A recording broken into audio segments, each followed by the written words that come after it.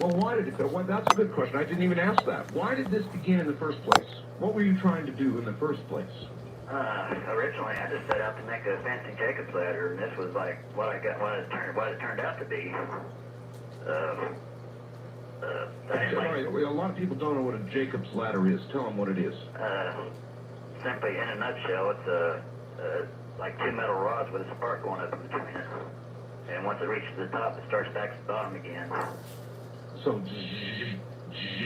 that kind of deal, right? Yeah. Like from a Frankenstein movie. Yeah, that's where they got started at. Okay, well, there are ways to do that. The Van de Graaff generator, for example. You familiar with that? Yeah. But you were going to do it with, well, actually, how were you going to do it? So you told me something about winding your own transformer? Yeah, that's what I originally did, and it's like, I like, use it was like real touchy, and what I did was I used a laser, a modified CD laser for it. Well, let's stay with the transformer for a moment. Yeah. How did you wind this transformer? How did you do that? Oh, well, it's pretty simple, really, but, just take these metal plates and glue them together. Glue them together, yeah. Yeah, and the simplest transformers, there's two coils, your primary and your secondary. Right. And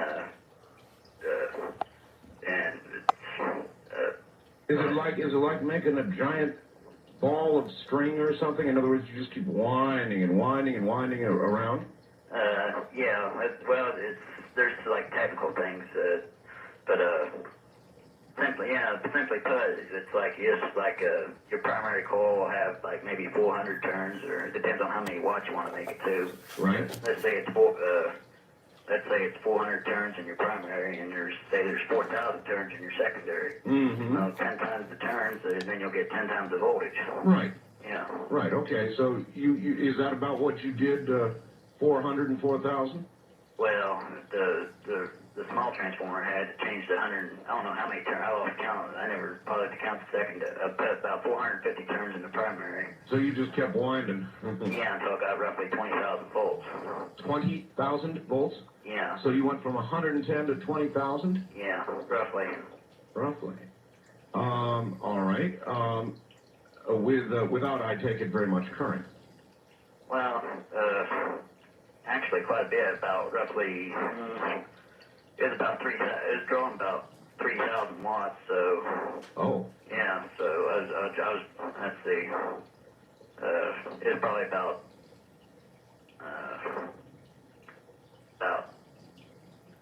10th of an amp. 10th of an amp. All right. Well, that's a considerable amount when it's 20,000 volts behind it. Oh yeah, that knocked you right on your butt. Oh yeah. So then you did this. You built this thing, and you had the arc, and you were able to achieve the arc. Is that correct? Yeah. All right. So here you have this beautiful arc going, and or was it not quite going the way you wanted it to? Well, it was like a little bit touchy. It was like kind of touchy, because it's like the bottom of the metal rods. Right. Where the spark starts, if they're too close together, the spark will stick. But if they're too far apart, it won't arc at all. So it was like real touchy. If I move it a fraction of a millimeter, the thing's stuck, and if I move it too far apart, it doesn't do anything. So what I set out to do was use the heat from a laser to get it started or something? Yeah, like get it going by itself. I see. The heat from a laser. That's interesting. So it would the heat from a laser would attract the spark, sort of? Well, in a way, the heat from the laser lowers the resistance to the air is what it does. Right. Gotcha. Yeah. So you got this laser by... How'd you get the laser? Well, I practically made it from scratch. I took a CD laser and redid all the electronics in it, kind of like reinforcing it, you'd say. A CD laser. So you tore apart a CD player. Yeah. and so then you got the laser. Did it do what you wanted it to do? Start the spark? Yeah, but it's like had some other effects I didn't expect.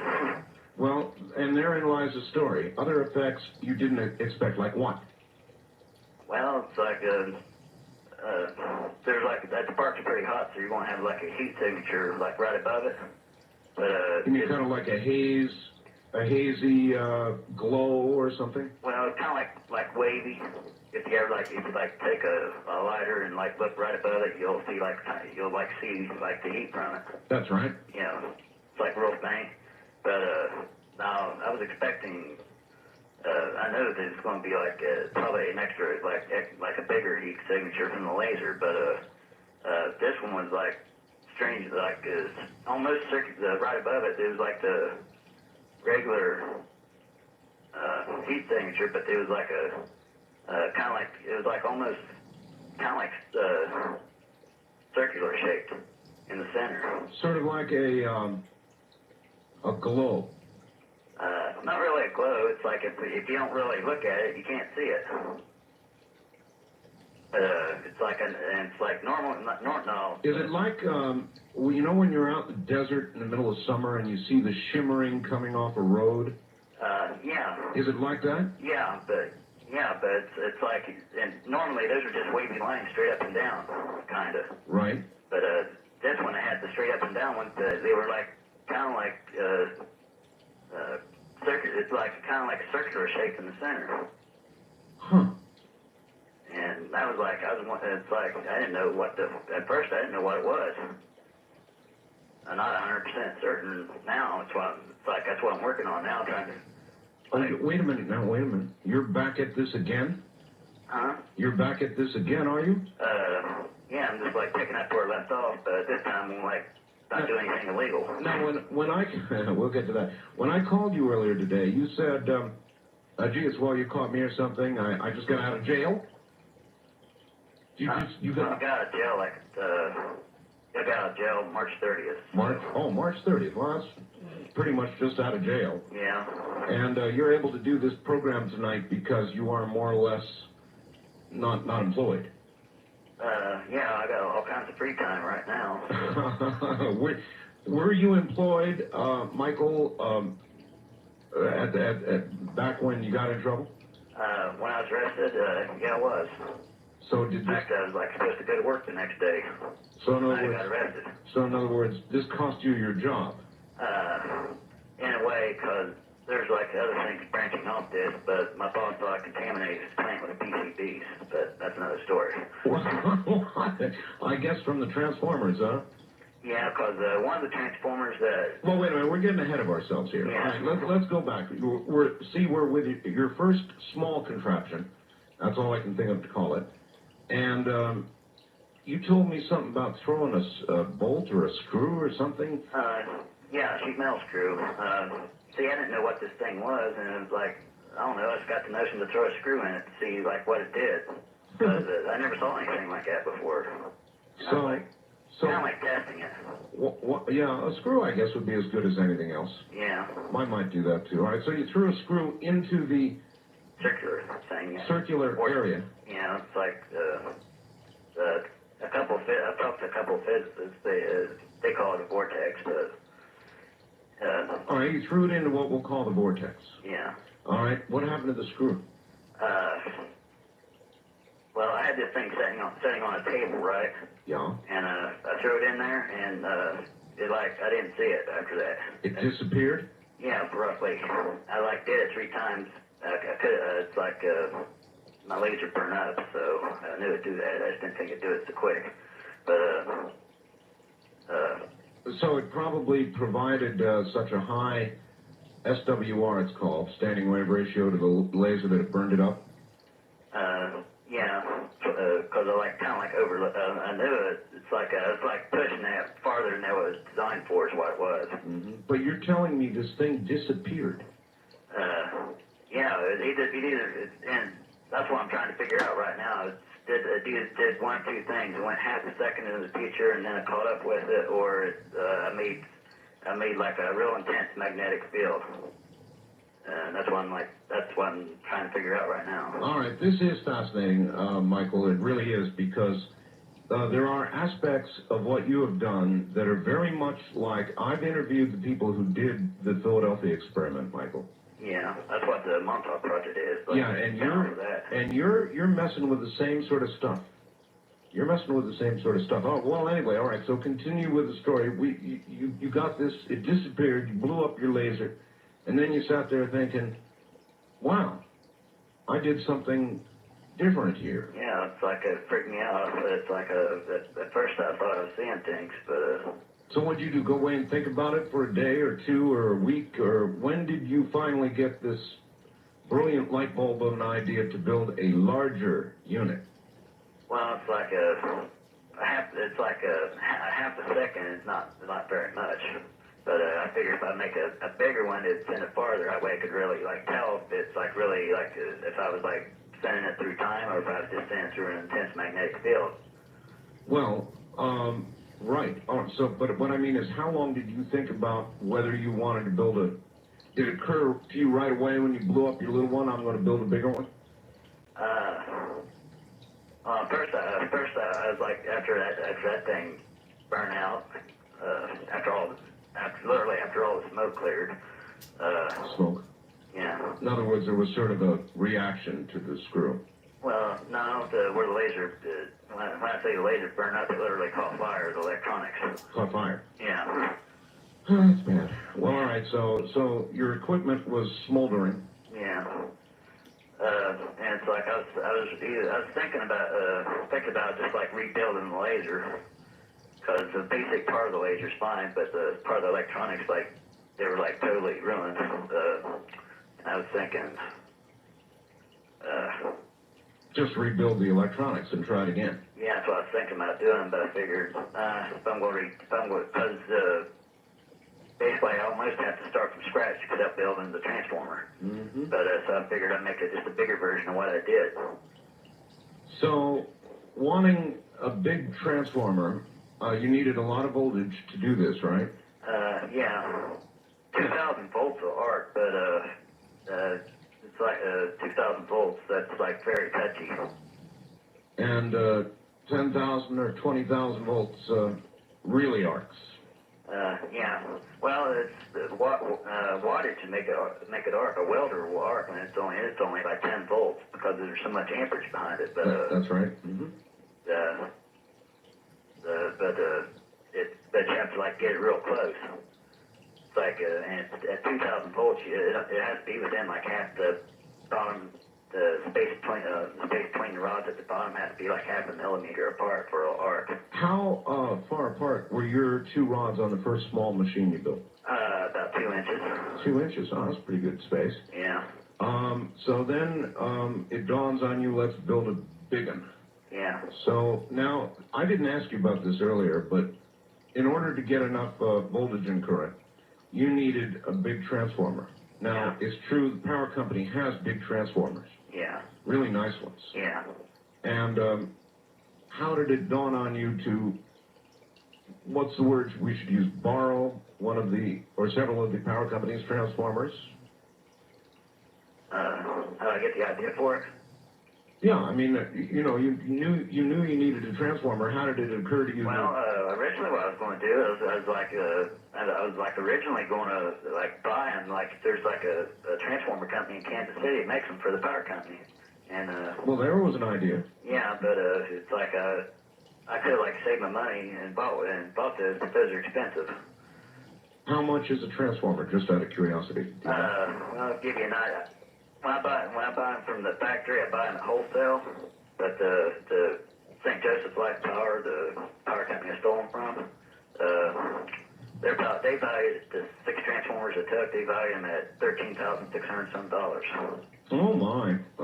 So that's not shoplifting. All right, Michael, hold on a moment. We've got a little business to do here, and we'll get right back to you.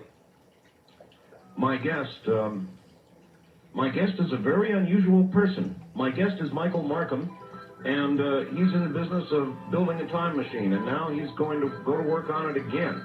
Wow. Michael Marcum.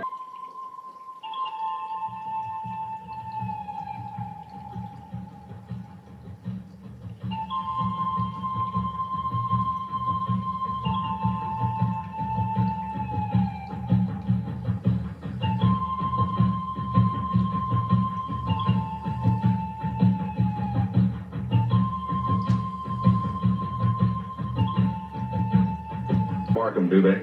I haven't been called that yet. I just made that up, Michael. Don't let it bother you. All right, so here we are, wanting now to build our big... At this point, what were you calling it, by the way? Obviously, it was no little entertainment thing anymore. Well, like I said, I'm not sure what this thing was. It was either a 10th magnetic field or some sort of time machine. Well, actually, it would have been a combination of electrical and a magnetic field, I guess. Yeah. So anyway, plans got big. You decided you wanted to build a great big one. So, according to the story, you had 2 big poles on your porch. Is that correct? Yeah, 3/8 inch metal rods. Really? How big? You mean how long? Yeah. Roughly 4 feet. Oh, that would have made a big spark. Yeah. Big spark. And so you had the rods, and you needed the transformers desperately. Yeah. You probably could have saved up for it, but you didn't. You made a mistake. Yeah. And In a hurry. So what did you do? Did you sneak into their yard? Oh, you mean In other words, how did you get the transformers? You didn't heist them off a pole, of course. Oh, heck no. So They noticed immediately they were gone then. But these were just sitting by a substation in King City. just sitting there. They were just sitting, yeah, just sitting. They've been sitting there ever since I moved to Missouri. So. You hated to see them languishing without use. Yeah, well, they were just sitting there rusting. And heck, they don't even use them. Heck, in fact, right now, they just got them put away for safekeeping, they say, so. Probably historical record. Yeah, now. So anyway, what did you do? Take a pickup truck? Those things are heavy, aren't they? Yeah, the biggest one I had weighed 350 pounds. Ooh, well then, you must have had an accomplice. Yeah, a couple of them. Couple of them? Yeah, I haven't talked to them. Their court date was the same as mine, and they didn't look too happy with me. So. I'm sure they weren't. No. So anyway, somehow you talked them into helping you out in this venture. Yeah. And you snuck down there, no doubt, late at night. Well, it was right in broad daylight. Broad daylight? Yeah, roughly 11 o'clock in the morning. Really? Yeah. Wow. And so in broad daylight, you took the transformers, loaded them up in a pickup truck, I guess? Yeah. And hauled them to your house. Yeah. I see. And you had how many of them? 6. Why 6, Michael? Well, I mean, why did you feel you needed 6? Well, originally I just want to take a couple of them, but it's like You got carried away. Yeah, pretty much. I see. All right. So you got the transformers to your house, and then you, I guess, hooked up the secondary. No, it would have been the primary of the transformer to the poles, correct? Yeah, basically I just hooked it backwards. Yeah, that's right, backwards. So the primary was hooked to poles. The secondary, you hooked up to the power coming into your home? Yeah. Mm-hmm. What happened when you did that, by the way? Well, I didn't get to the big version of it. I didn't get the laser part yet. I was going to order that from New Jersey. Had you, had you produced a large spark with it? Yeah. See, that's another thing too. Before I was like arrested on the 30th, and then on February 3rd, I was going to pick up like 60 feet worth of cable so I can reinforce the cable to my house. So. You mean actually coming in from the pole? Yeah. What were you going to do? Climb the pole? Pretty much. Oh, Michael. Because I figured if I called the power company and had them reinforce the cable to my house, I'd like draw suspicion. So. Well, I'm sure it would. Yes, it would. They would want to know why. Yeah, why I need a cable that carries 2,000 amps instead of the usual 200. Now, so you did, though. You nevertheless hooked it up and you turned it on, didn't you? Yeah, I hooked up the smallest one that I could hook up without, like, overloading the cable and causing fire. Yeah. What happened? Well, just that in itself is just like a giant Jacob's ladder. like a How far apart were you able to get these poles and still produce the spark? about 18 inches. 18 inches. Yeah, it was the smallest one I had. It was changed 240 to 12,470. 12,470. So when you did this, according to the newspaper, you blacked out or browned out portions of your whole town. Is that correct? Yeah, I was like overloading the power grid because I was drawing more power than I thought it was. Well, what got you caught? Was that what got you caught? No,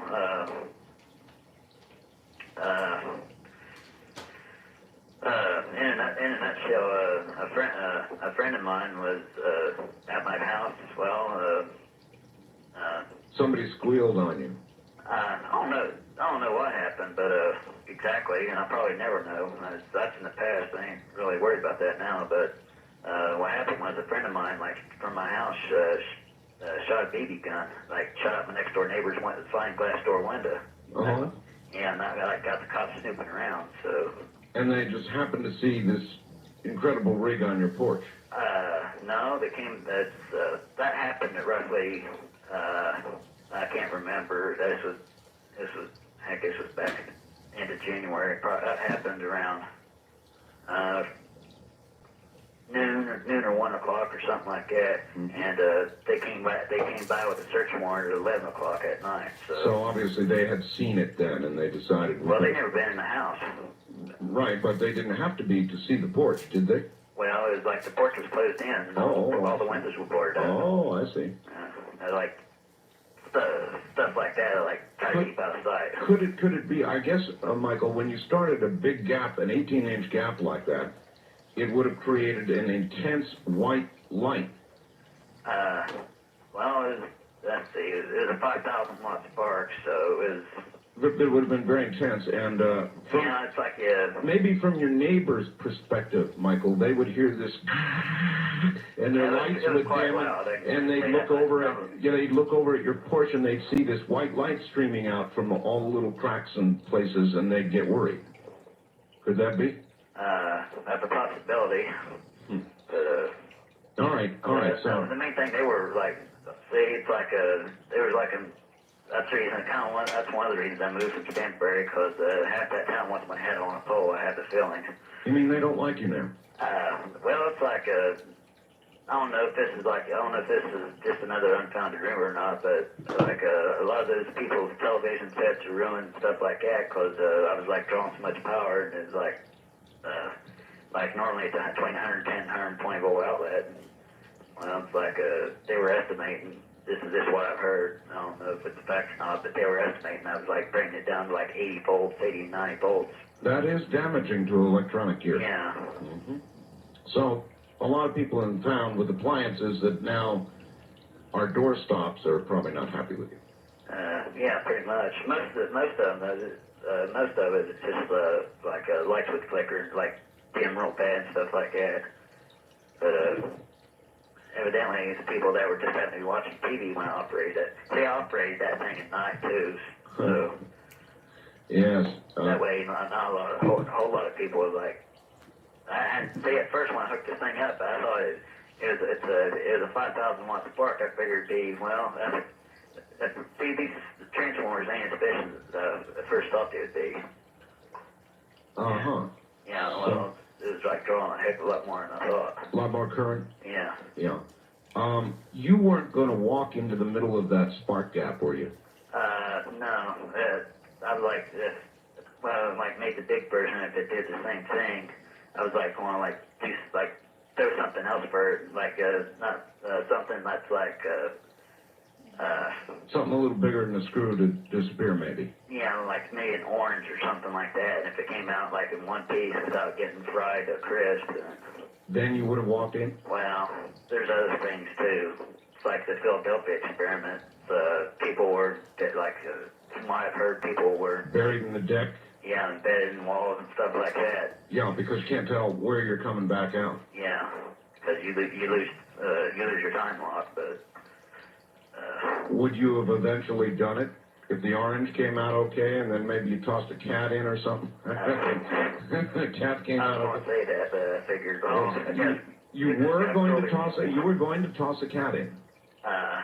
well, if everything else came out all right, like totally unscathed, Then the cat would have gone in. I'd probably try something that was alive and small, like a grasshopper or something like that. That would be good. Yeah. And before the cat.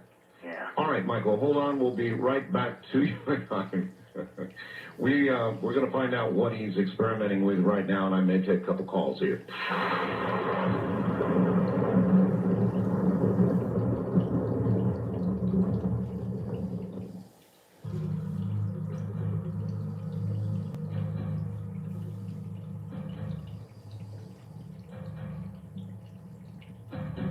All right, Michael, are you there?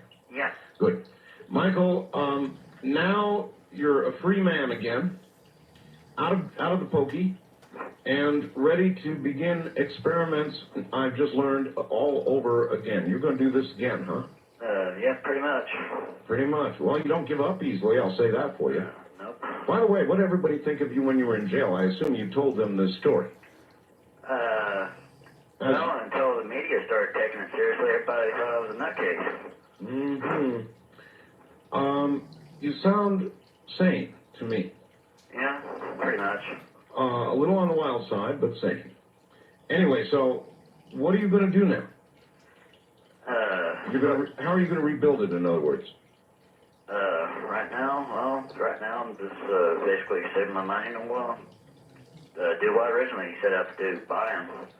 You're going to buy the transformers? Yep. What would be the legality of your using them if you bought them? Would that be perfectly legal? Should be. I mean, as long as I'm not getting into EPA violations about taking them apart and get oil all over the place and stuff like that. But as long as I don't do anything like that. You mentioned you lost your job. How did your employer think you polluted his workplace with PCPs? I mean, you had not taken these apart, right? Well, one of them I couldn't use, and I didn't really want to take it back there and get caught taking it back. So figured I might as well strip the copper out of it and sell the copper. So you took it apart. Yeah, and I didn't really just dump it on the porch. That was kind of like an accident, but I was taking the oil and putting it in a plastic waste basket. Well, it's this was a 3,000 watt transformer. That's pretty small for a pole, Yeah. utility pole, but it weighed 150 pounds, and I was the only one doing it, and my finger slipped, and I ended up dropping it and dumping 10 gallons of oil all over the back porch. Oops. Yeah, and anyway, I ended up getting it all over me too because it splattered, and evidently anyhow, it's got all the back porch. Well, anyhow, the shoes that I was wearing at the time also the shoes that I wear to work. And he thought I tracked PCBs into where he used to work. He thought I tracked them into his plant. Tracked PCBs in his plant. I see. So that was the end of your job. Well, he didn't really say that, but I have that feeling. Because he asked me who and all was in my house, who and all was around those transformers and stuff like that. Mm-hmm. Has the EPA knocked on your door yet, Michael? No. It turns out it turns out the transformer I took apart. I tried telling them that they wouldn't take my word for it. The transformer I took apart is too old. It was too darn old. It was too old. It was 4 PCBs were around. It turned out to be plain old crude oil. Oh, I'm sure you were personally relieved a little about that. Well, it's I was almost certain that was all it was, because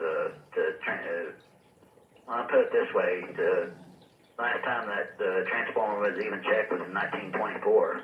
So I see. Well, so you're going to try this again. You're going to save up money, buy the stuff, and try it again. Are you going to do it on the big scale the way you did last time? Yeah, pretty much. It'll just right now. Going to be on your back porch? Well, I'm living in an apartment right now, and yeah, I'm on the 3rd floor too, so I'll probably move before I do that. That might be good. Yeah. That might be good. That might not go well in an apartment. Yeah. Plus, the power going to my apartment is only 10,000 watts. So if I draw more than that, I'll overload the transformer and blow it.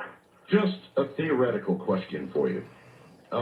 Let's say that you produced a time machine, Michael, and you actually managed to go either forward or reverse in time. What would you use it for? The time machine? Uh-huh. I think there's possibilities are endless. Pretty much. Yeah, I guess they are. I guess I'm asking, Michael, would you use it to make money? That'd be one of the things to do. It wouldn't be the only thing I'd do. I mean, give an example. Right now there's like an AIDS plague, kind of like a 20th century Black Death, but That's right. so I don't know exactly when they're going to have like a vaccine for AIDS or anything like that, But you might try to bring one back. Yeah. That's a good answer. Yeah. Michael, let Same me... thing with cancer and stuff like that. Well, it's true. It is true. Let me bring a caller on and see. Every line is lit up here, and I'm curious what the audience has to say about this. East of the Rockies, you're on the air with Michael Marcum. Yes, hi, this is Maureen from Redding, California. Yes. Hi. Unless I'm misunderstanding your guest there and yourself, I am just really blown away by exactly what you have been talking about, because I've always been real impressed with you, Art, as far as I've always thought you as to be a person of high intelligence, what have you. Your guests you've had on your show in the past, I've always been impressed with that, but this has got to be the lamest thing I've ever heard in my life. You don't believe it? Well, it's basically, let's teach somebody how to make an atomic bomb, what have you. What do you think about that, Michael? How do you feel about that? Would you build an atomic bomb if you could? Build an atomic bomb. No, I doubt it. No, see, you wouldn't go for an atomic bomb, man. He's talking about time travel. Now, what's so bad about that?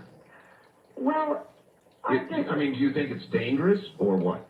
No, well, I think it's just very dangerous as far as, I'm sure some of the listeners that you have. Okay. Maybe this will help. Maybe this will help, ma'am. Listen, everybody. Do not try this at home. Well, see, basically, you're going step by step by step. That's right. We absolutely are. That's right. Well, why are you doing that? Well, why do you think? Are you worried that somebody's going to do this at home and fry themselves? Of course. There's idiots out there in the world. Well, yeah, but ma'am, there are people. I could interview somebody who walked off a cliff. Do you think that would mean that my listeners would walk off a cliff? I really doubt you would have a guest on there who would try to walk off a cliff. I have always looked at you. But what I'm saying is, you're a very stand person. I really admire you, Art Bell. Now you're disappointed. And I enjoy your show, and you're a very intelligent human being. And I'm totally blown away that you would have somebody such as the guest you have on tonight. Why? And I'm sorry if I'm... Well, the question is why? Because of the subject that you are discussing, Yes. Basically, there are adults out there in this world who have a childlike mind who will be ignorant enough to try this kind of thing at home. Okay. All right. Thank you. Michael? Yeah. I'm going to hold you over a little bit. This is too much fun. Now, tell him, Michael, say, don't try this at home. Don't try this at home. Thank you, Michael. Stand by. We're going to do a little news, and we'll be right back.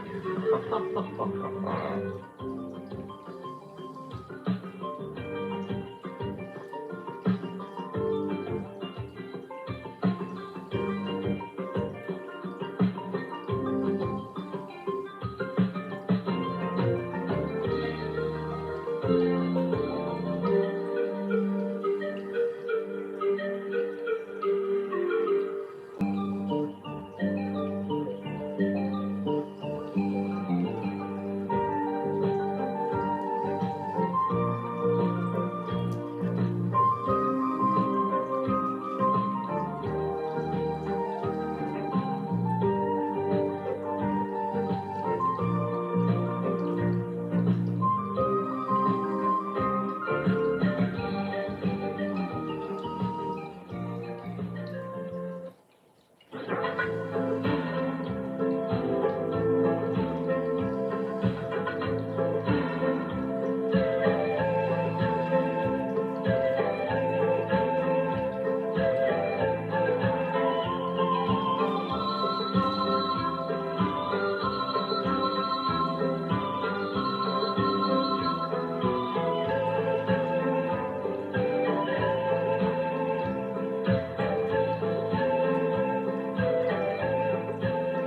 the Kingdom of Nye, this is the best of Coast to Coast AM with ourselves. Tonight show originally aired on April 18th, 1995. Please do not call. Good morning. I have a guest, and his name is Michael Marcum. Affectionately, we'll call him Madman Marcum. And he's in Missouri. I think he's in Missouri. And Michael, I read the story last week, and I'm not going to go through it again, but it's entitled Kansas City Man Tries to Build Time Machine on Porch. Now, long story short, he built a small, wasn't supposed to be a time machine to begin with. It was just supposed to produce an arc and be cool. And his small model, which he used a laser from a CD to cause the spark to begin to move up Jacob's ladder, is what it's called, Jacob's ladder. When he got it all going, he noticed a very strange, sort of shimmery effect above the arc, and he threw a screw into it, common screw, and the screw disappeared. Well, now we're into something else. So our hero, Michael, went over to the power company and stole 6 power transformers, which he then hooked up to his line at home and made a giant model on his back porch using 2 gigantic poles, about 4 feet high.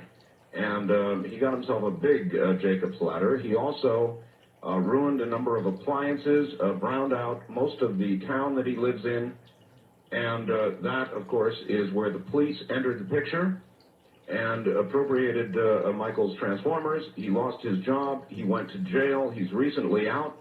I somehow found him yesterday. We've been interviewing him for an hour, and we will continue to do so in a moment. Every line is jam-packed full, so a lot of people want to talk to Michael. A couple of faxes that have come in. Here's one. Art, all my life, I've been reading books and collections of unsolved mysteries and events. Several times, I've come across a story about archaeologists discovering a perfectly machined, completely modern sheet metal screw. This screw was embedded in a piece of quartz that is at least 10 million years old. This has always been a totally unexplainable, unsolved mystery until tonight. Dave in New Brownville, Texas. Then this, great show, Art. If time travel is possible, be aware the Earth, solar system, and universe are traveling thousands of miles per hour. If Michael's screws traveled through time, they'd be far from here in space. That's from Albany, Oregon. And this, I'm going to fax a diagram to you, basically what your guest is talking about, except that it will not work with electrical energy. A massive power source, such as your guest is speaking about, would create something that is more than anyone at this time would want to deal with. This system was being played with in Colorado without getting into names using low-frequency EMF.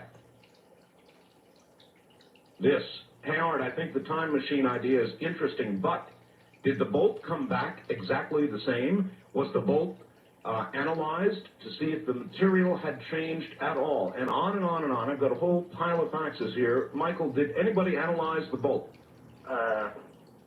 No. I was, just by looking at it, it weighed the same, it looked the same, it looks exactly the way it did before I threw it in. So the bolt literally disappeared from view. I mean, when you threw it in and it went into the field, Michael, it, in other words, it disappeared. When it came back, was it still suspended in air, and then did it drop down, or what? Well, like I said, this thing was like sitting on a table, right? Normally when you like throw something, it'll like follow a parabola and land. That's right. Well, I didn't see it like go through the air. I just saw it appear on the table. Wow. So, in other words, you threw it, and in midair, it literally disappeared.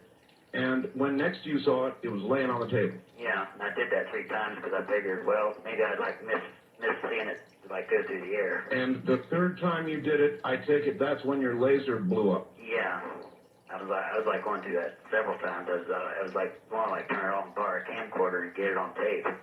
Oh boy, I wish you'd done that. Yeah, but Sure you do too. yeah. These are always things, though, that you think about later.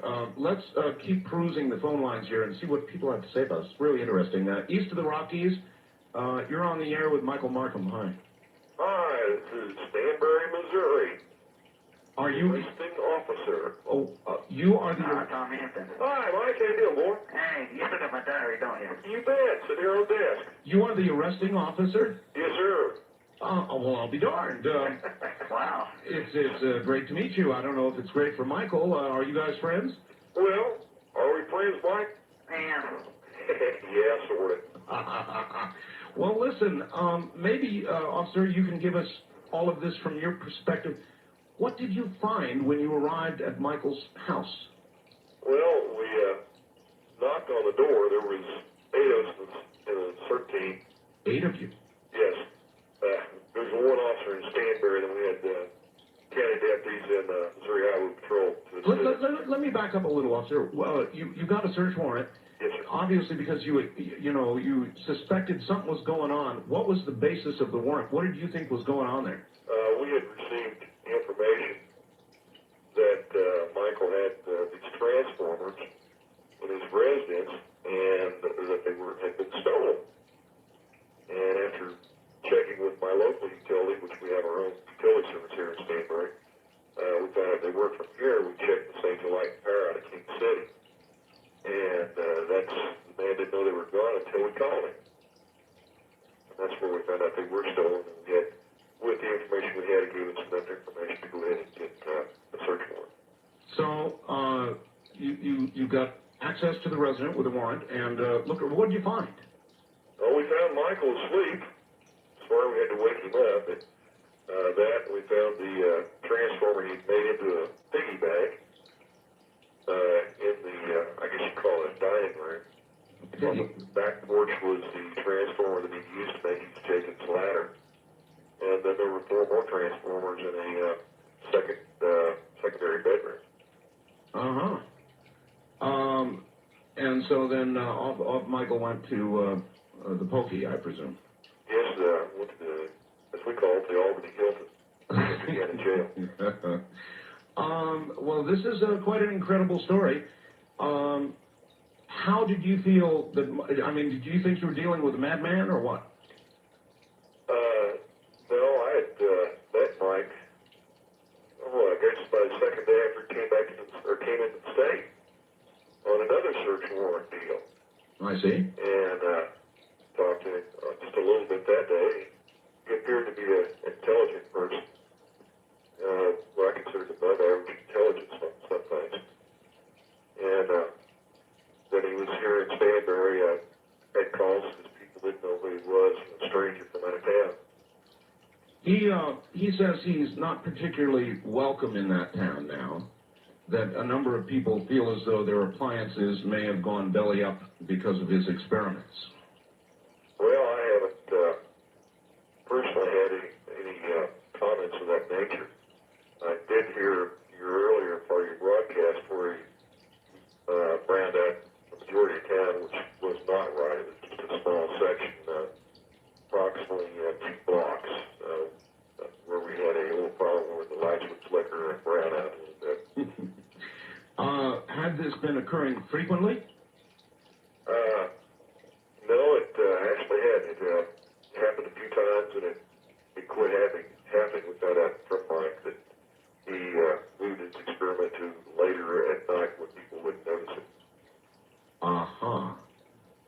Wise decision. This is quite a story. Officer, I'm absolutely glad you called. Michael, is there anything you'd like to ask him, or the other way around?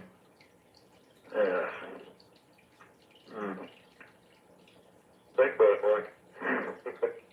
Are you suggesting that Michael should not proceed to try this again? I personally would, because of all the hazards involved. Electricity is a very dangerous toy. Indeed. And it's just one slip and it's your last slip. I wouldn't do it. Well, I did like his cigarette lighter he had. You might have him explain that to you. his electrical cigarette lighter? Yes. All right, The one officer. I made out of the microwave? Yeah. Ah. Officer, thank you.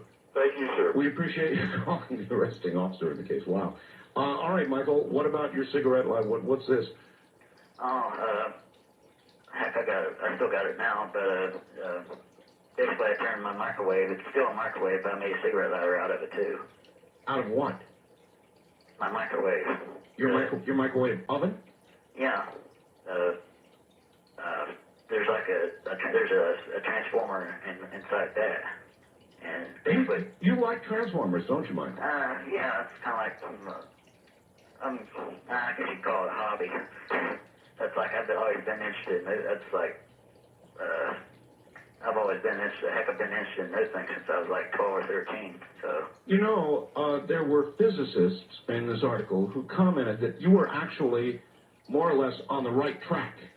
I mean, they sort of, even though they didn't think you should be doing it, they more or less endorsed the direction you were going in with regard to time travel. Yeah. And so I'm kind of with you. I mean, I know the young lady and the officer are saying, don't do it, don't do it, don't do it. Yeah. But well, they're afraid I'm going like turn myself into fried bacon or something. Well, of course, and you may. Yeah. You may. I mean, there is that risk, isn't there? Yeah, because with high voltage, you don't have to touch it. Just get too close to it, and you're a goner. So. You get in the corona, and that's all she wrote. Yeah. And that's actually what you were talking about doing ultimately, getting in that corona. Yeah. All right.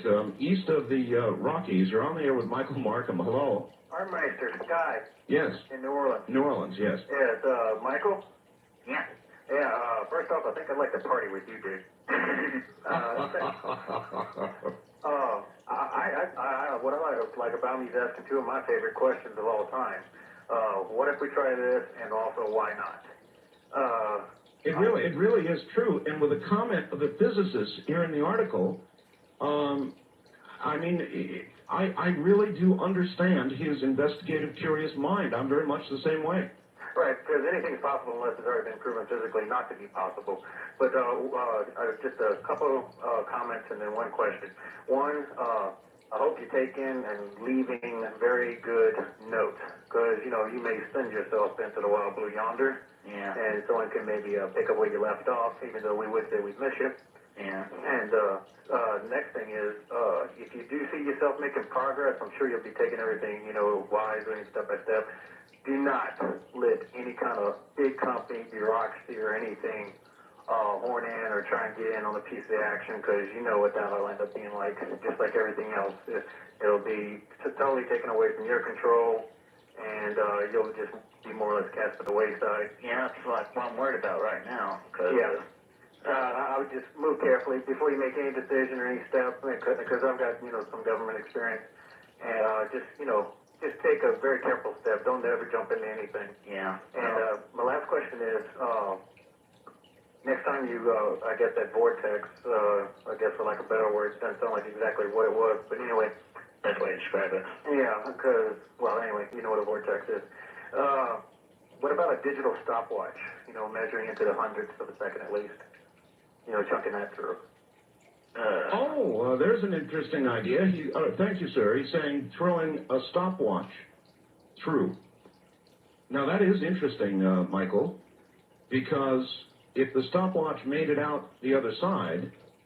Yeah, and the electronics getting destroyed. And there had been, well, even if it's mechanical. Yeah. Of course, then it would be a subject to a mechanical field, probably stop it cold. But if you could get one through, it might provide you with an idea of whether it actually went through a time distortion. Yeah, like said two of them, have keep one through the other one and set for the exact same time. That's good, Michael. Yeah. Very good. Stay right where you are. We'll be right back with you. Michael Marcum, Madman, Michael Marcum is my guest. We'll be right back.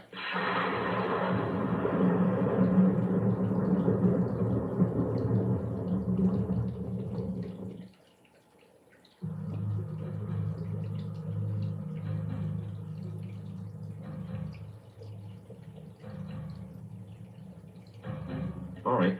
Back to Michael Marcum. Michael, were you surprised to hear from your arresting officer? Yeah. Very. Me too. That's like quite a coincidence. He's apparently following your case, Michael. Does that make you nervous? In other words, he knows where you are now, doesn't he? I don't know if he does or not. I think he does. I don't know if he knows exact house I'm in, but I think he knows I'm in St. Joseph, so. St. Joseph, we'll see. So, wouldn't surprise me, but that he or his friends might be cruising by your apartment looking for strange flashes in the night, that sort of thing. All right, let's see what we've done out there. East of the Rockies, you're on the air with Michael Marcum. Yeah, this is I gotta get my radio, Art. All right, turn it off. Yeah, I'm gonna turn it off. Just give me a chance. All right. I got it. It's gone. Good. Okay, where are you calling? St. Joe Thursday. Where are you calling from? I'm calling from Leavenworth, Kansas. Leavenworth, all right. Yes, sir. I would like to say that your guest, I think, is just a little bit nuts. He's probably as nutty as I am. I would like to make a comment. As far as what he's doing, I think he's on the right track, but you being a ham radio operator, that's what I am.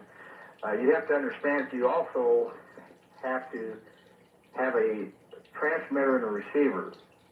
You kind of get what I'm getting at now? Well, I guess the Jacob's Ladder may have been a crude transmitter and receiver in a sense. In other words, wait a minute, sir. He was propagating this voltage across those two rods, and it may have been a kind of a blunderbuss way of going about it, but I can understand that he might achieve the effect he thinks he did. Well, you had a gentleman on one night that was explaining the theories with Nikola Tesla. Yes. Okay, and I've studied Tesla in depth. I've been studying Tesla for a good 25 years, and I'd like to ask your guest a question. Where did he come up with this idea that he would use high voltage? All right, it's a good question. Where did you? You mean for the time machine deal? Yeah. Well, like I said before, it didn't I didn't set out to build the time machine. As is so many times the case with any discovery, you were simply trying to build a Jacob's Ladder. Yeah, just like something fancy to watch thing. Just to see the spark go up, sort of be something cool to do. I understand that perfectly. Believe me, I understand that. And an unexpected effect occurred. These things happen. First time caller line, you're on the air with Michael Marcum. Oh, hello, Art. Hello. This is Chuck in Redmond, Washington. Yes, Chuck. I just wanted to call, and I'm so glad I got to tonight because people like us that are messing around with this kind of thing, we got to kind of stick together. Oh, you're another one, are you? Well, a little bit. I'm mostly my friends, that sort of thing. I got into it about 3 years ago, started collecting information. And I've got a computer bulletin board service where I try to get all this stuff together and get people to talk about it. Because I ran into a buddy who originally he was using a lot less voltage, but he was just using DC batteries, made a couple of coils, and was using a police radio that he would key, a ham radio, a handheld. He would key it and then tweak through the frequencies, and I guess he hit the resonant frequency of the circuit. And cut a long story short, he ended up in the loony bin for a little while, and he's okay now, but I went down and snuck a tape recorder in to interview him, and I got it all on tape, about an hour's worth of conversation, and he was telling me all about his time travels and how he had gone through this portal and that portal and had to go through 12 worlds to get back, and quite frankly, I thought he'd lost it, and I'm not even sure now, but that was kind of interesting, so I did more research, and then I presented to another buddy of mine who fools around with electronics like I do, and I said, hey, what do you think of this? And at first he stopped, and then he looked down and he goes, well, I could see how you get some kind of interesting effect out of that. And then about 2 weeks later, he kind of came up to me, he was kind of pale in the face, and he said, wow, one of the engineers upstairs at where I work, which is where they manufacture medical equipment, said that he had taken 2 4-foot square capacitors out of an X-ray machine and hooked them up to a short length of 12-gauge wire. You know, it's a very thick wire for somebody who wouldn't know. Laid it on the floor and threw a quarter in it, and he pushed the conductors together, the electrodes together until I got close enough to arc. I don't want to know how he did that. And apparently after the spark, it disintegrated the 12-gauge wire, and the quarter was reduced to the size of a dime, but a quarter-inch thick. and apparently still in good shape. Well, that's something, and it's yet another effect in the case.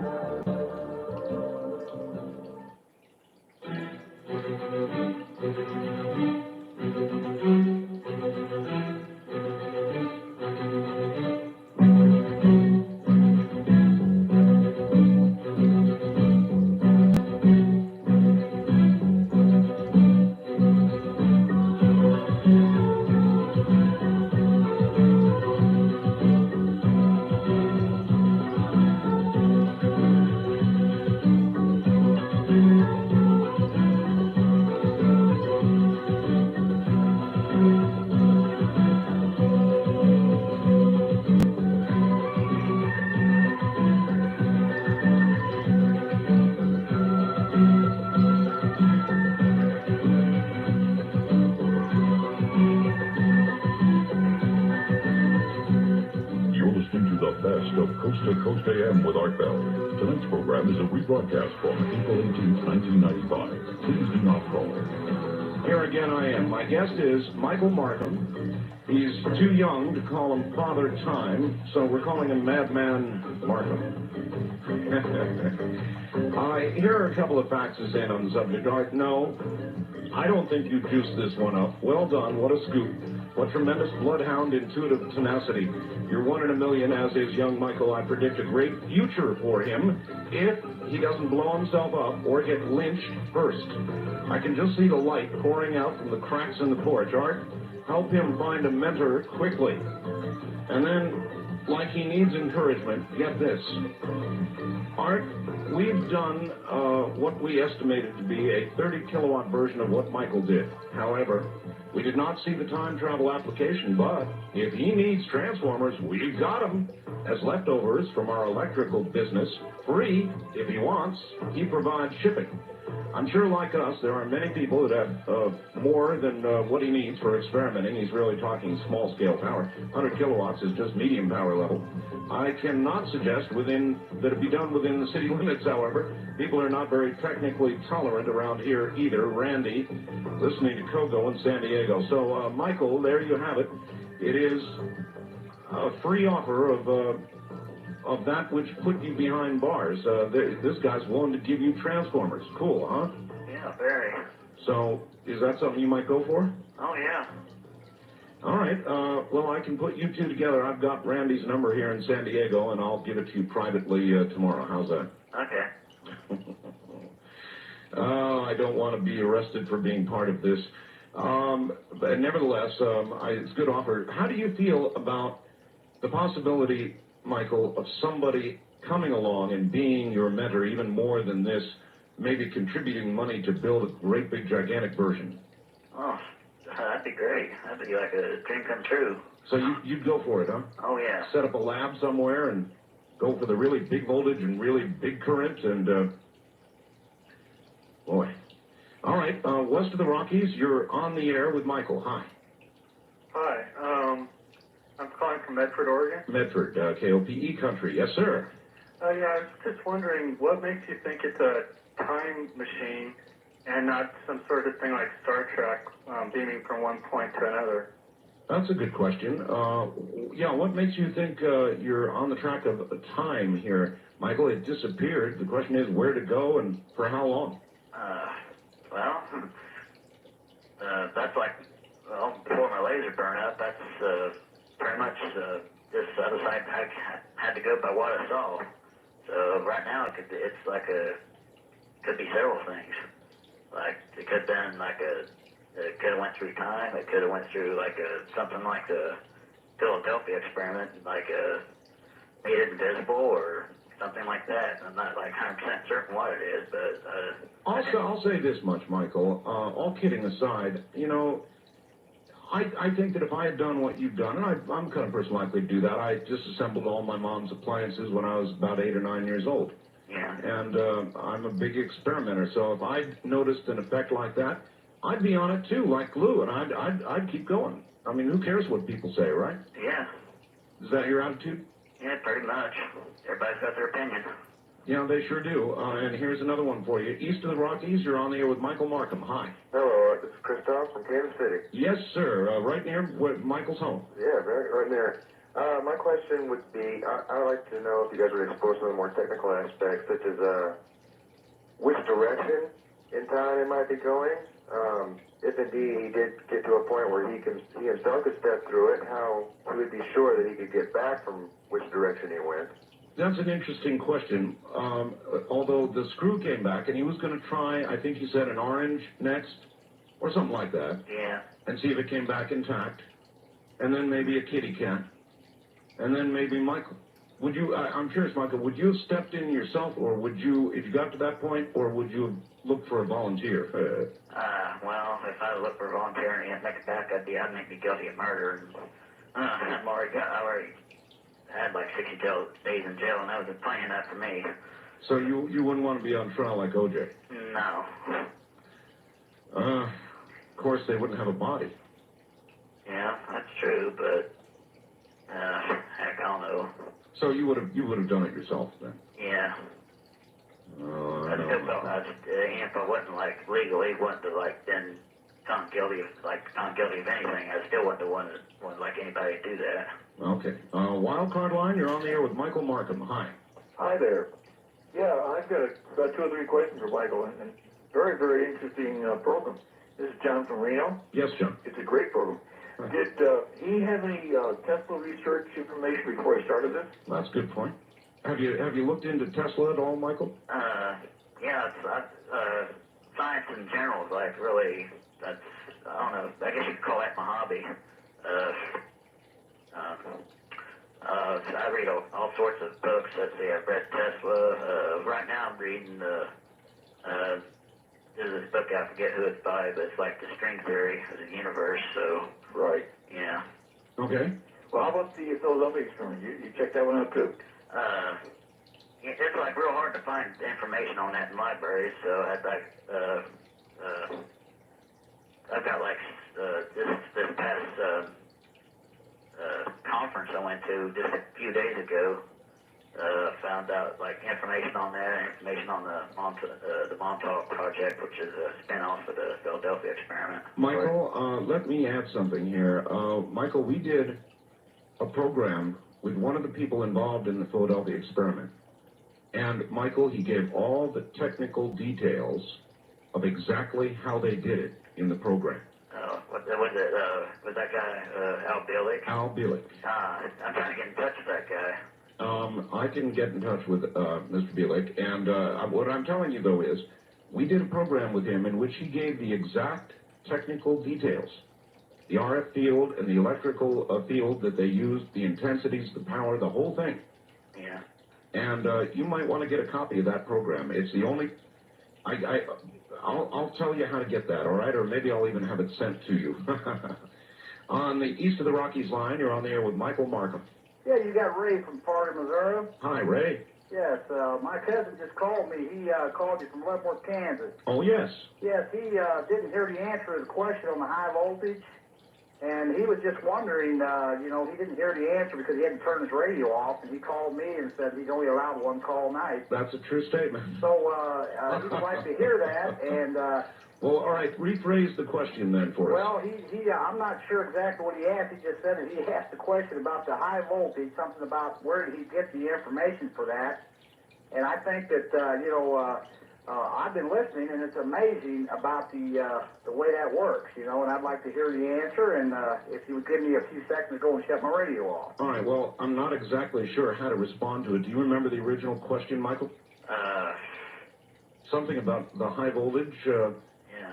I'm not sure. We went through it, and Michael explained how he built the first transformer. Yeah. And then how he obtained the following transformers. And so I'm not sure exactly what... How can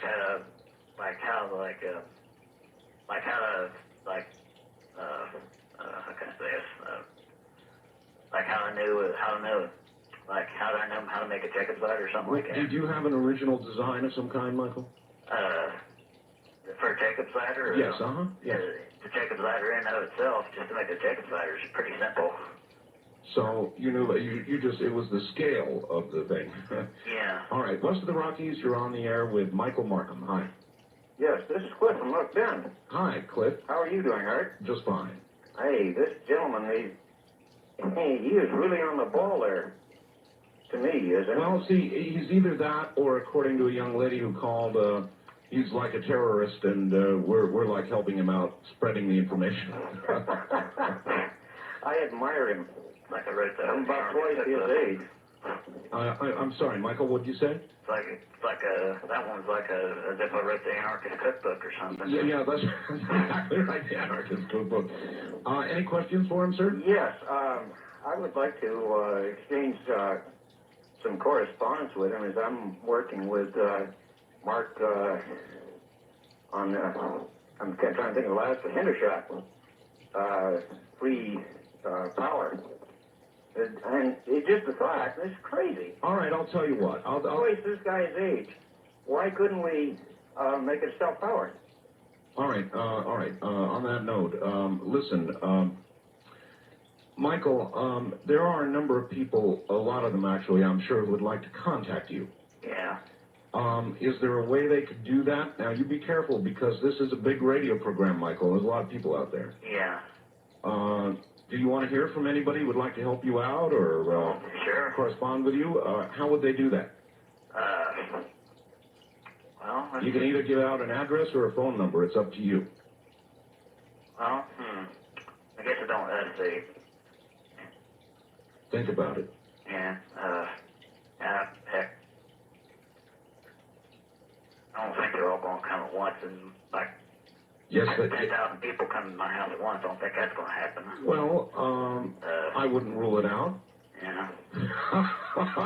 That'd be a heck of a sight. Maybe rather than giving out your address, Michael, you'd like to think about giving out your phone number or not. Well, it's already published in the phone book, so might as well. All right. What is your phone number, Michael? It's 816-232-4019. Right. All right, let me give it again. 816-232-4019. All right, we've got just a little more time here. So on the wild card line, you're on the air with Michael Marcum. Hey there, Michael. How's it going? Pretty good. Yeah, this is Will in Spokane.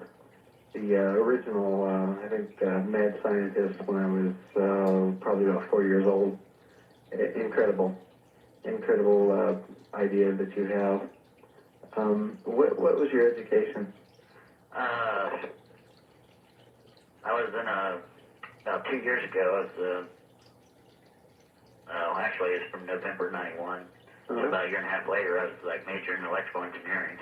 Oh, major. Jesus, you're only 21. Yeah. Wow. I graduated when I was 17. So what would you recommend to Michael? Would you say keep going or stop now? Yeah, I'd say get in touch with me. That's what I'd say, and continue on. All right, well, you've got Michael's number. Actually, I don't. All right, I'll give it to you now. You want it? Yeah, I do. It's area code 816. 816, 232. 232, 4019. 4019. Okay, my name's Will. And maybe I'll give you a call, huh?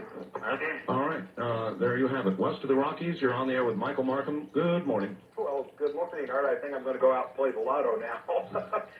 Hey, listen, I've really enjoyed this show. That woman that called in, a couple of the naysayers that have called up, I'm going to have to say they're all but persistent. And this has got to be the funnest show you've ever done. Anywhere from getting this guy after I heard the story initially last night on your show, and then this morning, and then the police officer calling up, Art. This has got to be the greatest show that I have heard in a long time. I want to know, though, is, Mike, are you going to be publishing? Oh, that's a good question. Writing a book? Yeah. A book or, some sort of just a technical manual or something like that, or, theory manual. All right, there you go. Heck, there's all sorts of books out there, like, on this subject, so, I don't know. That's, remains to be seen. Maybe if you, on a larger scale, get to try the experiment. Yeah, it's it's another thing, too. If I get this thing in, it actually works, heck, I could write a book, do a movie, and do all kinds of stuff then. And hopefully tell us whether it was a lone gunman or not. Yeah. That's another thing I'd like to do too.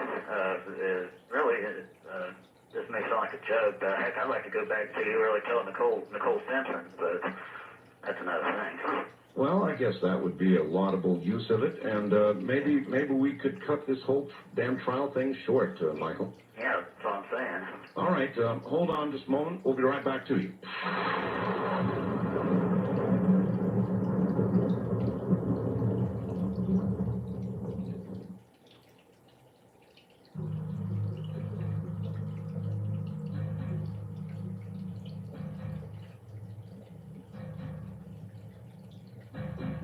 All right, Michael, I'd like your reaction to this.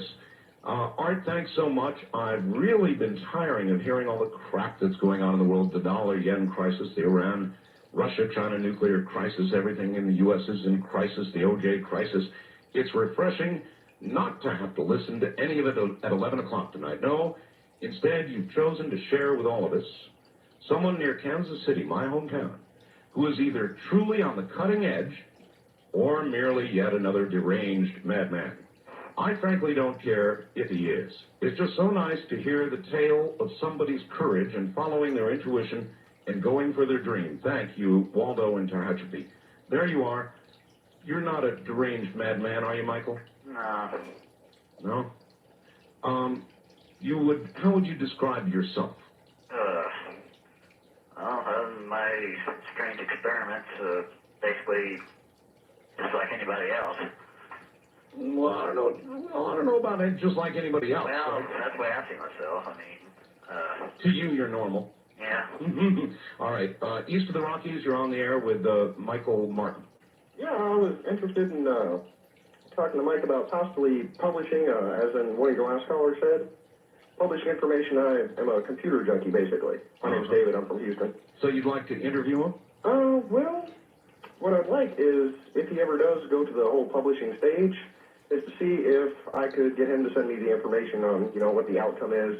Maybe not exactly what he's doing, because, of course, he might want to keep that to himself, or keep other people from trying it, but basically get an overview of, you know, what type of information he's dealing with, what he's doing, what the outcome is, and possibly show it to the public to see if they like it all. All right, and that winds into an earlier call. Thank you.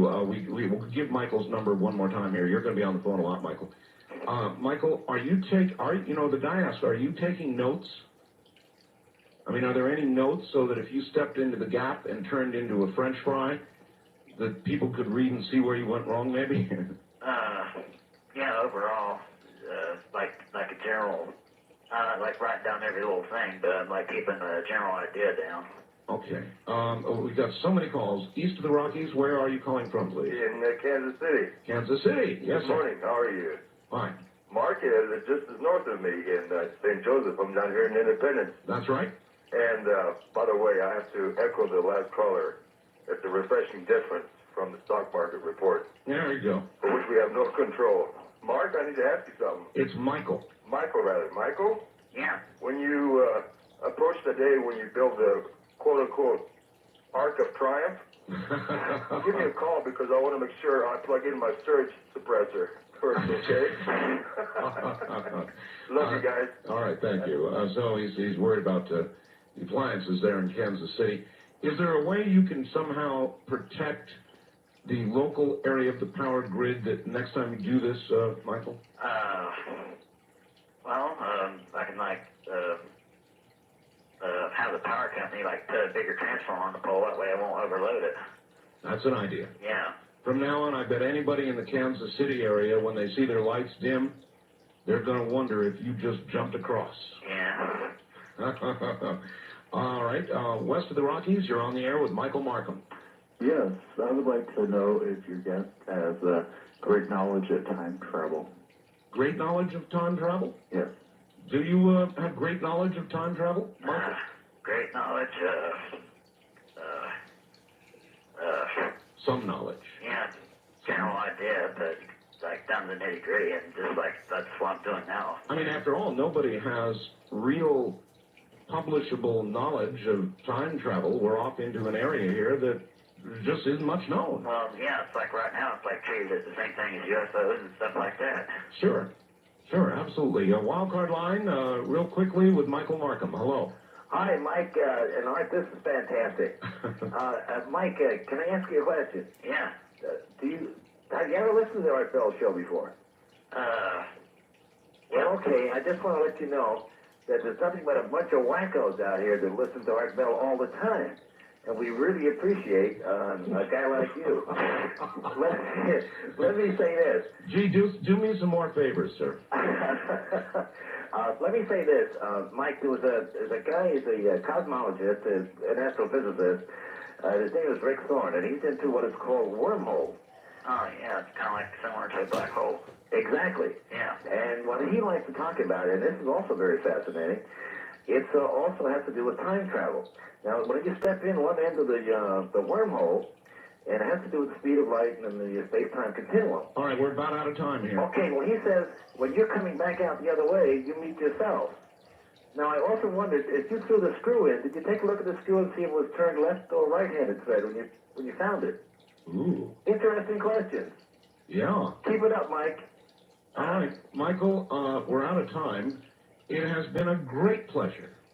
And yes, we do very unusual, kooky things on the show every now and then. But, Michael, on the serious side, I admire you on a lot of levels. I really do. Not the stealing of the Transformers, but what you're doing and what you're trying to do. And I really appreciate your coming on the program. And we'll get your number out one more time. You're going to hear from a lot of people now, Michael. Okay? You take care, my friend. Uh-huh. All right. Take care.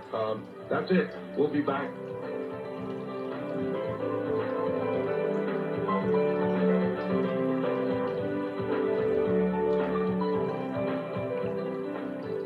I tracked him down.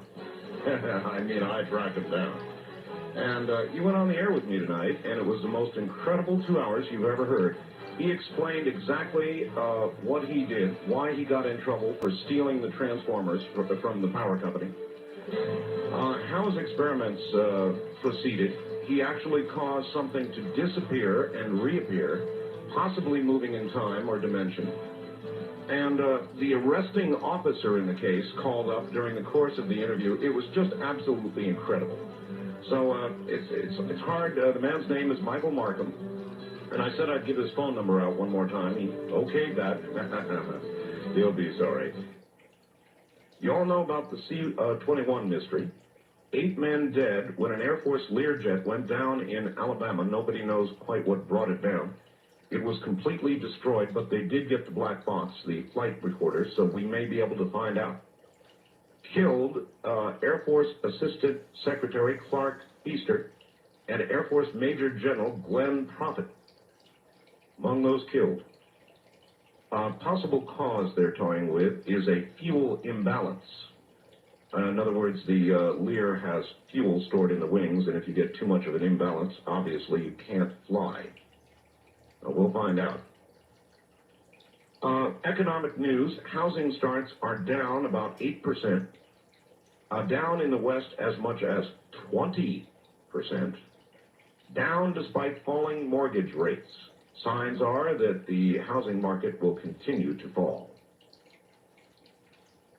Now, I've got all kinds of news about the dollar. We've got a serious problem here, folks, so let me read you a couple of facts. As the U.S. economy, as well as the world monetary system, is in serious jeopardy.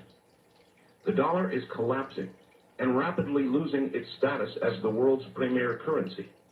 I've included a copy of a record-breaking drop it took on the overseas market this evening when it plummeted to an incredible 1.345 marks to the dollar and an astounding 79.7 yen. When will the American people wake up and take notice of what's happening?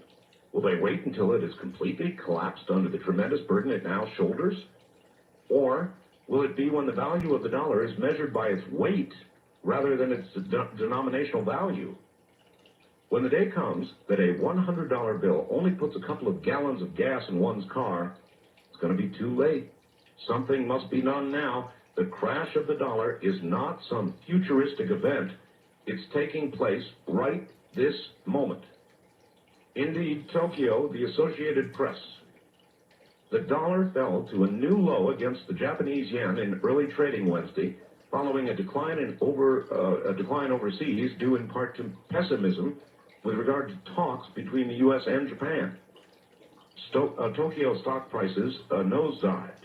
The dollar fell to 79.75 yen from 81.12 late Tuesday.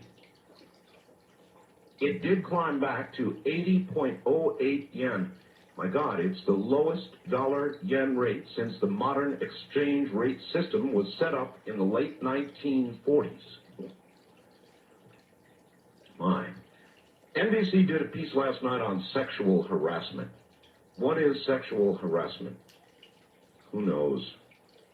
I used to think that it meant that you were grabbing at a female or you were being sexually aggressive in some unwanted, unwelcome way. I always thought that was sexual harassment. Anyway, whatever it is, since Anita accused Clarence, the number of sexual harassment complaints to government agencies has risen, get ready for this now, 109%. 109%. So far, $22 million has been paid in claims. There is a Los Angeles fire captain, Steve Johnson, who is challenging a policy in his fire department, apparently, which says that he's not even allowed to have a Playboy magazine at the fire station. Apparently, these days, one can be charged with sexual harassment for looking at a woman. And I think we've gone too far. This is really pathetic and sad. I mean, look, women, to me, are beautiful creatures. And if there's one nearby and there's something to be seen, I do not now know the harm in looking. I've never known the harm in looking. And if you can actually be charged with sexual harassment for merely looking, well, I don't know, America's turning into a different kind of place. What has happened to sexuality and the relationship between men and women? Is it now just going to be a matter for court and for challenge and for... I think we're ruining it. This great thing, this relationship between men and women, we are ruining it. And I'm not happy about that. I should tell you I'm not happy. And I wonder if you feel the same way, or do you think they're on the right track? And that people should absolutely have their distance and their space, and that women should not expect to be looked at? Is that where we want the relationship between men and women in this country to be going? I don't think so.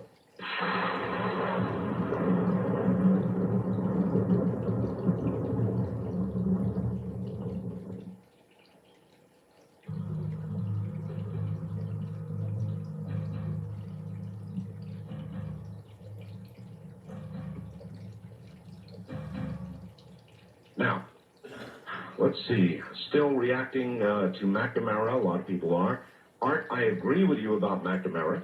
Do you think he wrote the book to tell his story or to earn more big money? I'd feel better if he donated the proceeds to a veterans organization. I believe Charleston, South Carolina, by the way, suffered major damage from an earthquake sometime back in the mid-19th century. Enjoy the show. You're fair and reasonable. Longboat Key, Florida. Wow, down in the Florida Keys. Longboat Key, Florida. I've always looked at the Keys as a wonderful place to be. It's beautiful there. And then this, and then we'll get the phone lines open. Art, you have a great show. Art, this country has to legalize drugs, whether we like it or not. The present situation is not tolerable. The arguments now are the same as were used during Prohibition. As it was then necessary to legalize alcohol in order to control the rum runners, it's now necessary to take drug money out of the hands of the dope gangs. This is the major issue, though there are many others involved. Many people think this problem is unique to modern-day America, but it's occurred throughout history and the world. Anybody who is generally concerned with this topic ought to take the time to read The Forbidden Game, A Social History of Drugs. It is a scholarly work that provides much thought-provoking information. As a true believer in Republican government, I can see no other course but legalization. People must be allowed to injure themselves if they wish to. Of course, they should also be absolutely responsible for their actions and left in their own mess, as it were. Government must get out of the business of protecting people against themselves. It makes us lazy, docile, and atrophies the reason. Freedom and responsibility are two sides of the same coin, and if the American people don't realize it, they're going to lose both. That's Mark from Clackamas, Oregon, and I thought it was a profound argument for legalization, and there are reasons to argue for it as well as against it. All right, we're going to open the lines now.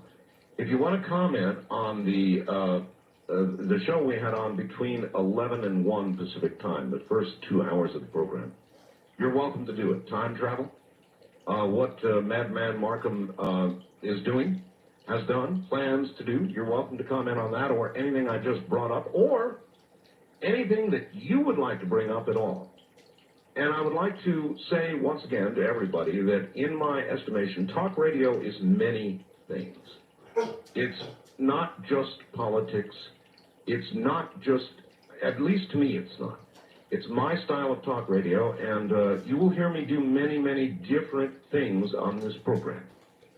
I'm convinced over the years that that has contributed to and is part of the reason for its success. It sometimes upsets people, but in my estimation, if you make no waves, then you're not really doing anything at all. So I will continue to do what some people think of as a little more than passing strange every now and then. It's just me, folks. On the first-time caller line, you are on the air. Hi, I'm an air traffic controller out of Salt Lake City. Okay, would you turn your radio off, please? Sure. Thank you. And an air traffic controller. Yeah, reference earlier to your broadcast, you mentioned the Republicans' contract with America. Yes. And there's currently a couple of issues that I'm concerned about. One is the attack on the federal retirement system. Yeah, oh, yes. This is going to cost me a heck of a lot out of my pocket. It's, we're looking at, about $1,500 to $2,000 a year on that, plus increased health care. They're attacking my differential pay for being an air traffic controller, which was meant to revitalize the air traffic control field. Mm-hmm. Unfortunately on this, I think they're overlooking the fact that there is a lot of waste. I don't suppose they hang portraits of Ronald Reagan up in the air traffic control area, do they? No, they certainly don't. And also this attack on federal retirement, it concerns us because this attack, as I call it, will send a signal to the rest of America, corporate America, to slash the retirement benefits that our workers have struggled so long and so hard to get. I do agree that the process is underway. Right. And ultimately, it's going to probably include Social Security as well, so everybody's at risk here.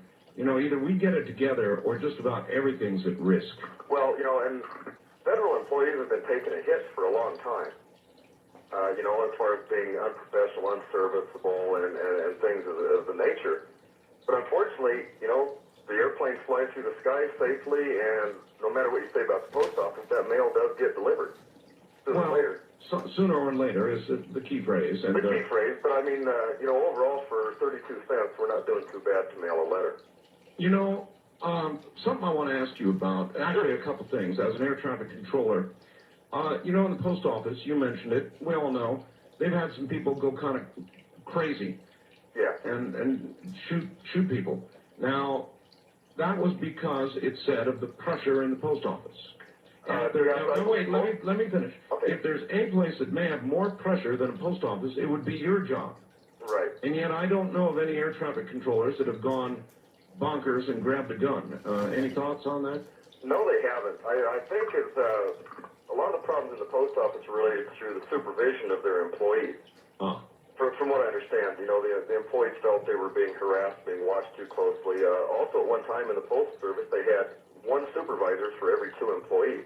Now that started to reverse the trend on Al Gore's reduction of government, the elimination of 252,000 jobs, and the supervisor to employee ratio of 15 to 1. Well, that's a good answer. All right, one more question. Then Yes. I've got to go.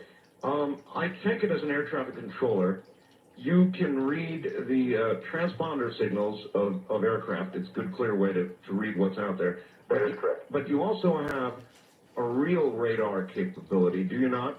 Yes, we do. It's the echo return offset. Yeah, exactly, echo return. So my question is, how many times as an air traffic controller would you admit to have been tracking some sort of UFO, something that is traveling in the sky that you cannot account for? Well, there's a lot of times out there. On the radar we have what the government alludes to false targets. And they say it's a radar glitch in the radar problem. Well, I think that these radar glitches may be something else out there. I don't know. We have too many of them to account for. Well, I'm sure, and I guess you can be fooled, but you over the years you kind of learn to recognize a real return, don't you? Yeah, but just by their tracking their movement. I've seen some suspicious things. In fact, we have a UFO hotline number up that we do call. But most controllers do not do that because then if we report that, we may be subject to some government testing. Really? That they don't want to admit to, so we generally don't call and report it. That's, if you report this... That's exactly what I suspected, sir. Yeah, I don't do it. In other words, do you want to report one of them things? No, absolutely not. Absolutely not. Maybe surgeon's office next week, and then I'm out of a job. Oh, believe me, I understand. West of the Rockies, you're on the air. Good morning, Art. Good morning. Hey, did you hear anything about the cattle guard incident with Bill Clinton? Channel guard? Yeah. What is that? You know what a cattle guard is? Oh, a cattle guard. Yeah, I know what a cattle guard is, sure. Okay. Well, it seems that a report came out of Colorado. You mean he was unable to cross one? Yeah, go ahead. I'm sorry.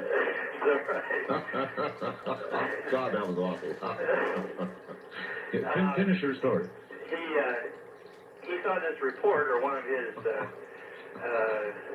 cohorts saw this report that there was over 100,000 cattle guards in Colorado. Yes, sir. Okay.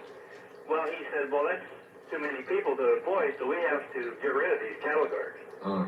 Which is funny by itself. Patsy Schroeder picked it up and said, well, we can't fire all those cattle guards. We have to put them in some type of work training program. This is real, Art. No, I believe you, sir. I believe you. I believe you. I believe you. Where will it all end? It's a wonderful world. Have a good morning. I must go. Thanks. Yeah, right.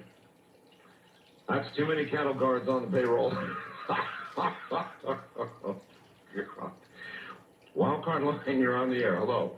Good morning, Mr. Bell. It's Leonard from South Dakota country. Your program is most educational. I learned the difference between a cattle guard and a cattle guard this morning. Yes. And I also learned the difference between I think the president did too. Learned the difference between those people who are scared to death and those people who have perfect peace. You heard about that sect that thought the world was coming to the end? Yes. Well, there's nothing more devastating than think that the earth's going to pieces out from under your feet.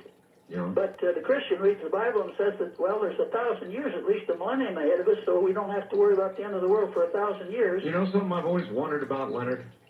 Whether it's the religious people like yourself, or it's a psychic predicting the end of the world, or, a gigantic earthquake or something, and they do it, and they talk about it, and they think about it, and they dwell on it, and they cogitate about it, and then the day comes, and it doesn't happen?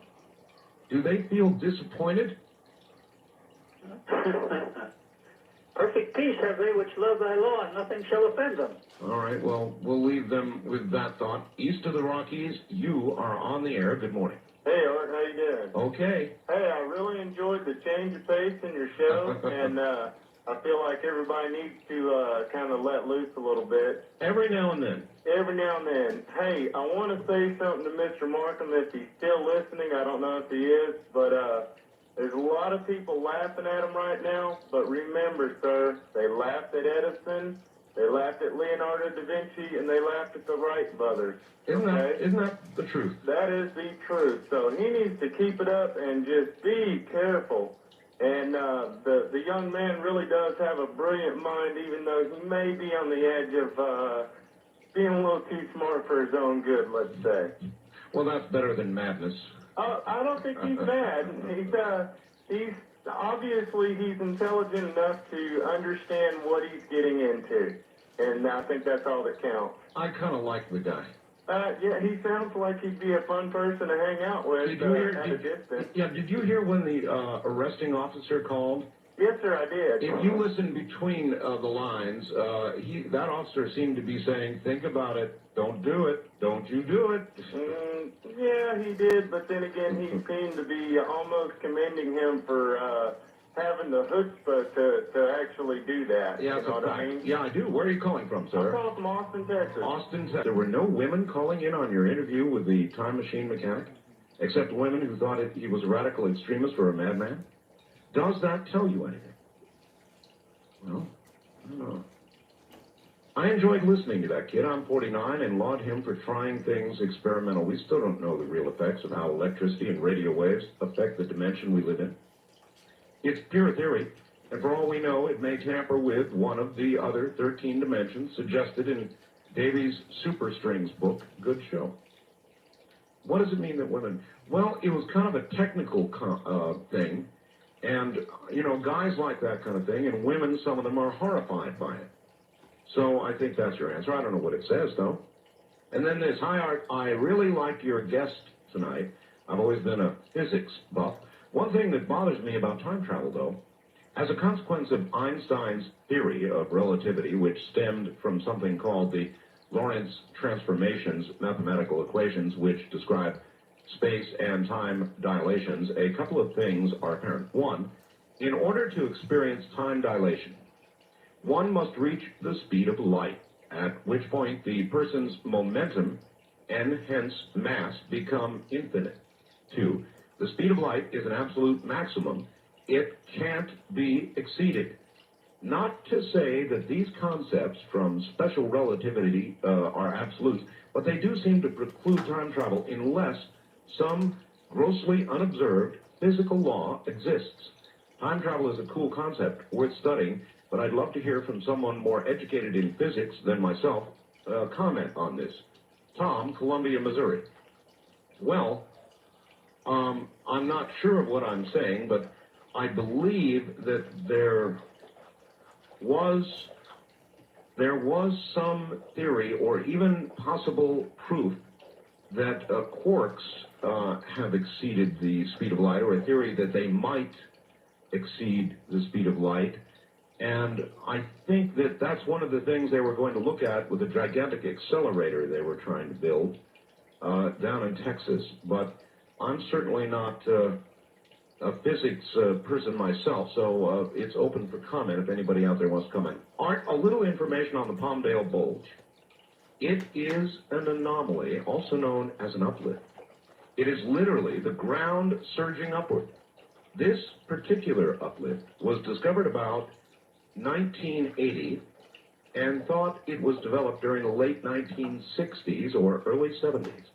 But most seismologists agree that it has been rising continually ever since. Ooh, that's bad. That's Carol listening also to KFYI in Mesa. So, Carol, I don't know what to tell you. To me, the layman in these areas, it seems like sort of like a aneurysm. As I said earlier, an earth aneurysm. Is that out of line? Here we go. East of the Rockies, you're on the air. Hi, Art. How you doing? Just fine. This is Mike calling from TDY in Madison. Oh, Madison, Wisconsin. Yes, Mike. And, well, one quick question and then a longer one. Does your Milwaukee station, is that going to carry you all the way to the end of the program? Because they chop you off for an hour here. Well, it's a matter of time zones, Mike. In other words, the program here on the Pacific Coast goes until 4 a.m. There it would be 6, and most radio stations begin their morning shows, right. Wake-up shows around 5. Yeah. So that's what happens. Yeah, it's kind of sad because we never, I never know what's going on for that final period of time, and well, irrelevant. It's torture, I know. Yeah, and I also wanted to mention, if your time traveler there ever does succeed, it'd be nice for if you could maybe throw a dollar bill through there to see what shape that comes back in. maybe a little tiny little $1 bill. That'd be frightening. It was a hell of a story, wasn't it? Oh, it was pretty interesting. It's hard to believe. I think it's more likely that it's creating an invisibility effect than time travel, though. Well, maybe. Either way, it'd be a big story. Yeah, well, speaking of other big stories, I got home today to a message on my answering machine, which was sort of chopped off because I have a really lame answering machine, but it's from my friend in Arizona who works in parks and went camping with some geologists, and yes. He mentioned about the Palmdale Bulge. Apparently they had a very spirited discussion about that, which I don't know what the Palmdale Bulge is. I was wondering if you knew. But... I'm not a geologist either, but it sounds bad, doesn't it? Well, yeah, it sounds like it. Evidently it's something of great interest to them. I would think of it just off the cuff as sort of an earth aneurysm. I like that. Well, All right. I'll get back to you as soon as I find out anything more specific, and I'll see if maybe one of these geologists would be gutsy enough to get on the air with you. Oh, hey, listen, if you get one willing to go on, have them call me. They're notoriously closed-mouthed. I know. So they like talk around campfires, but you get them in front of the microphone, they clam right up. That's right. All right, thanks a million, and have them fax me. My fax number is area code 702-727-8499. 702-727-8499. And we have done one other thing that is really fun. And if you wish to partake, you're welcome to. I'm going to give you the number. We've got a whole bunch of pictures, GIF pictures, and if you've got an IBM compatible computer, you can get them.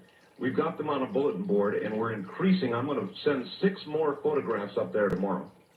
Right now, we've got one of myself and my wife, one of just me, one of me in the Air Force 30 years ago. We have a ghost photograph available, and I'm going to be uploading a second ghost photograph in color, by the way. Both of these are in color tomorrow. There is a color photograph of the studio that I'm broadcasting from right now in my home. Actually, a photograph of it up there. There are 2 photographs of Mexican UFOs, and this relates to last week's Dreamland program. We had a couple of researchers on who talked about the sightings in Mexico. It's very exciting. So we've got 2 Mexican photographs up there. We've got the Roswell movie photograph up there, the very controversial one. And as I said, we're going to put a half dozen more tomorrow. West of the Rockies, you're on the air. Hello. Hello. Yes, sir. Who's it? Art Bell. Art Bell, how you doing? You're talking about the Palmdale Bulge a minute ago. Yes, the Earth aneurysm. Right. I'm calling from Pasadena, California, home of Contact. Oh, yes. And, I notice a lot. I drive by there every evening after I leave work. And one thing I notice is from the University of Oregon, I think it is, yes. They have geologist trucks down here, but they're volcanologists. They have a little volcano on the side. Uh-huh. And they only show up at 4:30 in the morning. Why 4:30 in the morning? You got me. Sounds secretive.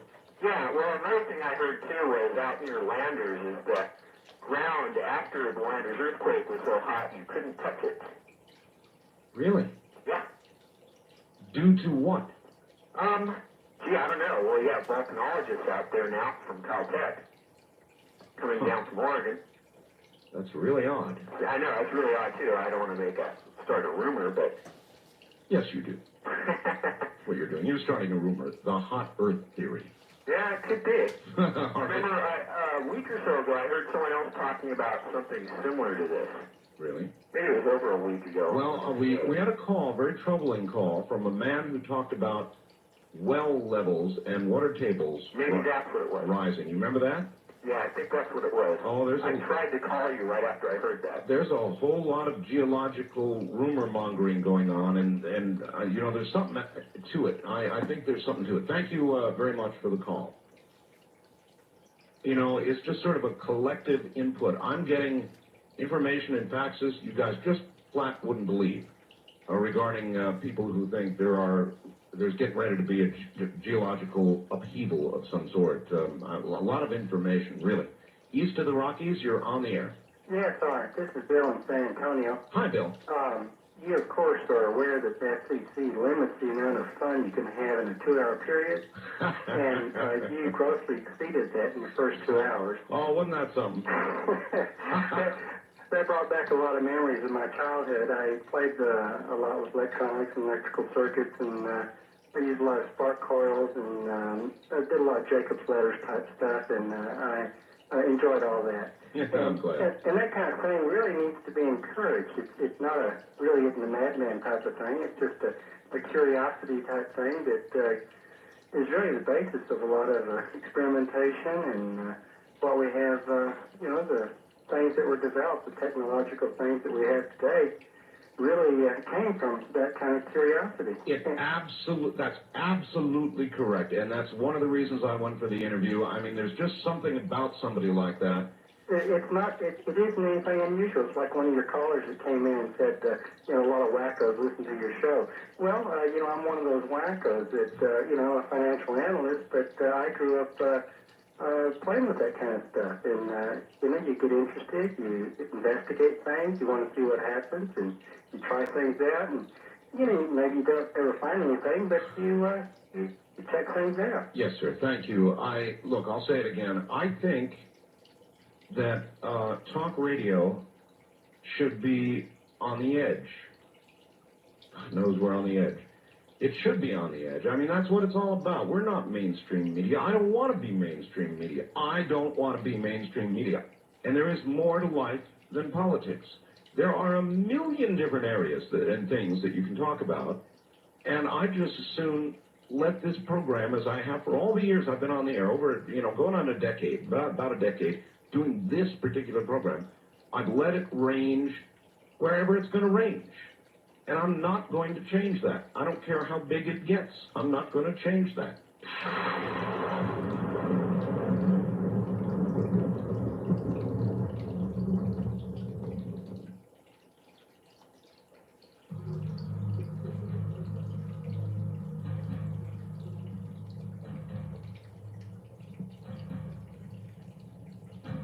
East of the Rockies, you're on the air. Good morning.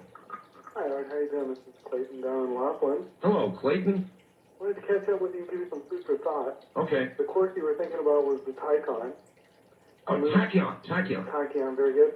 Moves faster than the speed of light, so therefore it's going backwards in time. Well, that's what the theory is, yes. Right. And would also kind of remind you about the Montauk project.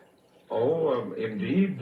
Michael talked about that project, and I've had people on the air about that project. And look, I don't rule out what happened to Michael, his story. I don't rule it out at all. It may have exactly happened as he said. Well, interesting enough about it is the aspect of having to use a psychic in order to actually kind of make things work. Using kind of like what they call amorphous resonance. Yeah. What makes your nose, what makes your eyes. These things come down in a literal form.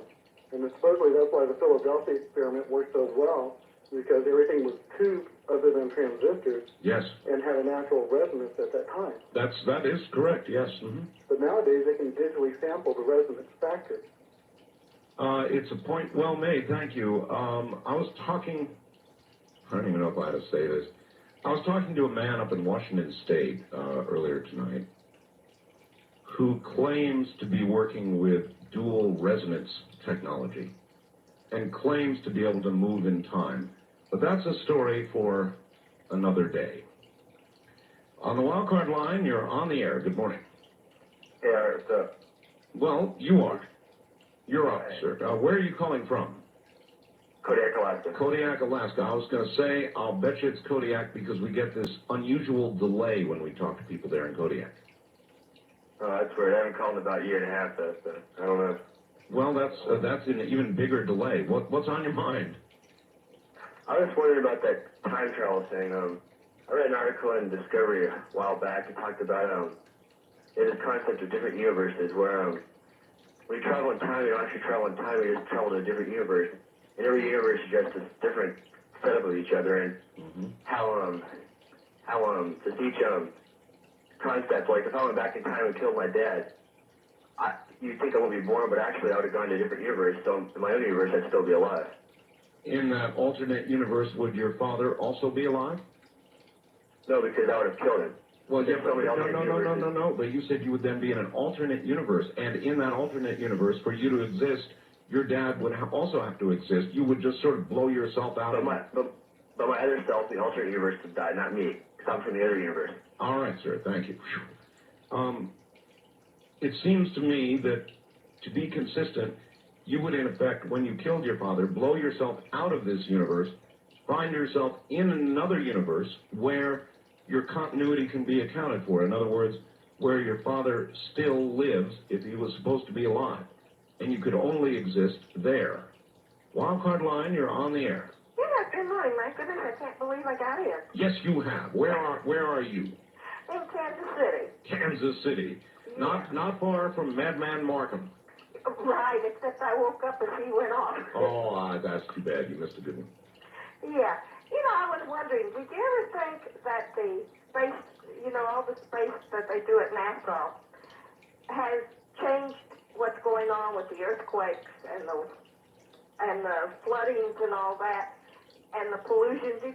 I always thought that maybe that has a lot to do with the climate change and everything. Well, I had a lady who called up not long ago and thought that every time they fire off the shuttle, it's like firing it off from the center of a balloon. And when the shuttle goes through the balloon, a bunch of stuff blows out before the hole seals up. Right. Is that your kind of thinking?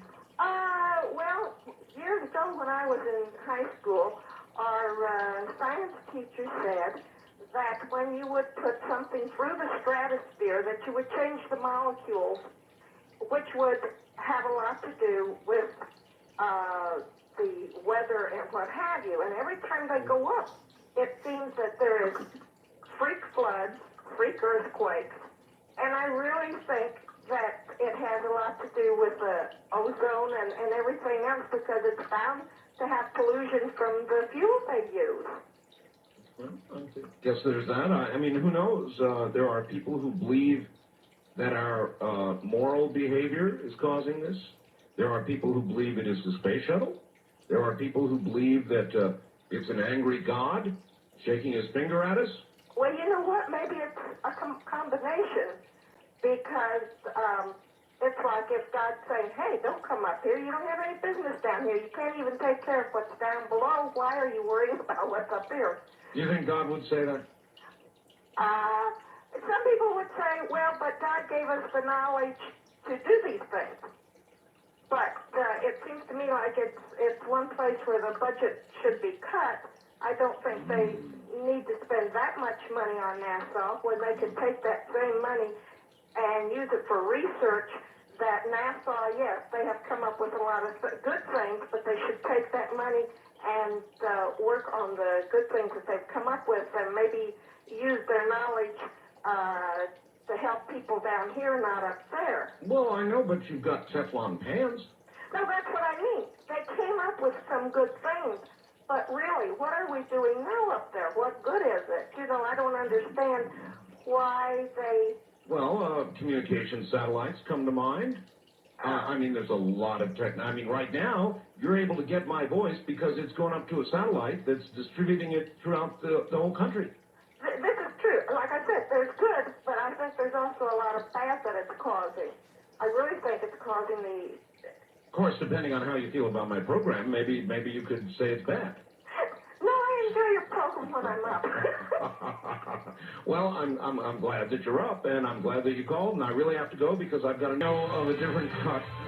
I don't even know what we are. We're just open line, unscreened, rip 'em, tear 'em, let it happen, talk radio. And that's why I like it. Mr. Bell, I have been meaning to write you about an event that occurred 2 days prior to the San Francisco earthquake. My neighbor has a well, and it overflowed A surge from very deep. It flooded my yard as if a 12-inch line had broken in his yard and poured into mine. 2 days later, the quake hit. And one comment about particles being faster than light. About 5 years ago, I recall that an Italian astronomer in Italy, and at the same time in England, an English astronomer, observed the same particle shoot from a distant star, and they made the same measurement. The particle had traveled faster than light. And then this. Art, a woman should be able to walk down the street safely, nude, if she so chooses, discounting the reactions of the local police. But I get the feeling that some of the really rabid prosecutors of these sexual harassment cases feel that she should be able to do the same without anyone, read, hear, men, even looking or taking notice. That is just not realistic. While she should be free from assault, physical and verbal, people are just naturally going to look, maybe even stare. Some might even take vocal notice as opposed to propositioning her, but I guess it's all the same to a feminazi. Do you think that feminazis would be nearly as offended if they were to be leered at by a lesbian, or if they just knew which ladies they walked by were lesbian and the unpure thoughts that were having? Jim in Tupelo, Mississippi. Well, you know, basically, Jim, I really do agree with you. And I'm sorry about what's happening between men and women in this country. I know it makes me sound like an old fogey, but I surely do miss the good old days when a man could look at a woman, and maybe even, you know, if he's out there on a construction site or something, give a big wolf whistle at her without her going to court and taking everything he has. Or without him getting into great trouble. I mean, is that so bad? I guess the women would say yes. Yes, it's horrible being regarded this way. Well, I just don't. I guess I'm too old. I'm never going to change. I'm never going to regard it as horrible. And I, frankly, at the risk of ending up in court or something, will probably keep looking until the day I die. First time caller line, you're on the air. Yes, I have a comment to make about the hemp issue that was brought up. And I would like to say that, one, that it is not just a question just about hemp. It is a question about the paper production of America.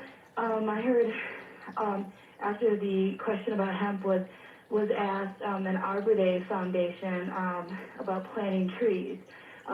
Hemp is not just something that can be used as a political tool to control the drug war. Hemp is something that can also be used to help the paper production and overuse of our country. There's no question about it. The Wall Street Journal ran an article saying the government could realize $500 billion a year in profit from the various industries that would spring up from hemp. Hemp and also what the point that I would like to get across is that rather than planting more trees, rather than using things as hemp, even though I do think it is a positive alternative that can definitely be used, other than doing things like that, what needs to be embedded in the minds of Americans is the need for a recycling program. Americans need to know that recycling does help, our forests. Forests are being cut down at an amazing rate. They're killing all sorts of species, all sorts of waters. They're killing our trees. There's been today, especially all over the United States and internationally, actions that were planned against multinational corporations in paper and... Are you a Greenpeacer? I am not necessarily a Greenpeacer. Well, you sound like a Greenpeacer. I am, I see, as someone that typifies somebody like me as a Greenpeacer. A tree hugger. A tree hugger. No, I don't necessarily call myself a tree hugger. But do you in fact actually hug trees? Oh, yes, I do. And I don't think there's anything wrong with that. Well, no, hey, no, look, hey, what you do in the privacy, you know, Well, the point that I'm trying to get across, though, is I may be a tree hugger. I am not a Greenpeacer, but, I may appreciate the beauty of our trees. But what I'm saying is that what needs to be addressed here is that we are living in an environment which is being destroyed at an incredible pace. All right. Well, I'll have to hold it there. I understand your message. Believe me, I do. And as I said, ma'am, far be it from me. This is America. Still is America. And, anyway, I don't want to talk about it anymore.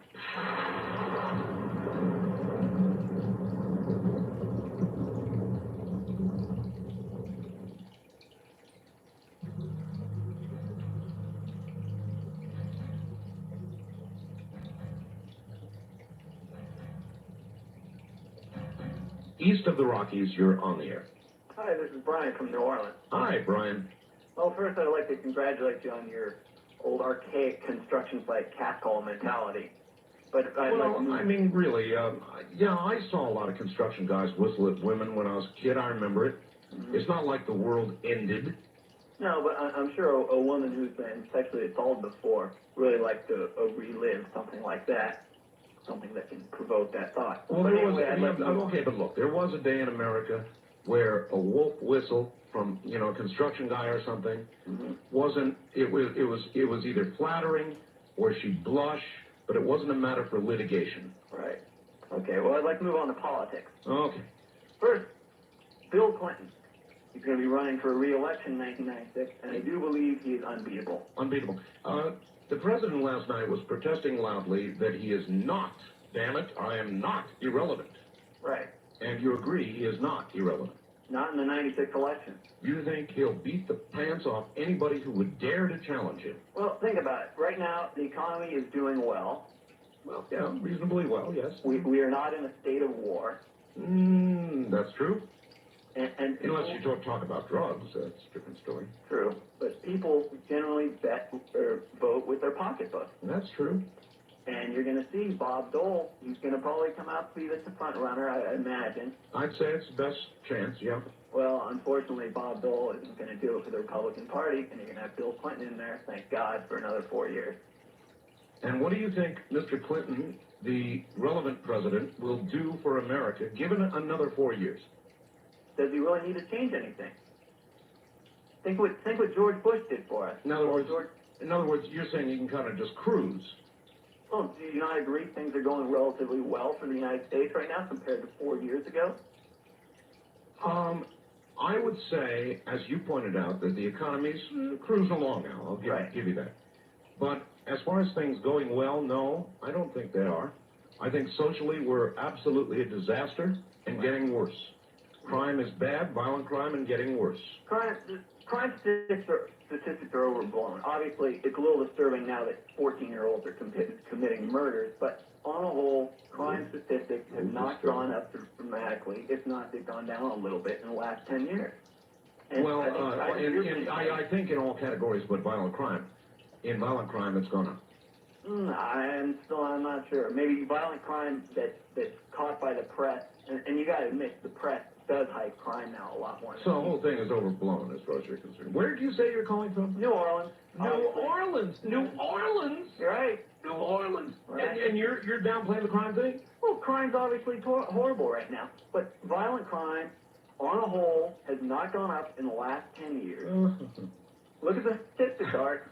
Yeah, all right. Seriously. Look, I could look at the statistics from your city, sir. Oh, of course. I mean, come on. New Orleans does have its problems, but statistics on a whole nationwide, violent crime and crime as a whole has stayed the same. And right now we're suffering from the hard copy, the current affair media hype of crime. Right now that sells papers. All right. Thank you very much for the call. I'm sorry, but the numbers, I think, are real and horrifying. And frankly, of all the cities you could be making that statement from, I find it a little more than passing strange that you're coming from New Orleans. But, hey, that's all right. First time caller line, you're on the air. Art Bell? That's me. Oh, boy, I'm John from Carson City. Yes, sir. About these earthquakes we've been Well, my hair's standing up on the back of my neck too for a long time, and I worked from 8 to 4 in the morning, and I got you all night long every night. And this is my night off, so I got up to see if I could call you. Well, you did it. And I want you to first understand, I'm not trying to kid you or nothing, but I had a little experience here Saturday night or early Sunday morning. Yes, sir. And I was out. I'd drive a patrol car, and I finished the patrol where I parked. And all of a sudden, something hit the back of my trunk, and it was snowing and sleeting, and I had the dome light on, and I looked back there, and here's this great big old bird sitting back there, one of those buzzards. It pooped on your patrol car? No, it sit on it. Oh, I see. And was looking at me. Well, I'm working on the assumptions these wild animals and stuff, they act peculiar around earthquake time. Yes, sir. And here I'm looking at this thing, just scared the daylights out of me, so I had my motor running, I had the radio playing, and it was unconcerned, so I just put my car in gear and I took off down the road, and here this big old bird was flying out in front of me and off to the side and back and forth, and I went up to the end of the road. There was a cul-de-sac there, and I turned around, and it flew around me and went down into the canyon, into the valley. So I drove back around the residential area a little bit, trying to figure it out, and I drove back to where I was sitting before, and I sit there in the dark, and darn if he didn't come back again. Oh, my God, what a weird story. Oh, and you ought to see, I've never been that close to one of these things, and that's the ugliest thing you've ever seen in your life. How big was it, actually? I figured that it would probably dress out about 20 pounds. Oh, that big bird. With a big, long neck, you know. Big bird. And you're telling me this thing chased you, and now let's back up a little here. You're an officer of the law? No, I'm a security guard. A security guard, so you're close. Yeah. And you would swear on your security guard manual this is true? Well, this isn't the end of the story yet. All right, go ahead. And anyways, this time, I shined my flashlight right in his face, and I didn't have the dome light on in the car, and it wouldn't move. Just looking at me, his head just kind of bobbing back and forth. So I start slamming on the seat on the driver passenger side seat, slamming that hard and hard, and he just slid off the back like he had one foot on the bumper and went down on the ground. And I didn't see him no more, so I pulled out and I drove around, and there's a lot of equipment parked there, and I shined my headlights all over, and he disappeared. Well, I take it you didn't want to get out of the car. You got that right. You think that thing would have come at you? Well, I don't know that much about him. My last night I went to work, and they got a maintenance man on there just during the week, on afternoons and evenings, and he's born and raised in Nevada, and I asked him, you been around these birds? Oh, yeah. I said, how? Do you see one around here? He said, there's a big black one. He said, you see, it's got a big, about 4 foot at least wingspan. He said, yeah, I noticed him all around you last few days. Did you see him? I said, yeah. I said, how close do you ever get to them, or how close do you get to? Oh, you can't get near them. He said, I've been around them all my life. They won't let you get near. So I said, well, listen, I told my wife this story. I'm going to tell you, but I don't want you to tell it to anybody else, because they're going to send somebody after me with a net. Guys in the white coats. Yeah. So you swear now this is true? Oh, I'm telling you, it's bothered me ever since then. I mean, I'm prepared for earthquake. I lived in Butte County, California for 15 years before I moved here 7 years ago, and I think in those 15 years I probably experienced maybe 4 or 5 earthquakes. In the last year here in Carson City, I know there's been at least 10 of them. I know, they're on the increase. All right, sir, I've got to go. Thank you very much for the story. That is a remarkable story. That is a remarkable story. And I'll tell you, here in Pahrump, Nevada, we have got the biggest birds I've ever seen in my life. I mean, these birds are freaky. Do you remember the movie The Stand? Do you remember the bird, the big black bird in The Stand? That bird came from right here in Pahrump, Nevada. We've got them all over the place. This guy's not lying. They can get 20-pound birds. I mean, these birds are big. And these birds feed on roadkill. You know, I mean, they really feed on it. I mean, these are big birds. I kind of almost hit one day. They get so bloated, they get so fat, eating rabbits that have been squished on the road, that they can't even get into the air. You know, I mean, these are big birds, and they start flapping their wings, and they're flapping their wings, you know, and you're coming down the road, and they're trying to get airborne, and their fat little bellies won't let them get up in the air. And I grazed one day that way. That sucker couldn't get into the air fast enough. I mean, he was lumbering. Trying to get in. So we've got these big birds out here. They're big. Probably big enough to pick up a cat. Maybe not my cat, but a cat. And they're pretty frightening. That's where the bird in the stand came from, right here. I've got them all over the place. They're big. They're eerie. And if they ever got a mind to start doing what this man just said, it would be not tolerable, I'll tell you. First time caller line, you're on the air. Yeah, well, this is Todd in Berkeley again. Hi, Todd. Yeah, I was listening to the first 2 hours. That was delightfully off the wall. You like that, huh? Yeah, I really did. I have a kind of a clue, hopefully it'll be some use to Madman Michael. An article in Scientific American many, many years ago, 8 or 9, about phase conjugate light. Uh-huh. And it involves putting a laser beam through a crystal, and then at right angles or at some angle, a virtual beam would emerge. Oh, well, listen, you're talking Star Wars technology here, I believe. This actually involved theoretical time reversal of a laser beam. Oh, no kidding. So I was curious. It sounded like he used a laser beam. He did. He used a laser souped up from a CD player. To trigger the Jacob's Ladder thing? That's correct. Okay.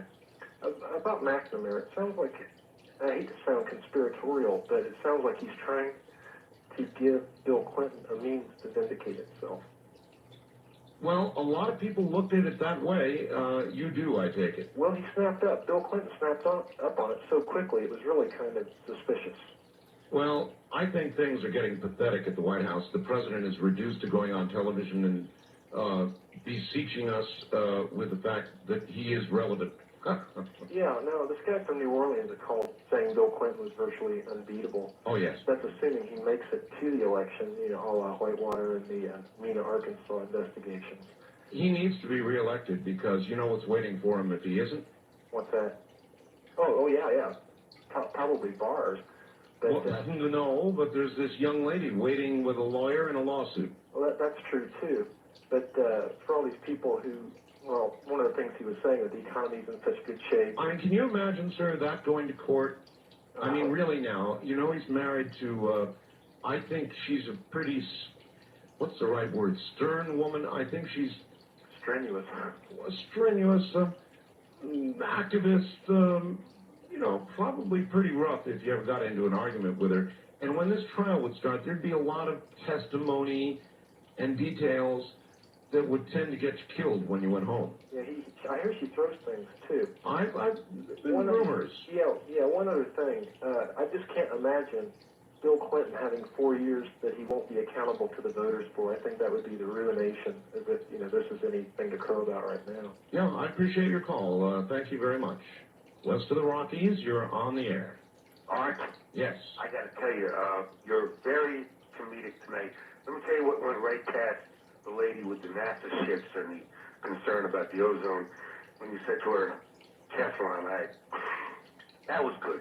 Well, I'm glad you liked it. You know what this is, don't you? No, I don't. It's the reluctant prophet. It's going to change that tag name. You gave it to me a year ago. Let me tell you what you made me do tonight.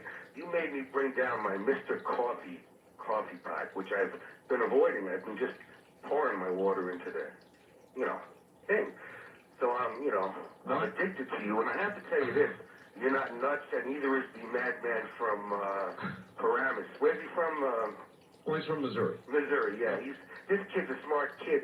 I also, if he's still listening, and I'm sure he's not, because he's got a million phones. He gave his phone number out over the air. I couldn't believe that. He's going to make a lot of new friends. Oh, he's going to make a lot of new friends. That's right. I mean, I gave him his choice. He didn't have to do that. Perhaps he's going to meet the one friend like Wilbur and Orville.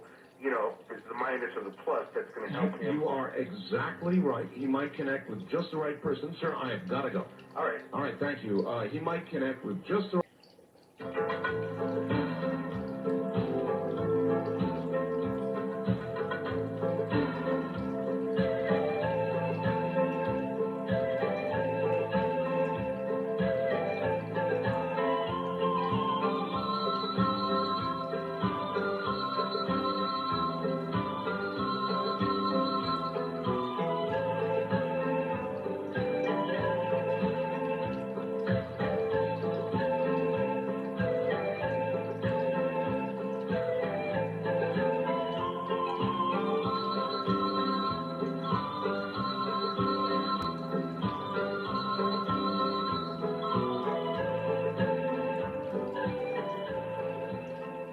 Kingdom of Nye. This is the best of Coast to Coast AM with Art Bell. Tonight's show originally aired on April 18, 1995. Please do not call. From Bryn Marie, Art, regarding wolf whistles. I was hospitalized for over a month back in '83. I'd wasted away to nothing. The illness and medications had made my face puffy, and about 1/4 of my hair had fallen out. In short, I was feeling down, doobie-doo, down. About 3 weeks after I'd been released, I was walking the 6 blocks from my grandma's house. That's where wolves always get you, Bryn, on the way to grandma's house. Suddenly, I heard a wolf whistle. I looked around, saw a city worker with his head sticking out of a manhole. He whistled again. When I made eye contact, smiled, and went back to work. I felt 10 feet tall, and not just because the guy was standing in a hole. The man did more for my self-esteem with that simple gesture than anything else possibly could have. Since then, when I've been to visit my dad, I've noticed that on occasion he'll give a wolf whistle at a woman. Most often to the bedraggled young moms with several very small kids in tow. I've seen those women stand a little taller, too. I have to conclude that not all people are as nice as that city worker was, and that if you cannot say something sincerely complimentary about someone's looks, it's probably wise to stay silent. But I won't forget that worker. Not in a million years. That's Bryn Marie. And back to the lines we go. East of the Great Rockies, you're on the air. Good morning. I'm a retired Air Force field grade officer who has been one of the few fortunate ones to probably read all of the UFO reports that were available outside of Project Blue Book in a building in Washington, D.C. years ago called Tempo E. Really? With an intelligence. You've read all the secret stuff? You got it. And I did tell this to one Air Force officer who I think is your MUFON director down in Florida, but I can't remember his name. Yes. And he got quite intrigued by it, and I'm trying to put some names together for him of those people that would be able to confirm that. And Look. I got to cut through to quick here, and I've got to ask you. Basically, what do you know that we don't? If you've really read these papers, sir. No, these were reports. Reports, all right, that's right. Intelligence reports. Okay, well, even better. And they didn't deduce anything that said why or what they were. They just told what happened, where it happened, and when it happened. And copies were sent, that I recall, to the Defense Intelligence Agency. I don't remember if CIA or any other agency was a distribution for these. Was there a conclusion? There were no conclusions. No, they were strictly straight gathering of intelligence-type information. Would somebody like yourself who read them come to a conclusion? I came to the conclusion that there were many, many sightings that were never reported anyplace else except to this investigative intelligence agency, and then just filed, except what they were then subsequently transferred to DIA, Defense Intelligence Agency. Yes. And I'm not sure about the NSA or CIA because it's been too long ago that I've read them all, but there was a room with nothing but 5-drawer filing cabinets, and I had gotten special permission to go in and read them because I was in a special training situation. And I was just interested in the subject at the time. It wasn't until recently, until I moved out here in Nevada, that I've gotten more intrigued because of what we allegedly have out here in Area 51. Did you sign a security statement? Say again? Again, I'll say, did you sign a security statement? No, I was at the time holding the highest possible security clearance available in the Air Force at my level, which was an SSIR clearance, and it allowed me access to special intelligence. Are you violating anything by telling us what you're telling us? No, because I'm not telling you anything that most of the reports were secret. Okay, that's why I asked you, a person reading them like yourself, would conclude what? That we are being visited, that there are extraterrestrials, that the UFOs are really craft of some sort built by some kind of intelligence? Would you conclude that? I would conclude that. I would also deduce that there are many, many, many visits and sightings that have never been reported anywhere except in this data bank of files. Now, whether they've been subsequently reduced to microfiche, destroyed, or what have you, I really don't know. I've never followed up on it myself. I've been told that other people have tried to get to these files that haven't had the right nomenclature or coding and have been turned down by the Air Force because they said we don't have these files. So filing a Freedom of Information Act, even if you knew you were going after, would be of no use. No, they have filed apparently Freedom of Information Act with this agency asking for those reports. However, they've gotten back negative statements. They're not available. They're no longer available. They never were available. You don't have the right file number, the right case number, the right sequence number. And, of course, that's just a way of... All right, let me try one more question. It's irresistible. You are familiar with the nomenclature? Yes, and I reported that to that gentleman in Florida. I'm trying to think of his name.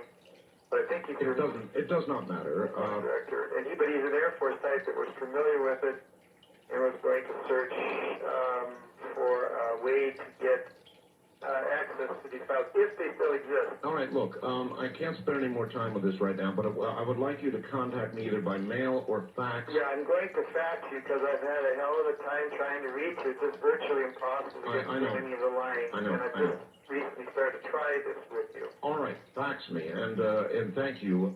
West of the Rockies, you're on the air. Hi, Art. How are you? Fine. I'm glad to hear. So I wanted to find out how you liked XCOM. XCOM? The file. Oh,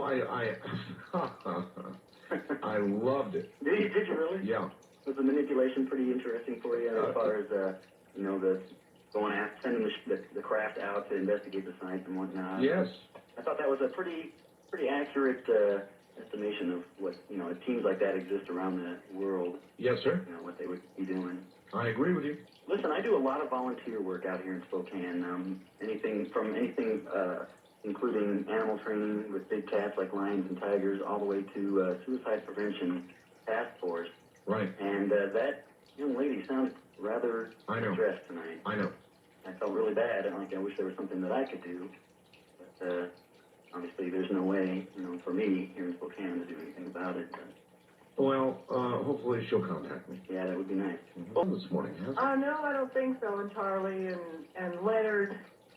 And, it's just fun to hear them, even though I don't always agree with what they say. I think Leonard has things pretty right, because I think he reads his Bible a lot and isn't too screwed up by Well, he occasionally may go off the extremist edge a little bit.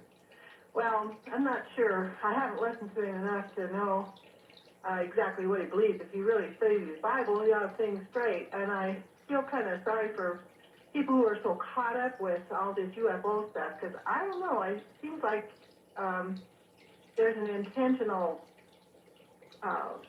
effort to be deceiving. Something is deceiving. Well, that's part and I don't know. I don't have it all straight. Yeah, but see, that's part of the draw. I mean, you're right. What people don't understand, the curious ones want to know about. Yeah, and see if it's true. Sure. And one thing I like about you, you don't just jump to conclusions and say, well, this is the way it is. You still have your... Except I kind of wish you would believe in the Bible and the Scriptures a little more, but maybe one of these days you'll study it. I don't. Well, I have studied it, ma'am. I've read the Bible many times. I don't disbelieve them. I don't fully embrace them, and I don't reject them. Yeah, I know you're an agnostic, and that's kind of a terrible place to be in, because I was there once, and then finally I truly, decided, or I accepted Christ as my Savior, is what I did, and then I started reading the Scripture, and I thought, oh, this is true, and it seemed like His Spirit was communing with my spirit, and I just knew that it was true. See? But I did go through an awful dark. Yeah, it's all right. Thank you. It's an act of faith. You see, you accept it on faith. I've never had that luxury. I have this horrid little intellectual thing that burdens me that I have to be able to lay my hands on. I have to be able to see it and prove it and touch it and understand it and pick it apart and be able to be satisfied myself that this is so, whatever it is. And it makes it very difficult for me to accept things purely on faith. That's all.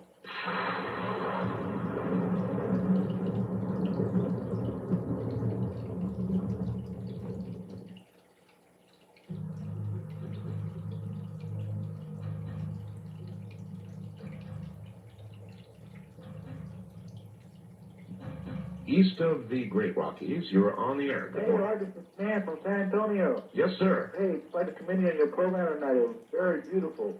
Glad you enjoyed it. I got a couple of quick questions for you, then a short black helicopter story. Oh, I like those. Okay, first off, whatever happened to that guy, I believe was in San Diego, who got verification from the government of some UFO activity? He was in the local news in San Diego, I believe. He's still filing Freedom of Information requests, as far as I know, and still getting responses. So that's all I know right now. Okay. Hey, you had a great program tonight, Art. Now, the black helicopter story, yes. Hey, I was coming home from the store, yeah, and I got pulled over by a black 5.0 and a black Jeep Cherokee Grand. It was kind of crazy, Art. And they pulled me over, pulled me out of the car, and put me on the ground, handcuffed me. Didn't read me any rights or anything. Asked them what the problem was, and they told me that I fit a description, and went through all this. And usually, when you get pulled over or handcuffed or anything like that, you know, they'll read you your rights or give you kind of an idea. But these guys are very, very stern. And not when you get pulled over by the black helicopter, please. No.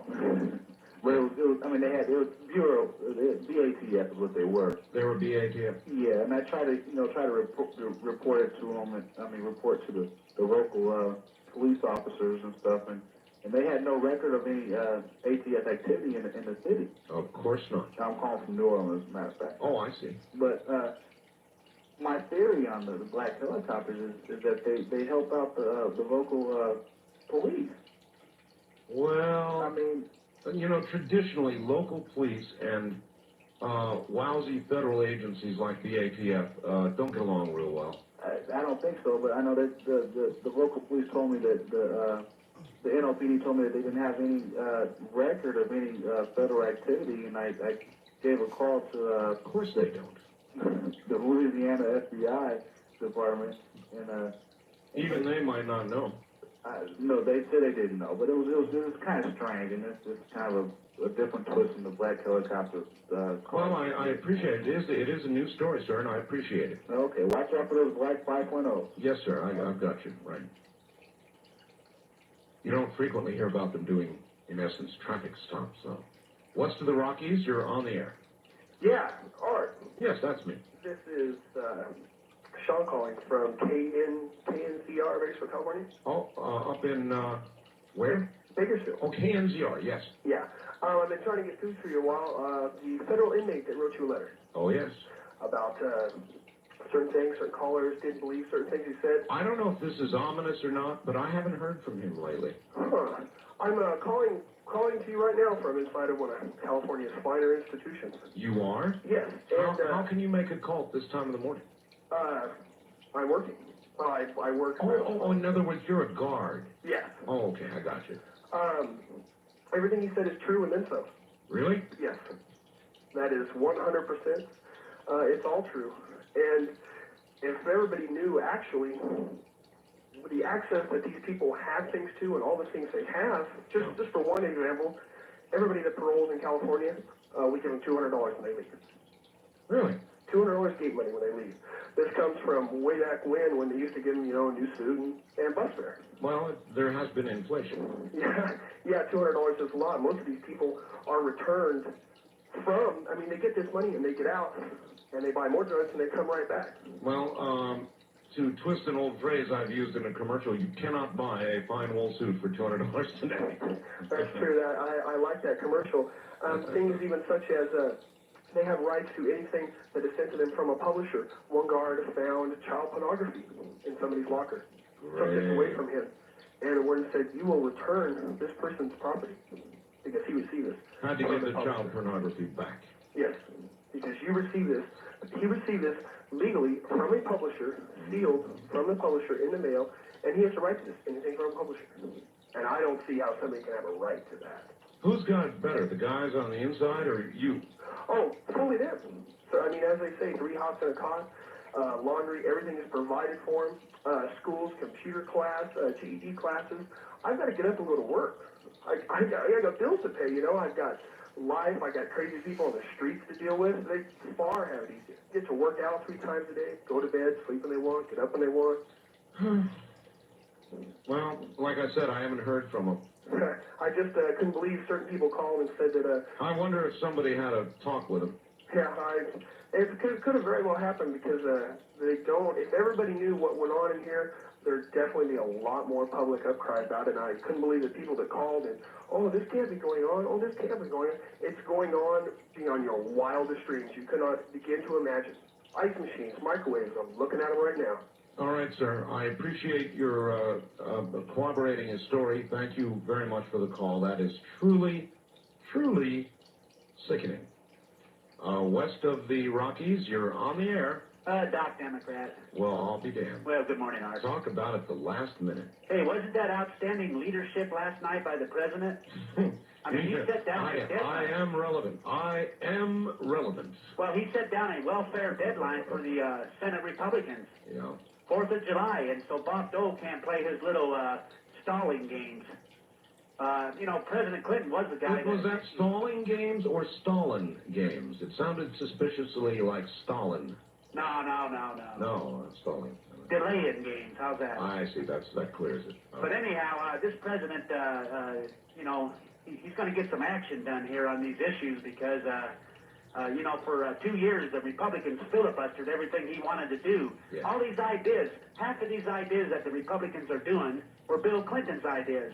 Stolen? You mean stolen from Bill Clinton? Yeah, exactly. They filibustered it when he was in power. What a low-light thing to do. The Republicans stole Bill's ideas. That's right. And now he's, but you know, there's just one thing I don't understand about all that. What's if that? They stole his ideas, then, like, how come he's threatening to veto them? Because they changed him and made him so radical because they're such radical people that he has to change them to get them back into the mainstream. I see. I mean, that's just, you know, common sense. But, I mean, I think this president is going to get every one of his campaign promises done by 96. Do you think Bill Clinton could cross a cattle guard? Cross a cattle guard? Yeah. Certainly. Why not? Doc, tell America good night. We're all done. Good night, everybody.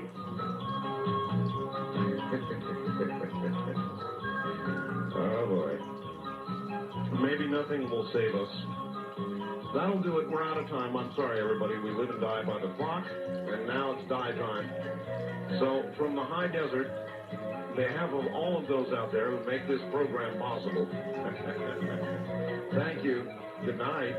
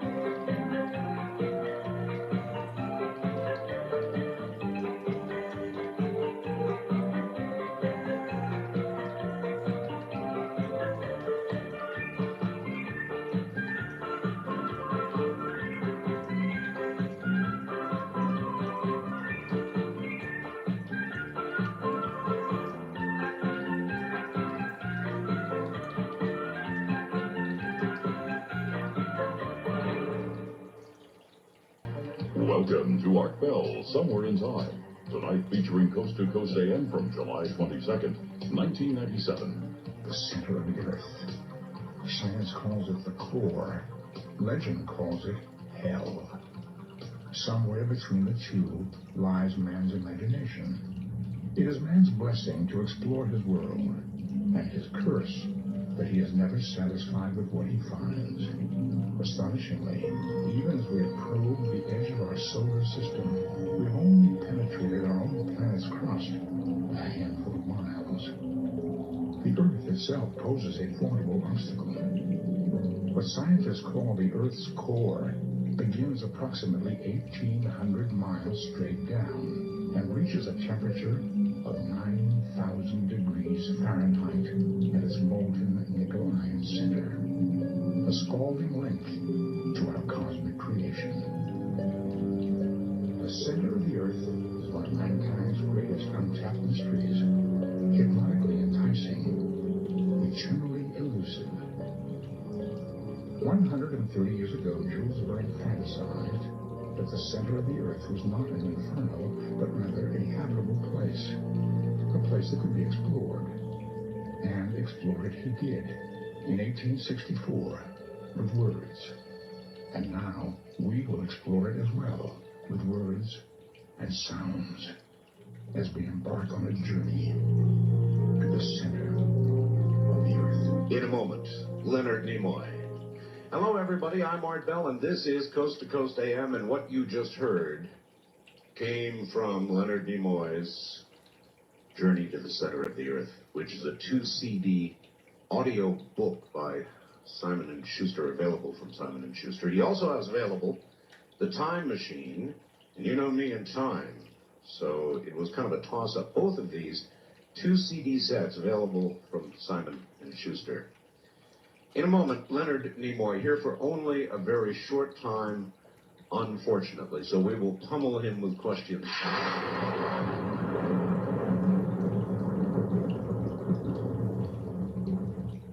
And now, I shouldn't have to introduce him. This is Leonard Nimoy. Leonard, welcome to the program. Thank you. Hi. Hi.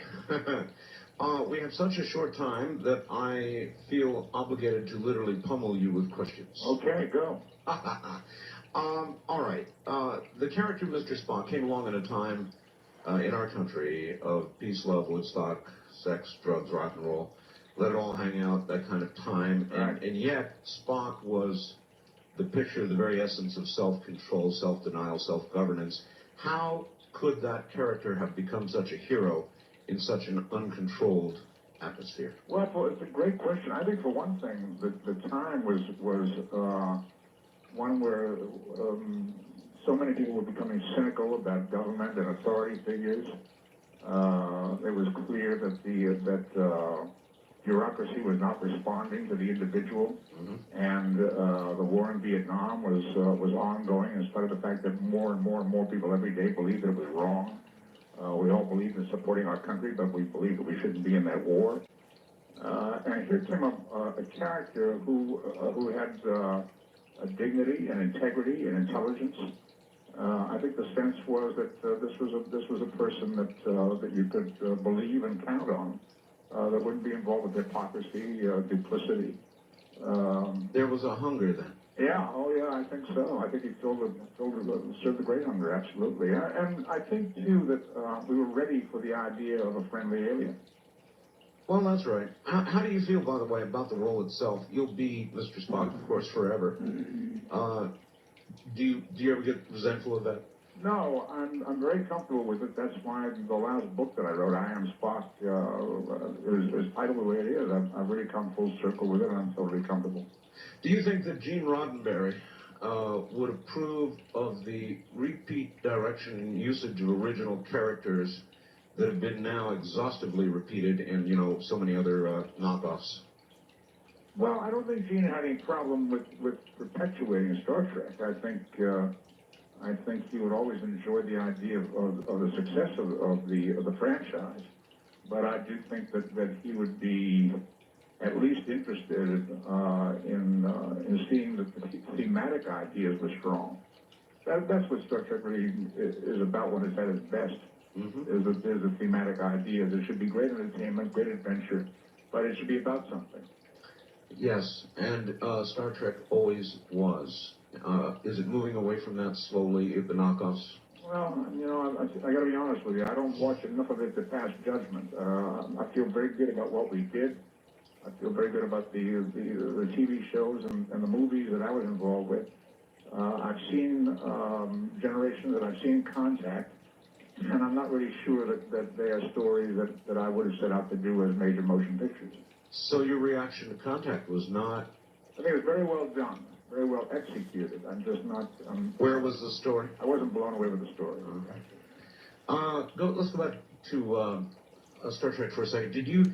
Do you remember the gentleman, and I cannot, who was originally cast as a captain of the Enterprise, Christopher Pike? Yeah, it was Jeffrey Hunter. And what happened to him? Well, Jeffrey Hunter was an important movie star. He was a very great gentleman and a fine actor. He did the first pilot as Captain Pike, and then about a year later, when NBC and Desert Lee decided they wanted to make a second pilot, he simply wasn't available. I'm not sure whether he had another job or whether the negotiations with him got too tough or whatever. That was later brought back as a menagerie, wasn't it? That's right. Yeah. Well, I guess you've really already answered this, but with respect to your answer on Contact, but otherwise, other television programs, movies, and so forth, has anything come close to the genre of Star Trek? Well, what an interesting question.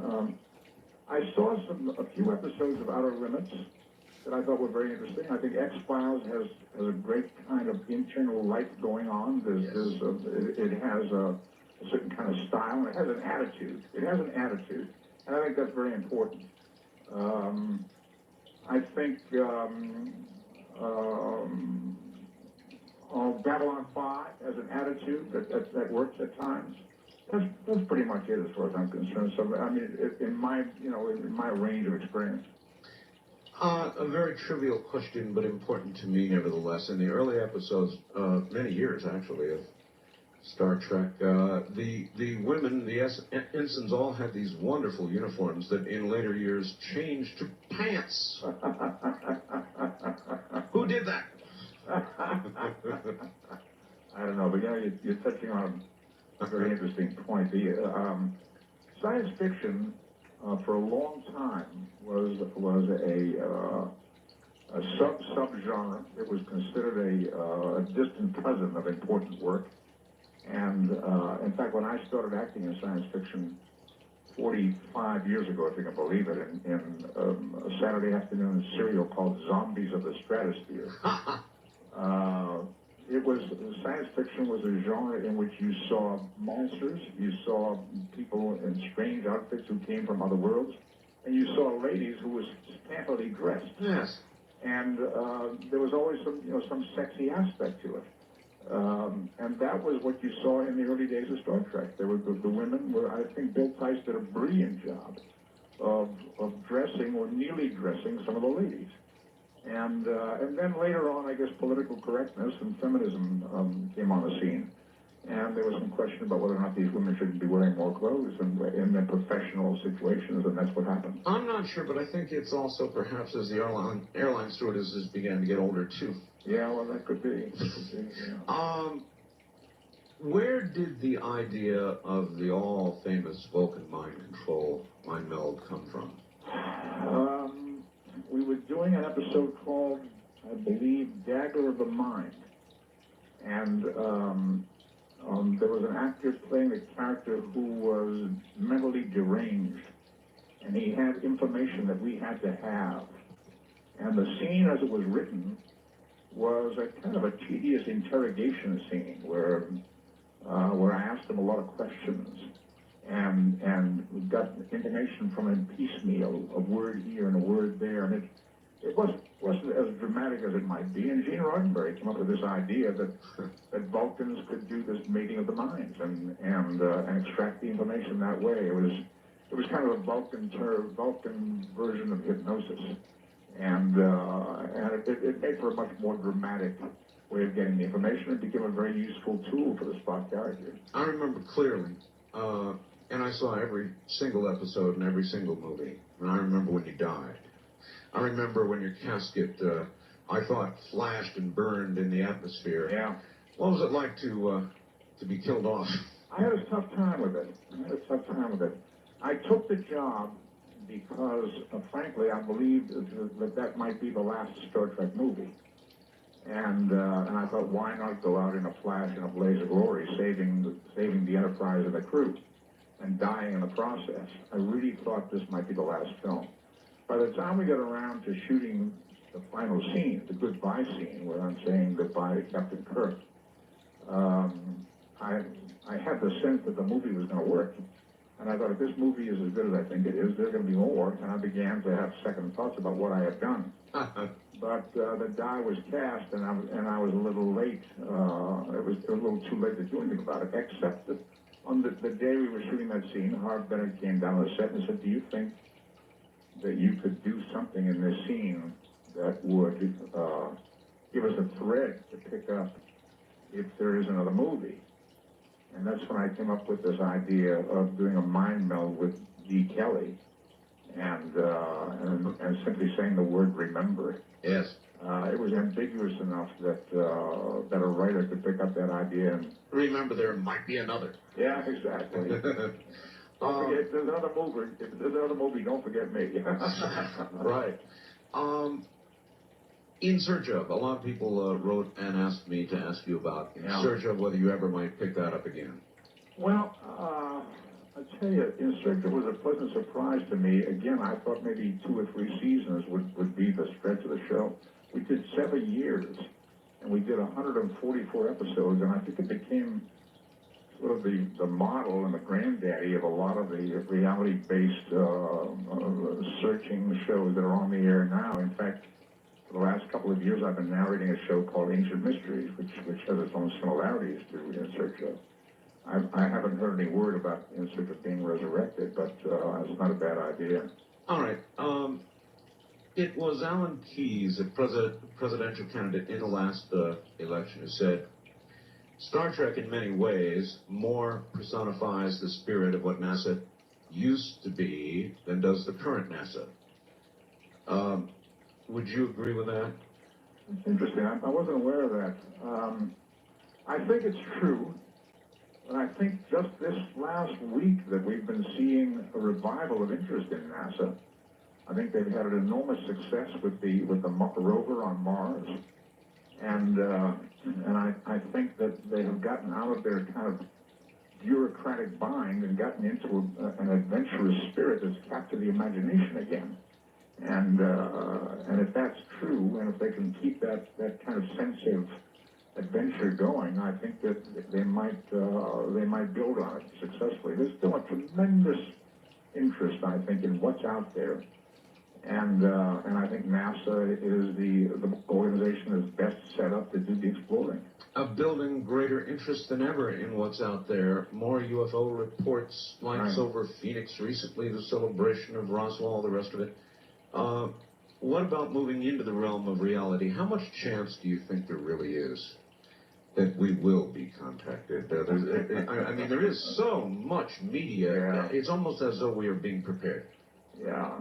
You know, when we were making the Star Trek series, the first season, middle of the first season, some people came to me, and they said, you may not know it, but you have been chosen as a kind of a vessel to carry information to this civilization to help prepare this society for the coming of another civilization, for alien arrival.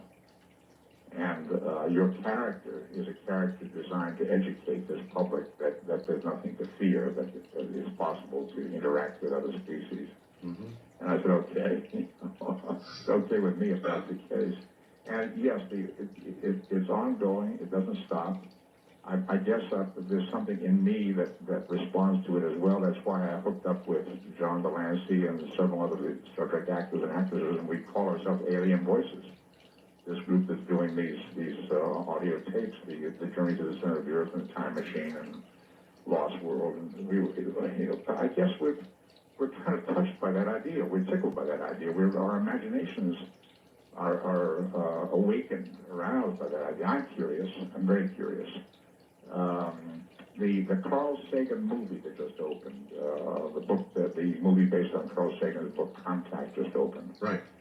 It's a flawed movie, but I think one of the most important moments in the movie is when Jodie Foster tells us the numbers. There are something like 4 billion stars in our galaxy alone. And there are billions of other galaxies. Each of those stars are potential suns just like ours. And that means that if one out of every million of those stars has planets around it, and one out of every million of those has some kind of life on it, then the numbers tell us that the chances are very, very great that there is life out there someplace. But the distances are immense, and the technology involved to get here would dictate they would be far, far ahead of us. Well, not necessarily. They might be far ahead of us. They might be parallel to us. We don't know that for sure. But you're right. The chances are they're far ahead of us, yeah. So a good question is whether you think that beings, not just humans, evolve toward or away from violence. An important question if we're going to meet up with somebody. Yeah, well, that's always the question. How did they, the first thing that we would like to know is how did you folks get through the technological phase of your civilization and survive? How did you survive all the discoveries of atomic weaponry and atomic power and that kind of thing without killing each other? Yes. And the assumption is that we were able to ask those questions and they'll educate us and help us get through it, It won't necessarily work that way. They may not, it may take an enormous amount of time just for us to learn how to communicate with them, let alone to get information from them. The assumption always is that they have traveled the same path that we are traveling, and that they may be 100 or 1,000 years ahead of us, but that they have gone through exactly the same experience, and chances are that's not necessarily true. Well, recalling the prime directive, if you look at what we have done here on Earth, reality, when we have met people who have been isolated from the world until one sudden day when they're found in the middle of a jungle somewhere, we destroy them. Yeah. Right. Right. So, I don't know. Listen, on a lighter note, you did some music stuff, didn't you? Yeah, I have dabbled with music in my time. Where are you going with this? Well, I just wanted to ask whether there's more. There's more coming. Not too many people know that you dabbled with music, do they? Well, music has always been a love of mine, and when we were doing the Star Trek series, I had the opportunity to do some recording, which I did. I think I must have done about 6 albums. I also did a lot of musical theater. I toured the country in various musical shows in the 70s. I did Fiddler on the Roof, My Fair Lady, King and I, Camelot. I had a great time. I loved doing it. And then a question I asked you just before the program, the one I did ask you is, how do you get a life? I mean, how do you're so busy, so many demands on your time, and I'm one of them right now. How do you make time for a life? Well, first, let me say this. When I came to California, I was 18 years old. I left Boston, came to California to be an actor. For the first 15 years that I spent working at building a career, I was always wanting more opportunity. I was always struggling to get more work.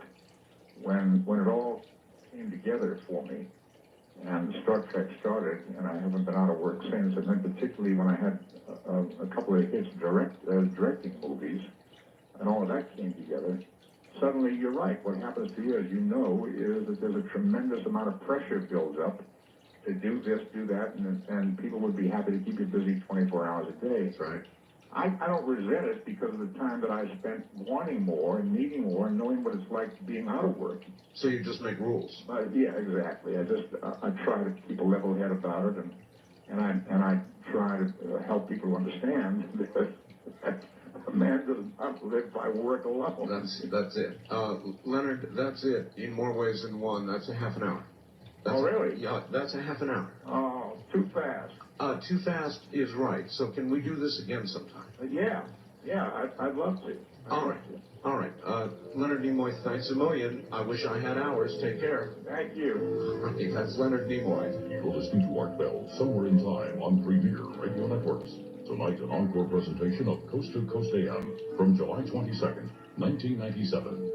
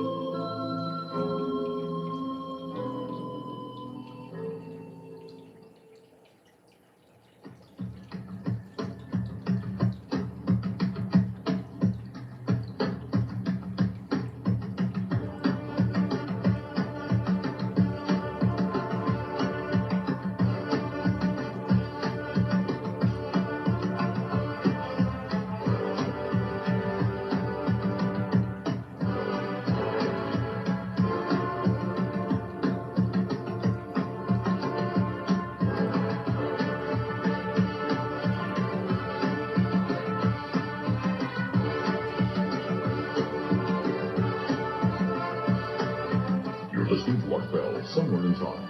Tonight featuring a replay of Coast to Coast AM from July 22nd, 1997. Soon to enter the mad world of unscreened talk radio. Well, 30 minutes, I know, wasn't enough, was it? I could have done all 5 hours, of course, with Leonard Nimoy, but I do understand. And that was the reason for the last question. When it seems like when you achieve a certain level of success, if it is allowed, the world will take your entire life.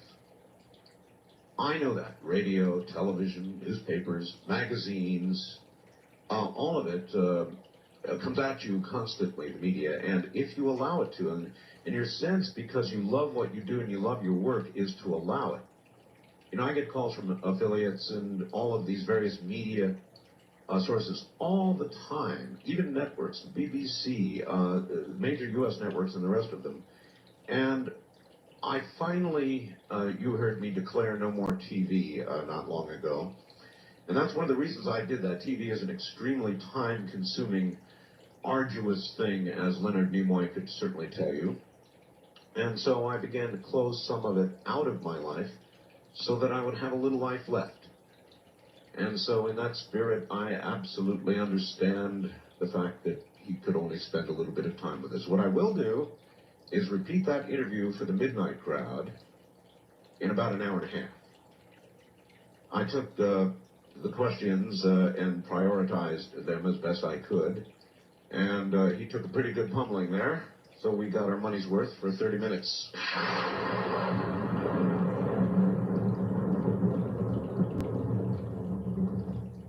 The Federal Reserve Chairman, Alan Greenspan, said U.S. economic growth appears to be slowing.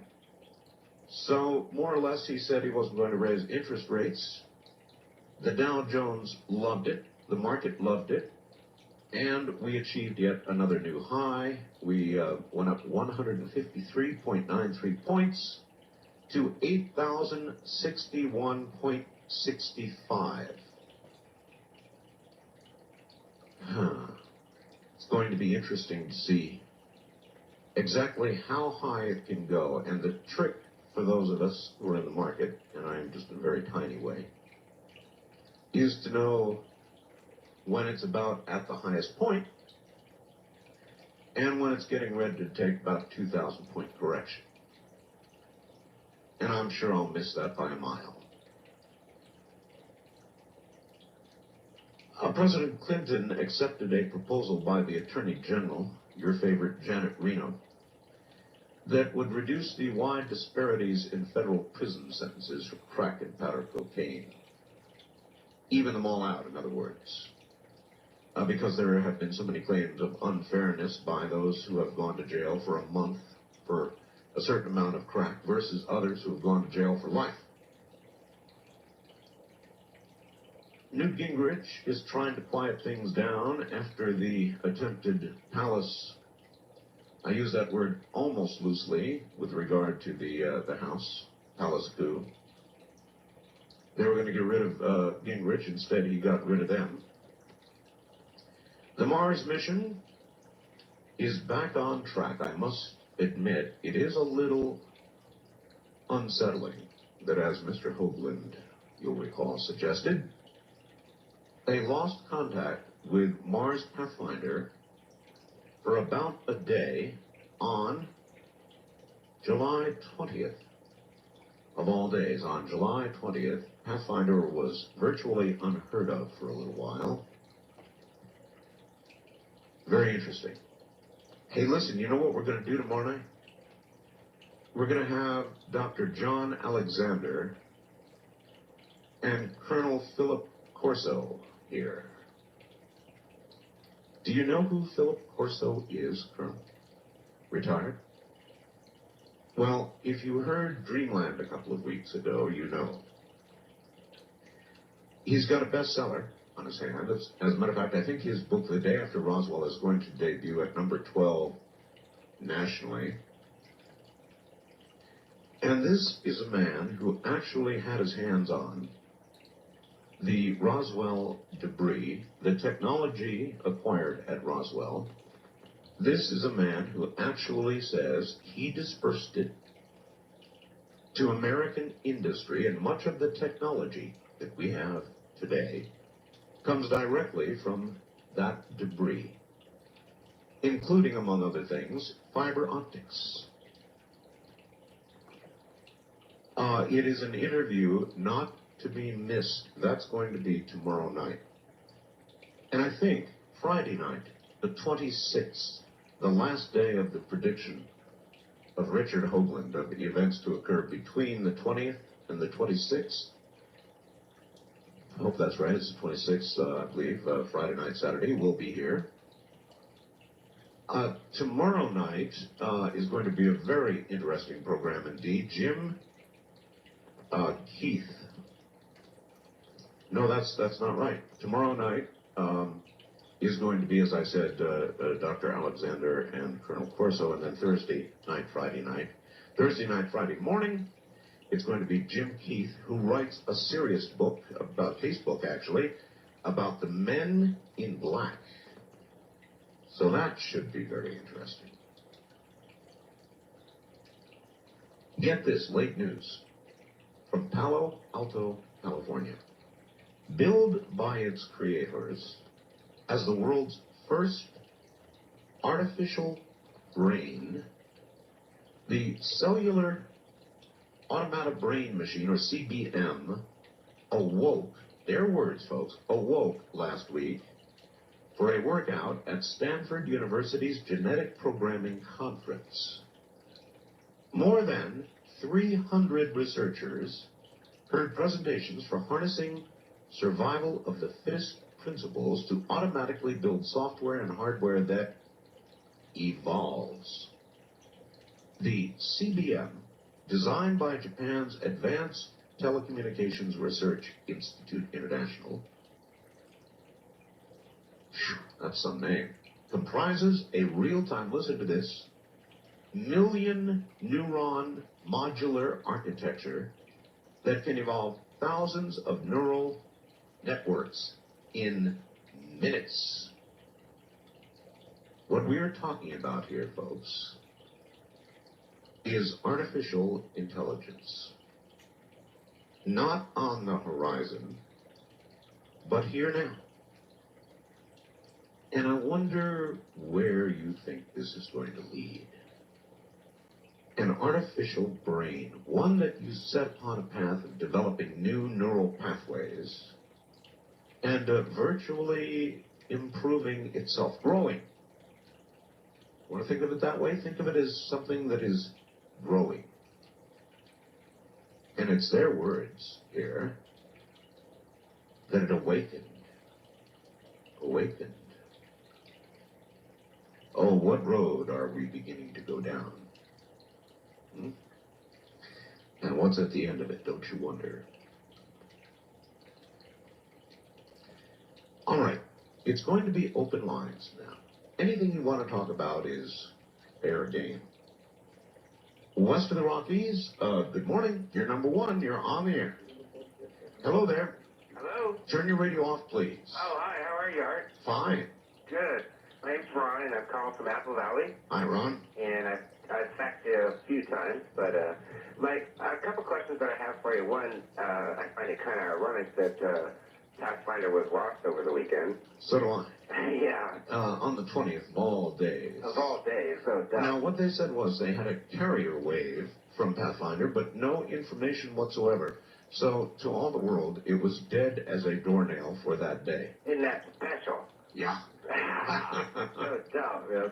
I couldn't believe it when I heard it. I was like, they're up to it again, you know.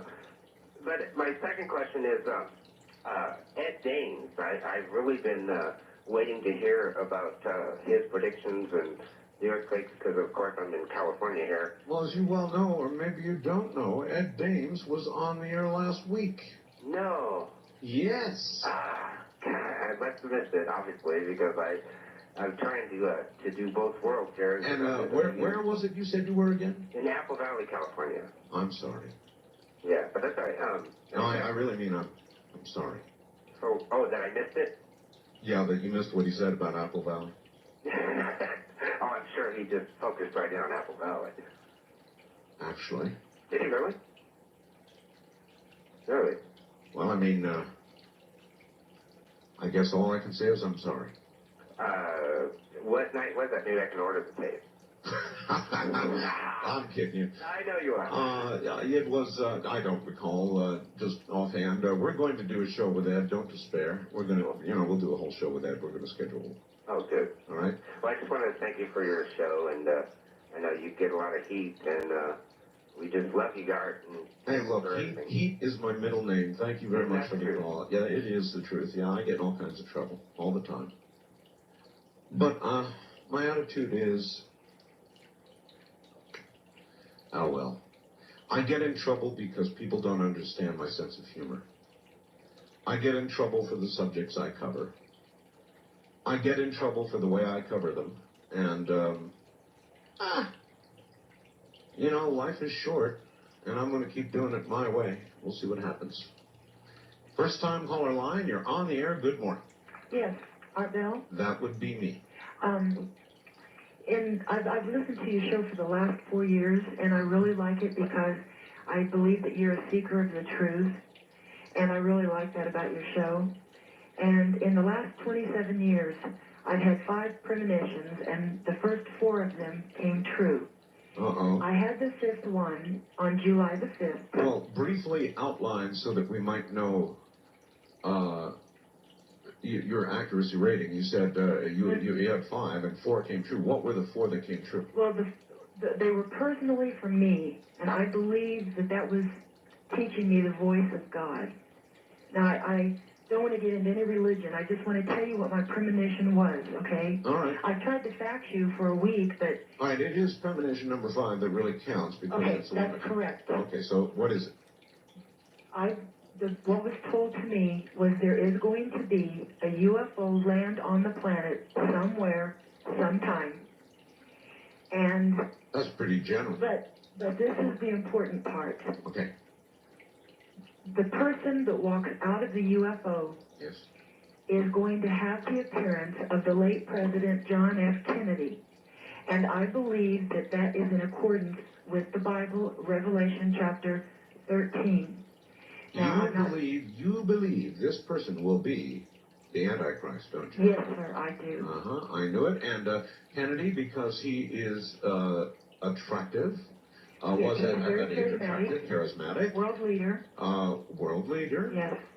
And I believe, I'm not saying it's actually John F. Kennedy. I'm saying this person will have the appearance of John F. Kennedy. Appearances are everything, thank you. Yes, I follow exactly where you're coming from. Last night, I said, I get, some people just, they don't track my sense of humor. I said, why do you think I part the hair? Somebody was, as usual, accusing me of being the devil. And I said, why do you think I part my hair the way I do? It's to cover up the 666, you know, it's right there, right there. And I said, I always thought it was a 999, but there was this moment of revelation for me. And do you know, people take these things seriously.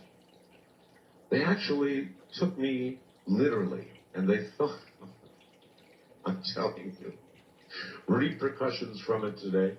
They thought I was serious when I said that. You've got to listen to the program to understand my sense of humor is a little bit different. It's very dry, and sometimes I just assume, and I know what the problem with that is, that you get it when I say something like that, or that and I'm sure the majority of you do. West of the Rockies, you're on the air. Hello. Hi, Art. Hello. This is Louise over here in the Central Sierras. Hey, hey. Sonora. And I'm really surprised I got a hold of you. Enjoy your show, and I have something that I've been trying to follow the last couple of days. Did you read or hear about Eugene Shoemaker being killed in an auto? Yes. You did? Yes. Was there any follow-up on the car accident, the other car? No, I'm glad you asked that. I had a discussion with Richard Hoagland yesterday about exactly that. There's a big curtain of general silence that has come down about that story, with the exception of the fact that he was killed in a head-on crash. Well, I do. Oh, I didn't say head-on here in our Modesto paper. I believe it. Well, that's what I heard, that it was head-on. Looking at the territory map of Australia, he was up there in the Northern Territory. Looked like they were going to be looking for some meteorites. One might jump to that conclusion, yes. But anyway, I was just wondering if you might have heard from our friend in Perth, Sandeo. Do you know I haven't? And I got a message by email suggesting that Stan's website had not been active in a while. No. And that nobody had heard from him. So I'm glad you asked. And I have been listening to the news. Let me put out the call. And thank you very much. Now, Stan did something quite remarkable. He interpreted naval satellite weather imagery and called the beginning of a big change out in the Pacific Ocean. He said there were hot spots the size of which you simply cannot believe. And it was not a month later, about a month later, I would say, that the National Weather Service began to call what they are saying is one of the biggest building El Niños in the Pacific they have ever seen, ever. And this El Niño, if it continues to build, will have dramatic repercussions for the near-term weather of the world, not just this country, but the world. Weather patterns will change dramatically and violently. And so, Stan, if you're out there, Mr. Deo in Perth, you know my toll-free international number. Call me. And we'll get an update. My toll-free international number, I should give that out anyway, shouldn't I? It does not matter where in the world you are. Australia, yesterday we had a caller from Shenzhen, China, or Europe, or South America, or whatever. Get hold of the AT&T operator and tell her you want to call in the United States, 800-893-0903. And we will pay for the call. I don't care where you are in the world. It is a toll-free call. And you can either get the AT&T country code and direct dial it, or get the AT&T operator and have her call 800-893-0903. East of the Rockies, you're on the air. Hi. Oh, hello, Art. Thanks for taking my call. This is Dave from Ohio. Hi, Dave. Geez, I'm one of the co-founders of the Art Bell discussion group here in the Upper Ohio Valley. Well, I thank you. And it's so great to talk to you. I've talked to you once before, and I wanted to call and tell you it's actually part of my job with American Science Innovations to listen to your show. It is? Yes, it's Does that mean you're paid to listen? Pretty much, yes. I don't get a full salary, but I do get I get set up with a computer, and I do get some funding for our research. We study the electromagnetic science, what we call the science based on hyperspace. And your show, some of your guests are just so exciting to us at American Science Innovations because, for instance, Richard C. Hoagland talking about the geometry, this new geometry.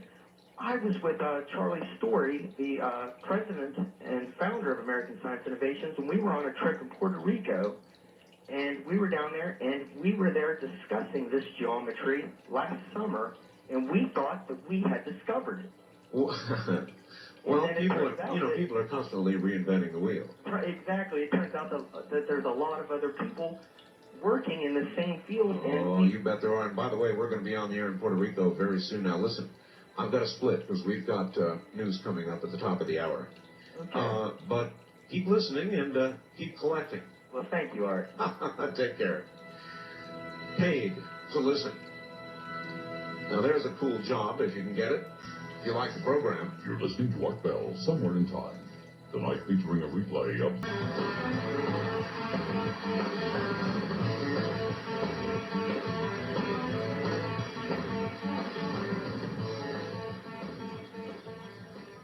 beginning of next hour. So that crowd can hear it. Very good interview, actually. I really enjoyed that. And obviously, there would be room for a whole lot more. And we'll get him back. Somehow or another, we'll get him back. Listen, we were just talking a little while ago. I haven't seen my international line ring yet, so I don't know if Stan Baio's listening, but we were talking about the warming ocean temperatures, in fact, the El Nino building, as they have never seen it build in the Pacific, and it's going to mean radical changes in weather. Now, this comes from the weather folks, not Art Bell. I just knew it was coming, that's all.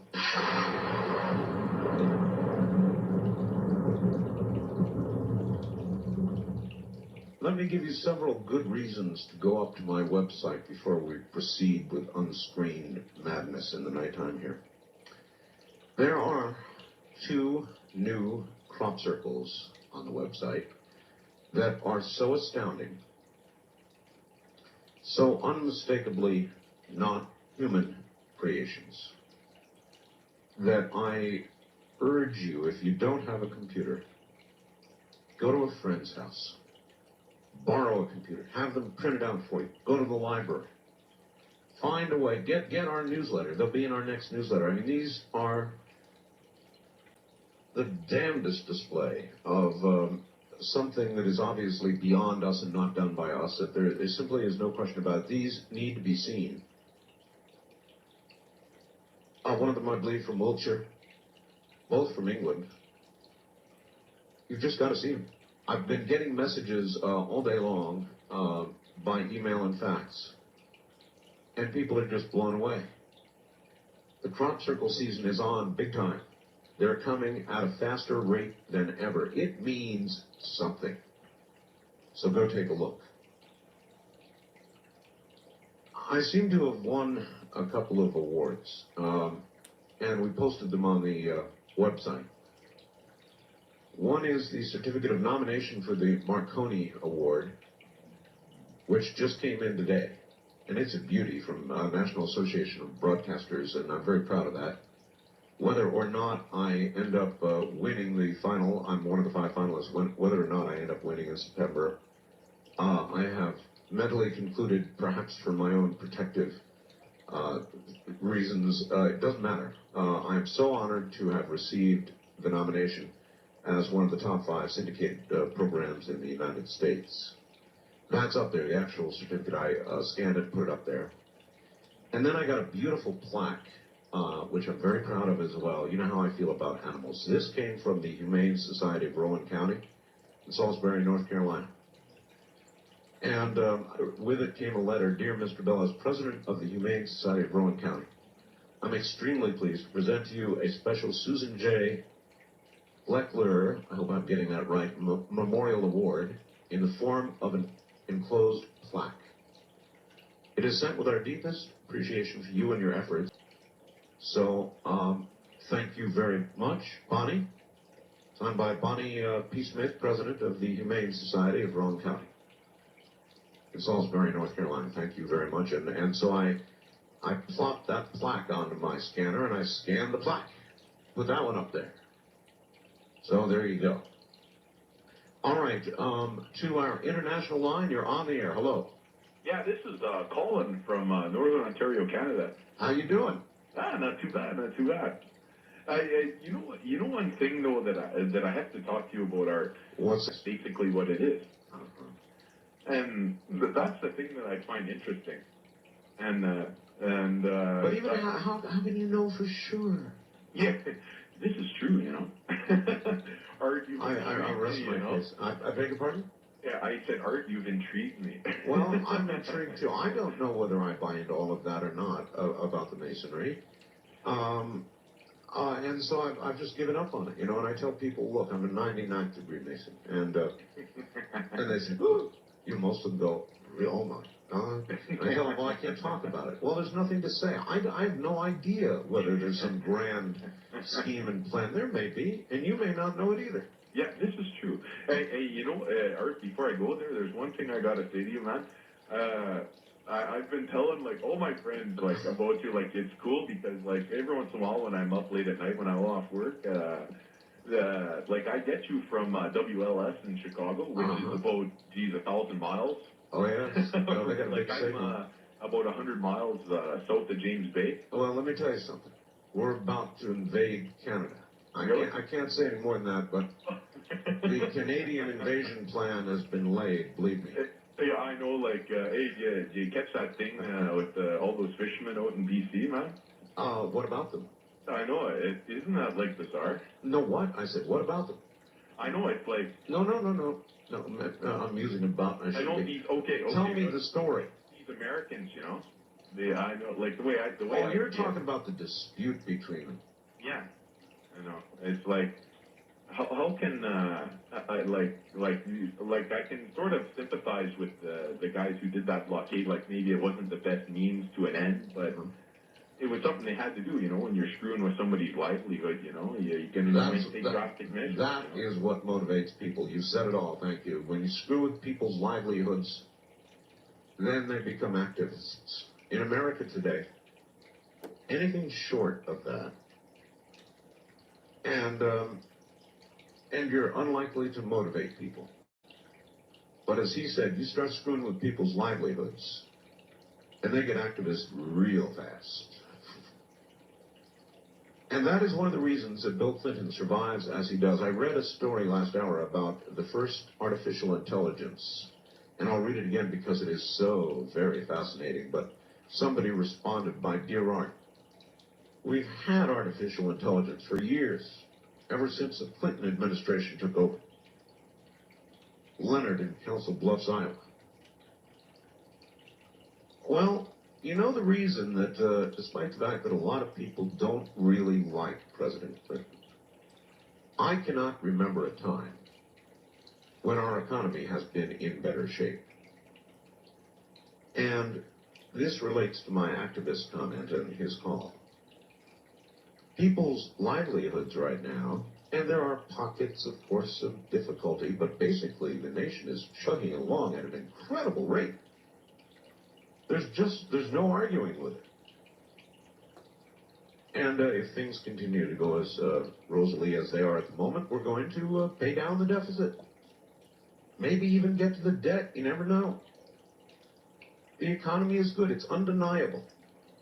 And as long as the economy is good and people's pocketbooks, are generally fat, they're very unlikely to overturn anything or get activists politically in any way at all. In other words, they're fat, dumb, and happy. That may be a slightly unfair description, but it's roughly accurate. Fat, dumb, and happy. Things are going well. They're not going to mess with this administration while things are going well. No way. That's reality. First time caller line, you're on the air. Hi. Yes, sir. Hello, Mr. Bell. Hello there. Where are you? I'm in Las Vegas. Cool. I'm a friend of Merle Haggard's.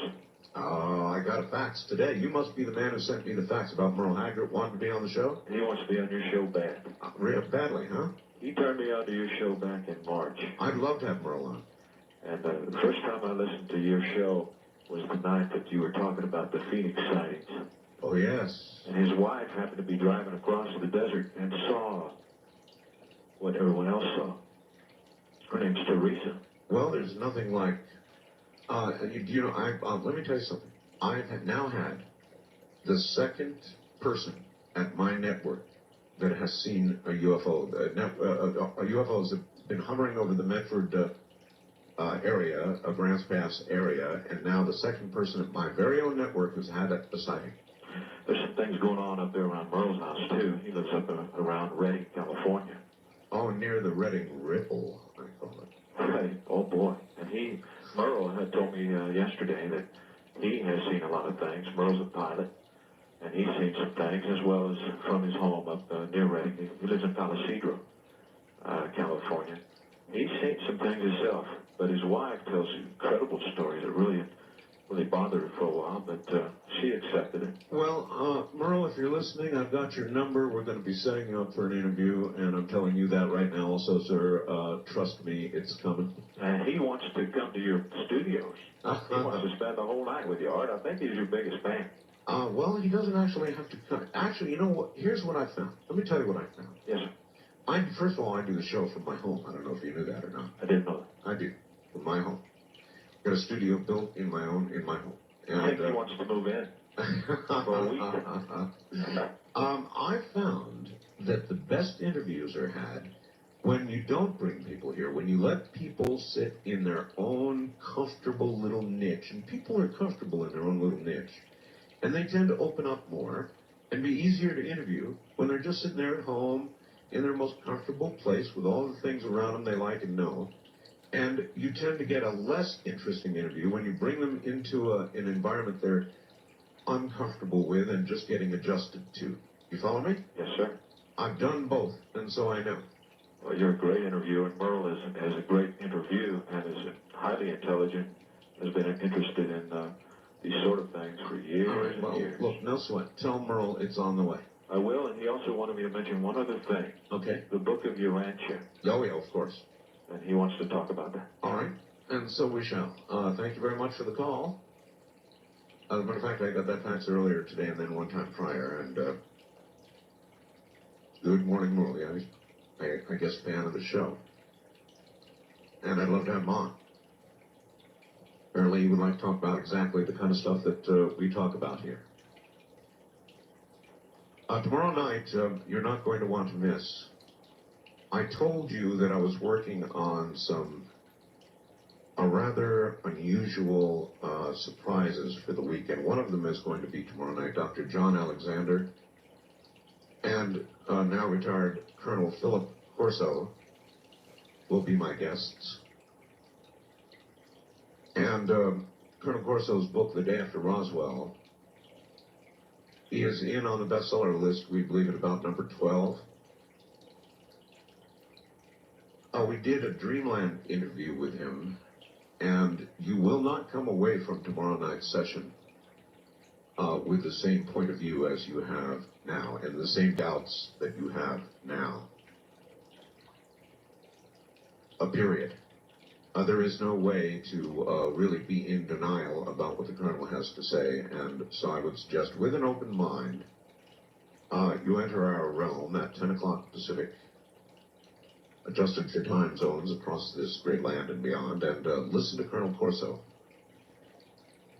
You just won't be the same afterwards. First time caller line, you're on the air. Hi. Hi, Art. This is Gary, calling from Chicago. Hi, Gary. And I'm going to say that your show's on Warp 9 tonight. Thank you. Listen, hey, Gary, I've got news for you guys in Chicago. What's that? In about 2 weeks, WLS begins Dreamland. Oh, excellent. I've been getting that out of Cleveland 1100. Well, it's coming to Chicago.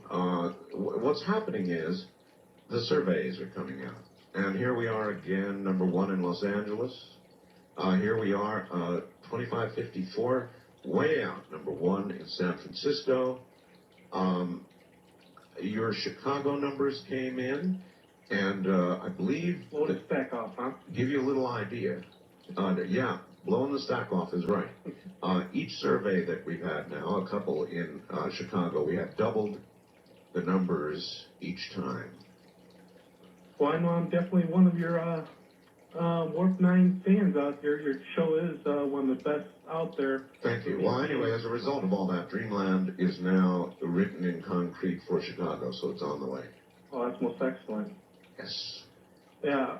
I just wanted to cover a couple of things about that new artificial intelligence out there. That sounds like to me, this might scare your audience out there a little bit. It sounds like maybe the beginning of the Terminator kind of movie deal. If you hook that guy up with the internet, look out. Well, here's a question for you, all right? If we allow an artificial intelligence, in other words, this is a machine that will begin to grow itself. It will begin to literally rewrite it and develop its own neural pathways, and it will begin to grow up. Now, it's a machine. You don't know yet. It's a machine. It will eventually have our capabilities minus our ethical sense, our moral direction, whatever it is. And this may be good or bad, but I mean, what would happen if you developed a superior intellect minus all emotion?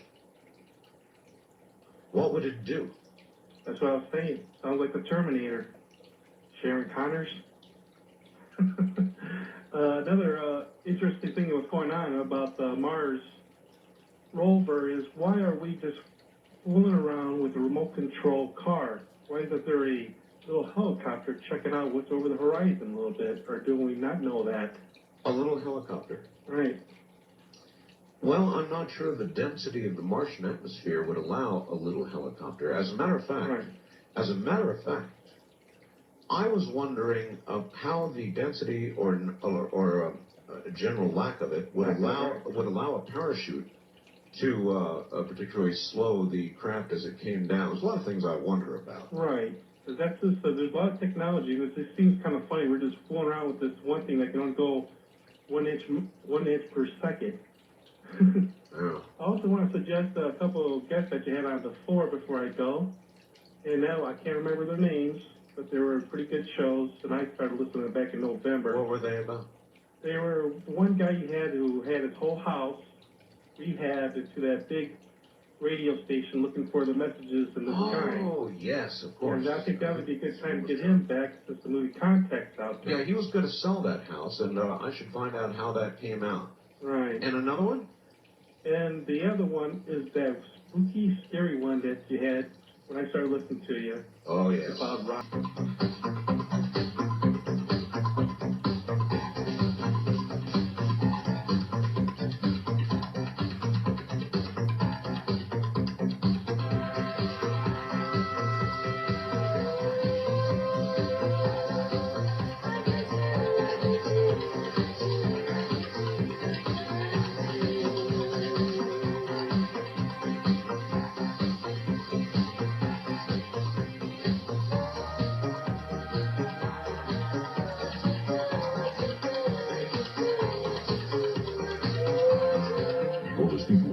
Somewhere in Time on Premier Radio Networks. Tonight, an encore presentation of Coast to Coast AM from July 22nd, 1997. Good morning. Open lines. Anything you want to talk about is fair game. And one thing we might want to talk about is artificial intelligence.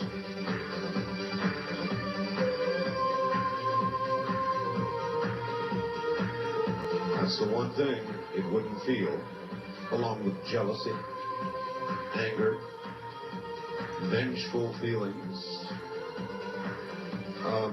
all the emotions that are human. You know, like the ones that Mr. Spock struggled with. This artificial intelligence would feel none of them. From Daryl in Los Angeles, Art, it may very well be that we, the human race, are in fact a form of artificial intelligence in the process of developing another form of artificial intelligence that will develop another form etc., etc. Anyway, at some level, that makes us God. And the first thing I think I will do as God is write a book of revelations so I can keep my creation stupid, terrified, and in line. Ooh, Errol. Treading upon some serious folks there. East of the Rockies, you're on the air. Hello. Yes, sir. Good morning. Calling you from New York City in Manhattan. New York City, the Big Apple. And Art, when are you going to get here? You've been keeping me up all night work whenever I travel all over the country. Well, I don't know whether you had heard, but not long ago, we did a couple of Saturday night, Sunday morning programs on WABC in New York. Oh, wow.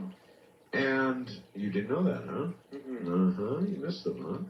Well, anyway, in due time, I think you will find us gracing the airwaves of WABC. So I'm trying to tell you something's going to happen. Hang in there.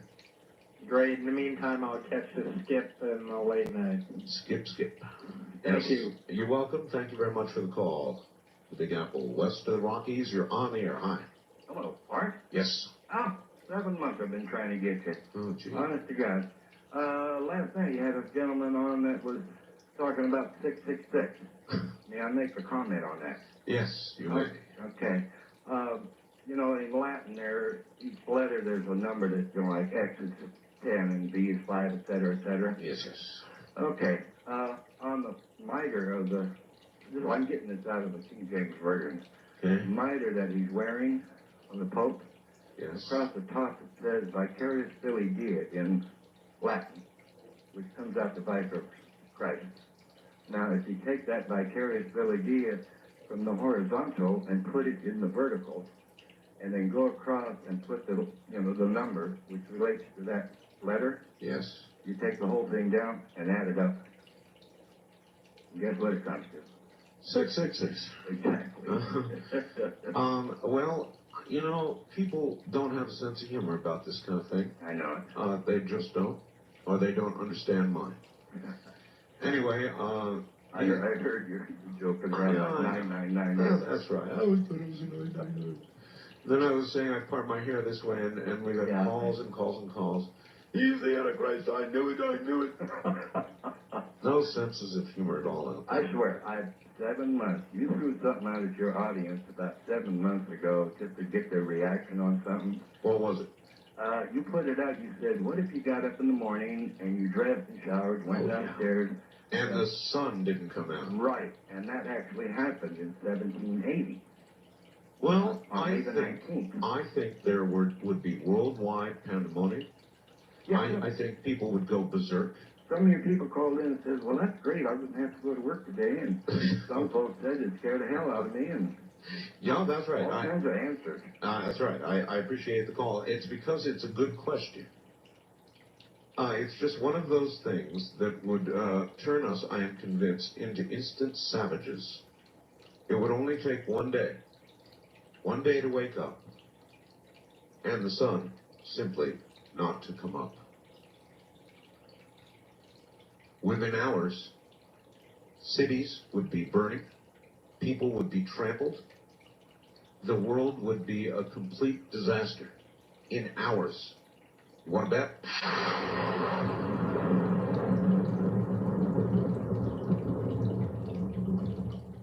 We're going to continue with open lines. At midnight, I'm going to repeat the very good but very brief half hour with Leonard Nimoy. That was very good. And then we may pursue this subject of artificial intelligence. And we may do it, maybe I'll give Charles Osman a call. Charles, if you're out there, get ready, because I might call you. Charles works and has worked. He writes he was actually at the Genetic Programming Conference at Stanford last week.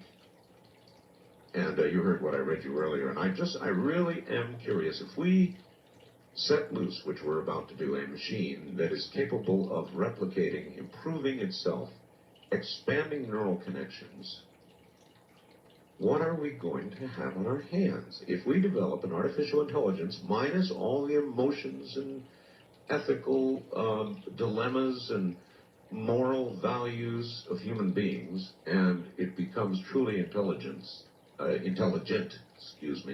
what are we going to have on our hands? How will it treat us? I think these are all reasonable questions to proffer. East of the Rockies, you're on the air. Good morning. Good morning, Art. This is Floyd in Houston. Hello, Floyd. How are you doing? Quite well. This artificial intelligence, you're asking what we think that we would have? We would have Spock. Well, not quite. Not quite. Because Spock had... he was half human. That's right. And the emotions and all the rest of it kept creeping in. Right, but the father didn't.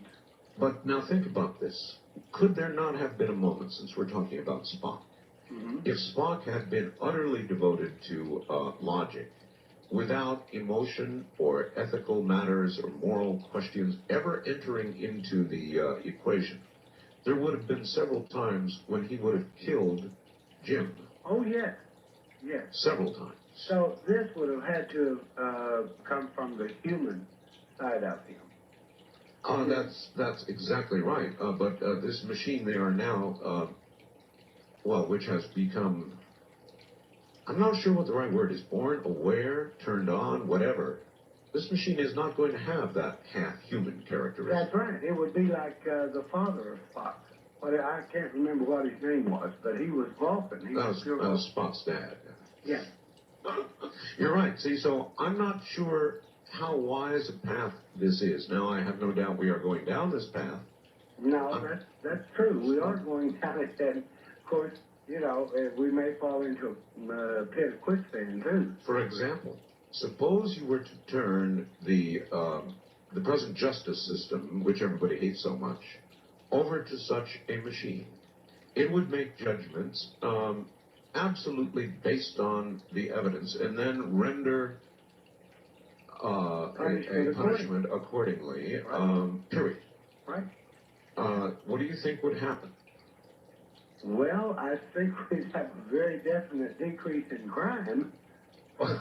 I'm one of these people, Art, that thinks that repeat offenders should be just removed from society totally. Well, it may be, you see, that an artificial intelligence without compassion would feel just exactly the same way. So things would change. It might be all right, or it might be a disaster. I'm not sure. Yeah, we're not sure. I have one question for you. Yes, sir. Before we get off, before you cut me off. Sure. You advertised for the Sequin company an antenna. The select antenna. Yeah, the one that sits near the radio. That's right. Does that work in an automobile? No. No. No, absolutely not. No. The select antenna, by inductive coupling, actually focuses the energy that it gathers to the internal antenna in the radio. And obviously, in a car, your antenna is outside, sticking up in the air. Well, not all of them. Some of them are in the windshield. Mine is. It would still be very difficult because the car would be constantly turning in different directions. No, I would say, I'm trying to give you an honest answer here. Yeah. For any radio except a car, forget it. Yeah. Okay, well, I just wanted to ask and keep up the good work, man. There is a Houston chat group down here, I think. Is there? I heard that there was. They're springing up all over the place. All right, well, I'll see what I can find out. Thank you. I guess what I should have said is that for every other radio but a car radio, it works incredibly well. As I say in the advertisement, it cuts out 90% of the fading at night. It really does that. I've tested, I went through a period of time when I was into AM reception improvement, and I tested and tested and tested. Most of the devices that claim to improve it really don't. And they just never worked. It was very disappointing.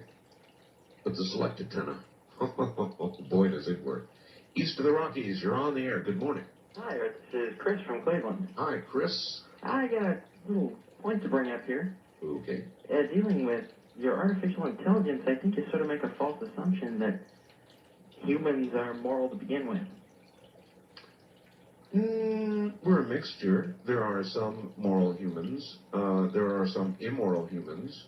But we at least have that emotion.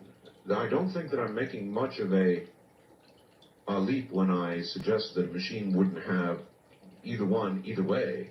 Well, would you say that humans are born with this morality, or do we grow it over time? I think, well, to some degree, probably both. In other words, if you grew up utterly without direction in teaching, you might still understand the basic value of life. Or you might not. I'm not really sure. In other words, without parents, maybe without direction, I still have a feeling that some basic things would be understood. Maybe the computer just needs a happy two-parent family. Yeah, but you see, that's what it would not have. Well, thank you very much. All right, and once you set that computer free, and we're really not just talking about a computer here, we're talking about a sentience. Something that is aware of itself, is able to build and improve itself and learn.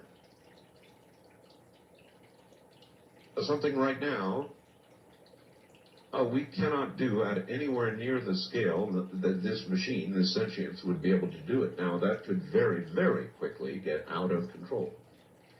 And if that sentience was on the internet, which it certainly would be, it would have access to everything and everybody. Think about it. East of the Rockies, you're on the air. Hi. Hello, Art Bell. Yes, sir. Where Hello, are how you doing? Fine. Where are you? I'm in Owensboro, Kentucky. Okay. Yeah. You were talking about the 666 stuff? Yes. You ever heard about Ronald Reagan? Yes. Ronald Wilson Reagan. Yeah, right, you're on the ball, man. And wait a minute, hold it. Yeah. I'm not done. Oh, I'm sorry. Did you know that Ronald Reagan's original physical address in California was 666? No way. Yep. Oh, cool, man. That's all right. Yeah, so he's the man. But we're seeing like these flying black triangles that you were talking about one time here in Owensboro. Yes. And we have like those black helicopters, like Apaches or something. Right. They're flying around our airport, all kinds of stuff. But yeah, we're seeing them like all over the place. They're like menacing. You think they're like scaring people? Yeah, but now, wait a minute now. I've been hearing about this now for years, black helicopters, and I always ask people, has one yet injured anybody? Has one yet killed anybody? Has one yet strafed or hurt in any way any of the civilian population? Have they? No, well, I had a friend who said that one night one came over his car, but I mean, this guy, he's a little wild, but he said it came over his car, Yeah. and it like, his car just like stopped, like there's a huge solenoid put over it or something, and then, all of a sudden, there was like a spray came down on his car. It was like, it got wet, like it was raining. Well, they probably, thank you, were spraying malathion. That would be my guess. And, this whole black helicopter thing is really out of control. If you want to fly a helicopter at night and be stealthy, the obvious color to paint it is black. So that if there's not a great big moon out, it blends in with the general blackness of the sky. So I have yet to have anybody really call me and tell me that any black helicopter has done anything nasty. You know what I think? I think that a lot of the military guys who fly these things are having fun with this. And I really mean that. They get up there and they got an extra minute or two and they're doing some maneuvers and they think, hey, let's do a black helicopter thing here. And then we get reports. But in all the years that we've been getting the reports, we have yet to find one that has actually injured anybody or mowed down Americans or whatever. West of the Rockies, you're on the air. Hi, this is Cyrus in Sedona, Arizona. Sedona. Yeah. The spiritual capital of the world. So they say. Yep. I haven't heard your shows on this artificial intelligence, but I just had a few thoughts on it myself. It seems to me that if this were to take place and such a thing were real, it would deduce the larger picture, and that is its survival ultimately depends on the survival of the planet. And I think it would develop technologies that would work in harmony with the planet, with the natural forces of nature. And I think, you know, if you look at the way we treat the planet and the way we treat ourselves, you sound so terrified. Yeah, but yes, okay, let me give you my line of reasoning, all right? Let us assume that an artificial intelligence without emotion and so forth and so on develops, just pure intellect. Okay? Let's say that it acquires, as it grows, power over infrastructure, over all kinds of things that are controlled electronically, which includes almost everything today. Suppose this artificial intelligence sees that we are actually in the process of, right, perhaps in the middle of, destroying our own environment. The wrong use of technology. Yes, what do you think such a machine would do? Probably, most likely, not being at odds with us, rather than putting the ideas that, you know, it would be a bad thing on it. Perhaps it would see the beauty of the human race and point out to us, quite simply, you are destroying yourselves to the wrong use of technology. Your fundamental beliefs of physics, science, medicine, everything are wrong from the get-go. Yes. All right. Suppose it said all that, and still we plow forth. At some point, it would make a decision in our behalf, one that we might not necessarily be all that pleased about. Well, that's one view. I think it could be a beautiful thing. I think it could point out the inherent untruths of our reality. Yeah, but since when? You're right, it could. But since when do we listen to such proclamations, no matter who they come from? We're going to have to start. Truly, and you're really helping to do that. You're bringing things to the forefront of consciousness that have never before been able to be aired. And well, that I appreciate. That I appreciate. That I am trying to do. But I'm a little antsy about the prospect of pure intellect without the reining in of it by morals and ethics and all the things that it really fits into the Spock interview quite well. Yeah. That was the one thing that made Spock heroic, was his human side. And he wasn't out to destroy the human race. He was only out to point out, you know, how we could do things better. You know, Captain Kirk had this great thing. He said, Spock, I believe more in your guesses than in our facts. I recall that. Yeah. And I think it would be a similar situation. I really think that if we did create the artificial intelligence, I don't think it would be an evil thing. It could go either way, and it's just like human consciousness, it's just like human will. We have such capacity for incredible dreams, like it says in the Contact movie, and we have such capacity for terrifying nightmares. It just depends on which way we go. Now, I have not yet seen Contact. Leonard Nimoy was not all that excited about it. Thought it flawed. I think that was what he said. What was your impression? I thought it was fantastic. It took going and seeing it twice, actually. I had to go back. It seemed like there was so much there. And I really wanted to read, you know, what message are they trying to get across? Everybody is telling me that that they have gone back to see it twice, and I have not yet seen it. Well, I understood your dilemma having to drive 120 miles. So. Yeah, it'll be out here in a few days, and the second it's here, I'm gone. All right, well, listen, speaking of gone, I've got to be gone. News is coming. Carry on, Art. We love you. Thank you, my friend. Take care. You're listening to Art Bell, Somewhere in Time. Tonight featuring a replay of Coast to Coast AM from July 22nd, 1997.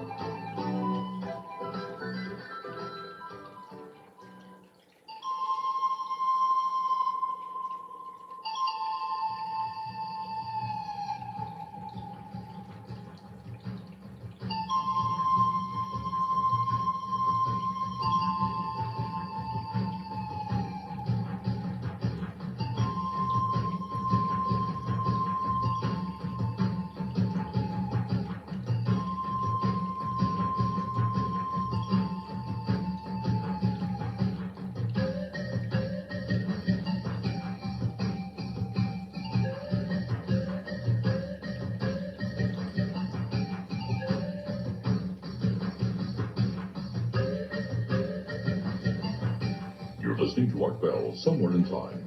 Tonight featuring a replay of Coast to Coast AM from July 22nd, 1997. Good morning.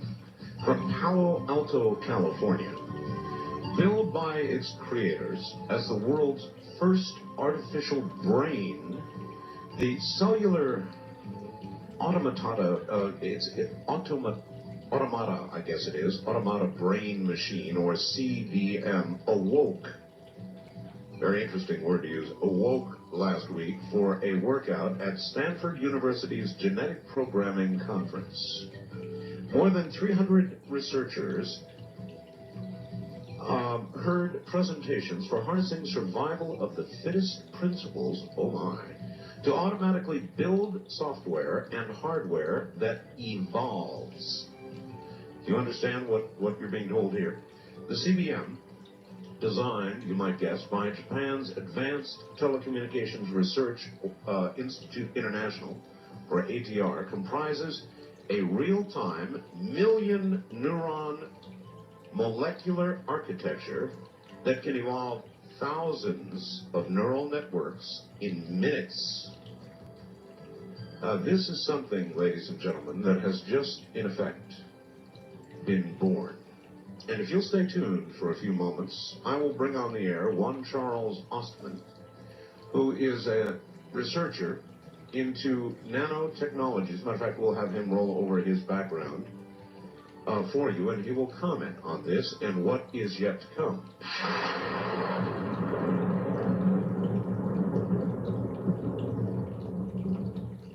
Charles Ostman, when he heard me read that story, fired off the following facts to me. Art, I was actually at the Genetic Programming Conference at Stanford last week, and it is indeed true that an artificial self-evolving brain project developed by Dr. Hugo Digueras has been financed and supported by the ATR program sponsored by NTT, the second largest telecommunications company in the world in Kyoto, Japan.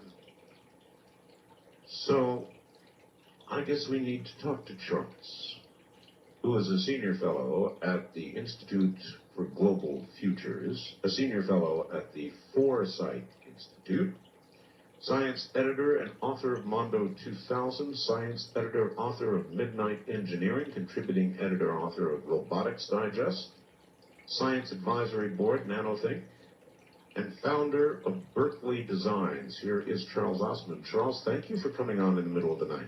Good morning, Art. Good morning to you. So you were actually there when they had this conference. Oh, certainly. I was there, and in fact, this is something that I'm personally involved with for quite some time. Not growing brains exactly, but certainly in setting up and developing some of the infrastructure that makes this kind of a design goal possibly. All right, so you'll be in Switzerland. What have they done here, Charles? What have they done? I mean, what have they turned on? Well, once again, this will take a bit of background, and forgive me for those that have heard me talk in the past. I realize that I tend to go over a lot of background detail, but in order to make sense of this and to really make it understandable, I will have to provide a little bit of a background. So it goes as follows: GA and GP, which means genetic algorithms and genetic programming, of which GA is a subset. These concepts have been around for years and years and years, and a couple of decades really. And oddly enough, where you find the most prolific use of this traditionally has been, strange enough, in the financial forecasting world, where people use evolvable entities, if you will, residing what looks like or has the behavioral equivalent of a synthetic ecosystem. Why? Because in that kind of a domain, if the target design goal is to look at something very, very let's say obscure in terms of a statistical trend, buried in a very noisy or chaotic environment where the noise-signal ratio might be, say, 1,000 to 1 or worse. You're going to get ahead of people. I know. I'm trying my best. Forgive me, but I just have to set up the background so we can evolve, quote-unquote, to the current state of affairs.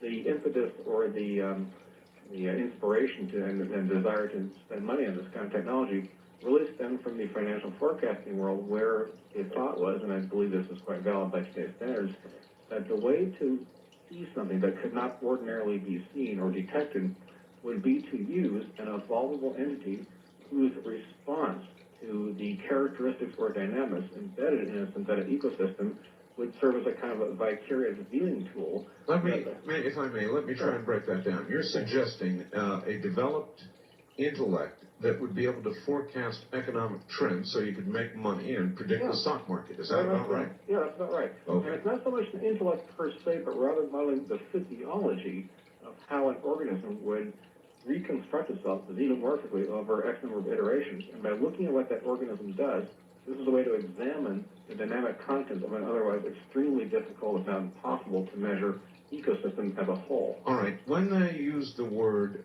this machine they have created, awoke, they said awoke.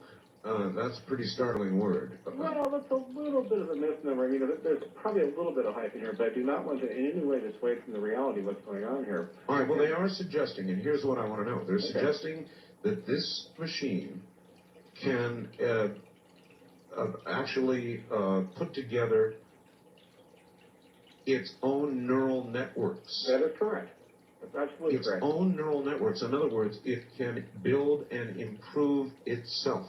Exactly correct. That couldn't be said any better. And let me again, forgive me, I do need to regress this a little bit. Sponsored mainly by the military, amongst others, had a specific interest in developing what I call the next generation of synthetic sentience engines, if you will. The traditional world of AI, which goes back to the days of Marvin Minsky and folks of that ilk. Artificial intelligence. Yes. Actually came to a certain point and stopped. And I've actually had a chat with Marcum not too long ago, and he's a wonderful fellow, and the people that herald his world were approaching from a very different kind of perspective. They were trying to write languages, traditional programming languages, if you will, called Lisp and Prolog and so forth, that would have a kind of a very minimalistic sort of symbolic referencing technique to mimic the kind of behaviors that one might associate with intelligence, but in fact, we're nothing more than a clever programming scheme. My approach has been then and is now, and in fact it is becoming ever more so, is if the goal is to mimic what an organism actually does, then my belief is, and others tend to feel the same way, that what you really want to do is build a physiological model of the actual organism in question, and let the organism learn on its own by experiential exposure what its new construct will consist of. So in the context of Dr. Higaris and other folks of his ilk, the focus there was to start with the GP and allow the GP to have a certain set of rules as an environmental condition set by which it would build actual dendritic structures, that is, the interconnect patterns as they might form in a real physiological brain. And what sort of rules would be laid down? Well, this is a little bit complex, but again, I don't want to wander into too much of a... No, don't get too technical, but when you say rules, in other words, there would be rules for its development, right? In a sense, yes. In other words, in nature, there are genetically driven processes, if you will, where if an organism is at least partially successful, it will adapt over X iterations and sort of reconstruct itself according to whatever it perceives to be the environmental requirements. Correct. And this is exactly the strategy used for growing the brain. Now, Dr. Higaris is very interesting because he and I have had quite a bit of discussion along these lines, and I said, well, why do you suppose NTT is actually financing reference? And his whole bent, of course, is that he sees synthetic brains as being as common as, say, toasters or something. In other words, somewhere in the future, not that far out, perhaps 10, 12, 15 years, these will be modular components that you can insert into almost every kind of appliance, household gadgetry, robots, etc. But he also envisions a world where there will be self-assembling, self-replicating brains of an enormous physical size, perhaps the size of an asteroid. I mean, these are his words now. I want to make sure you understand this. All right, well, but you just heard me interview Leonard Nimoy about the character Spock. Yeah, sure. And here we're talking about creating brains, yes, setting or laying down rules at the beginning, but allowing this thing to grow and adapt to environmental changes. That's what you have just said with a lot of technical jargon. Okay. So here we're going to have an intellect without moral sense, ethical sense. Well, wait a second. Now, I want to argue this point, and I'm very glad you brought this. Thank you for having provided a kind of an avenue to explain this, because not to suggest you're wrong, by the way, but to suggest that in a sense what you are is you're hatching, and forgive that choice of words, one is hatching the potential, let's say, or an entity which will be affected by what it's exposed to. Yeah. Now, there are others who are doing this, by the way. This is Hugo is probably perhaps one of the more prolific or more well-known, and as I've said, I've studied his work very carefully. In my world, which is much more in the nanotechnology domain, I'm suggesting that what he's doing in silica now, I think, can in fact be translated to a molecular matrix in the not too distant future. But to back up a square or two, there's a few other folks who I've met over the years, one of which, in fact, developed a kind of a quasi-sentience engine, which was first displayed at the earlier part of this year at the Autonomous Agents Conference. I'm not kidding. And there, essentially what happens is he spawns the equivalent of a baby, which is very minimal activity.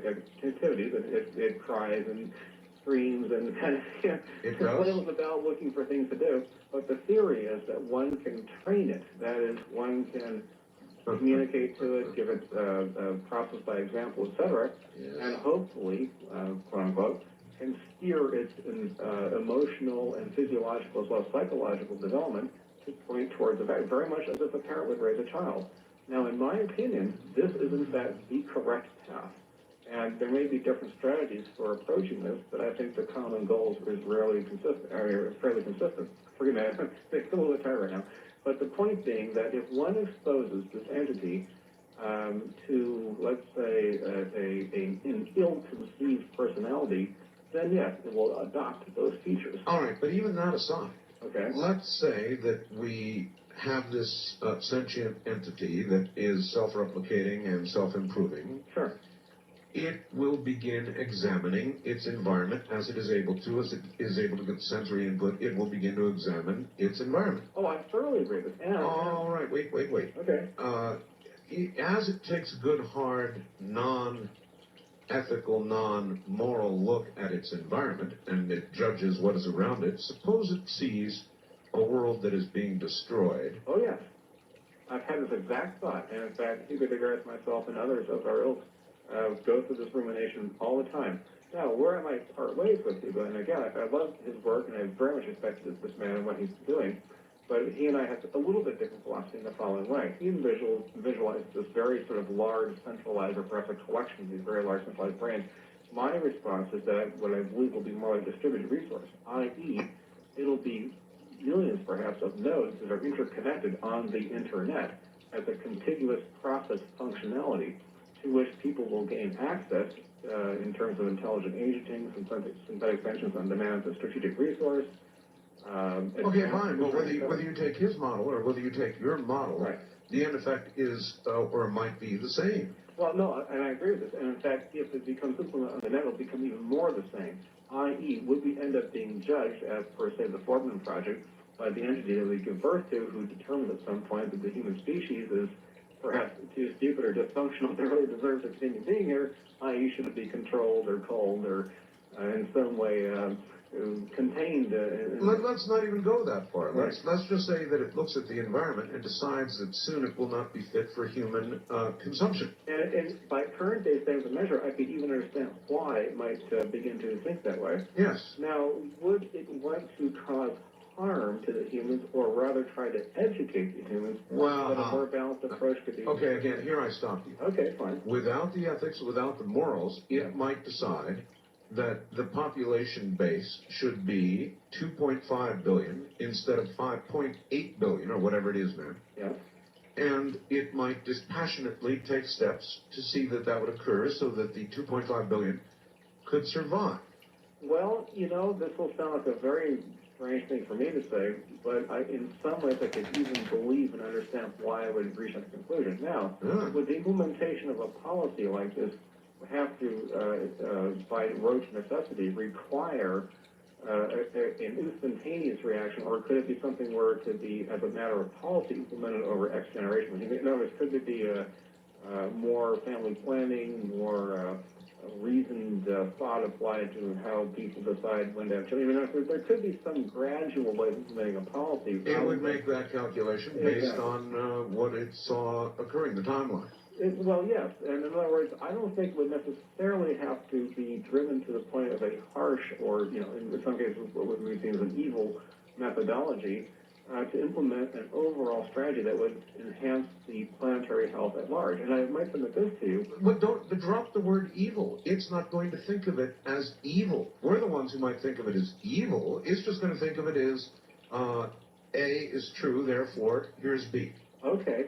And once again, my response would be, it depends on what it's exposed to. Now, as per that famous movie, The Forbidden Planet, one of my most favorite films of all time, which was way ahead of its time, even by today's standards, there was this race called the Krell. The Krell. They had actually stumbled into what we're about to enter, i.e. they had, I wouldn't call it nanotech exactly, but they had developed this system, this gigantic machine, if you will, which was capable of rendering material things based on whatever you could think up in your mind.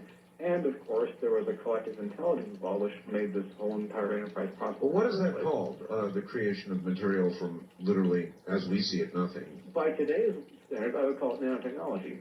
Now, I don't know what the Krell called it back then, but the point I was trying to get at... Well, what I call it is a replicator. Yes, that'd be fine.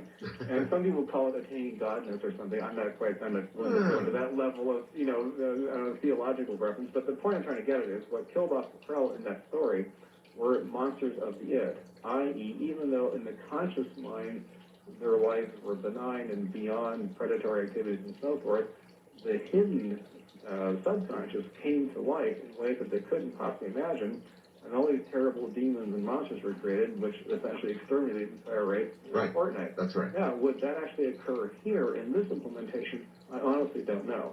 But I might suggest the following, that this is an evolutionary process. Forgive me if I use the word again. All right. That organisms, I think, scattered throughout the universe have gone through this series of steps, a series of tests, if you will. Yes. And each test is larger, has a larger risk-gain ratio amplitude than the test preceding it, and also comes compressed temporally, that is, with shorter timelines between each new test increment. However, as the organism in question successfully negotiates the test, they get to progress, you might say, to the next level. This is one of those tests. I.e., if we do give birth to a synthetic sentience engine that is worldwide in scale and embedded into an infrastructure that we are symbiotically interconnected with. Like the Internet. Like the Internet. Therefore, if we can survive the test by being judged on the quality of who we are, then we, in a sense, deserve to graduate to the next level beyond. And if not, then we may suffer our demise accordingly, and perhaps even deservedly so. Well, if there was a sentience born on the Internet, and I know that you have postulated that. Yeah. As the Internet continues to grow, well, I can only imagine, or maybe I can't imagine, in 5 years what it's going to be like. But a sentience on the Internet truly would have access to just about everything in the military, all the intelligence information. It would have access to the satellite reports on the environment. I could go on and on and on. In other words, it would have access to everything and might, if it needed to, figure out how to control everything. I mean, you really just can't rule that out. No, and I think you're absolutely right about this. However, let me conditionalize that response the following way. Would this, in fact, become a requirement? Or, in other words, does the symbiosis between us, the Internet, and the surrendering of our belief areas, I often refer to it as, to a other authority, another intelligence that we help spawn, but in fact takes on a life of its own, and begins to, in a sense, work with us, hopefully, in a way that we can better life and our ability to continue supporting life, for future generations. I think that, again, this is something that has happened elsewhere many times over again, but in many cases it probably goes awry and to the extinction of the organism in question. But we are going to find out. There's no way that this is not going to happen. It's happening. It's happening now, and when you have the telcos big time financing, and NTT is only one of others, let's say, who have similar interests, the idea that the virtual asset-based commodity systems, i.e., as opposed to the what I call the hard asset-based commodity systems of today, where the real resources by which valuation is established are not things like solid objects like gold or bellies or whatever. It's going to be information space, knowledge volume, access to the telecommunication system in general, the extension of the resource, etc. These are things that are going to have real tangible value. And this is nothing more, in my belief, than a kind of a training mechanism, an introductory step towards the nanotech world where physical things have essentially no value. All right, Charles, hold on. We'll do a little more. We've got a break coming up. Can you hold on a little bit? Sure, that's fine. All right. Charles Osman is my guest. He knows about nanotechnology, and we're talking about a brain that was just born. Where do you think it's going, folks? You're listening to Art Bell, Somewhere in Time on Premier Radio Networks. Tonight, an encore presentation of Coast to Coast AM from July 22nd, 1997. take your breath away. They're not from human beings, that's for sure. At least not on this planet. You might imagine them to be satellite generated or something. Otherwise, they're not from human beings. In addition, late this last night, Keith got up a couple of awards that I recently got. The nomination for the Marconi.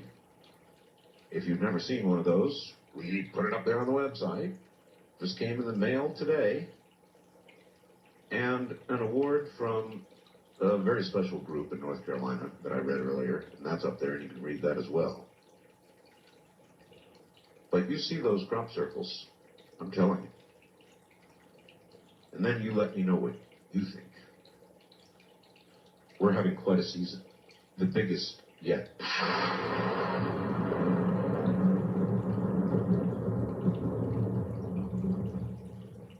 Charles Osman is presently with us, and he is an expert in the area of nanotechnology.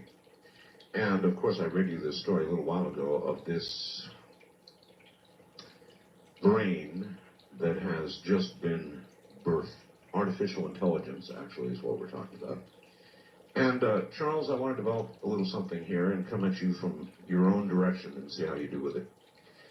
You suggested that sentience might be developed for financial reasons. Well, it already is in a way. All right. Already is in a way.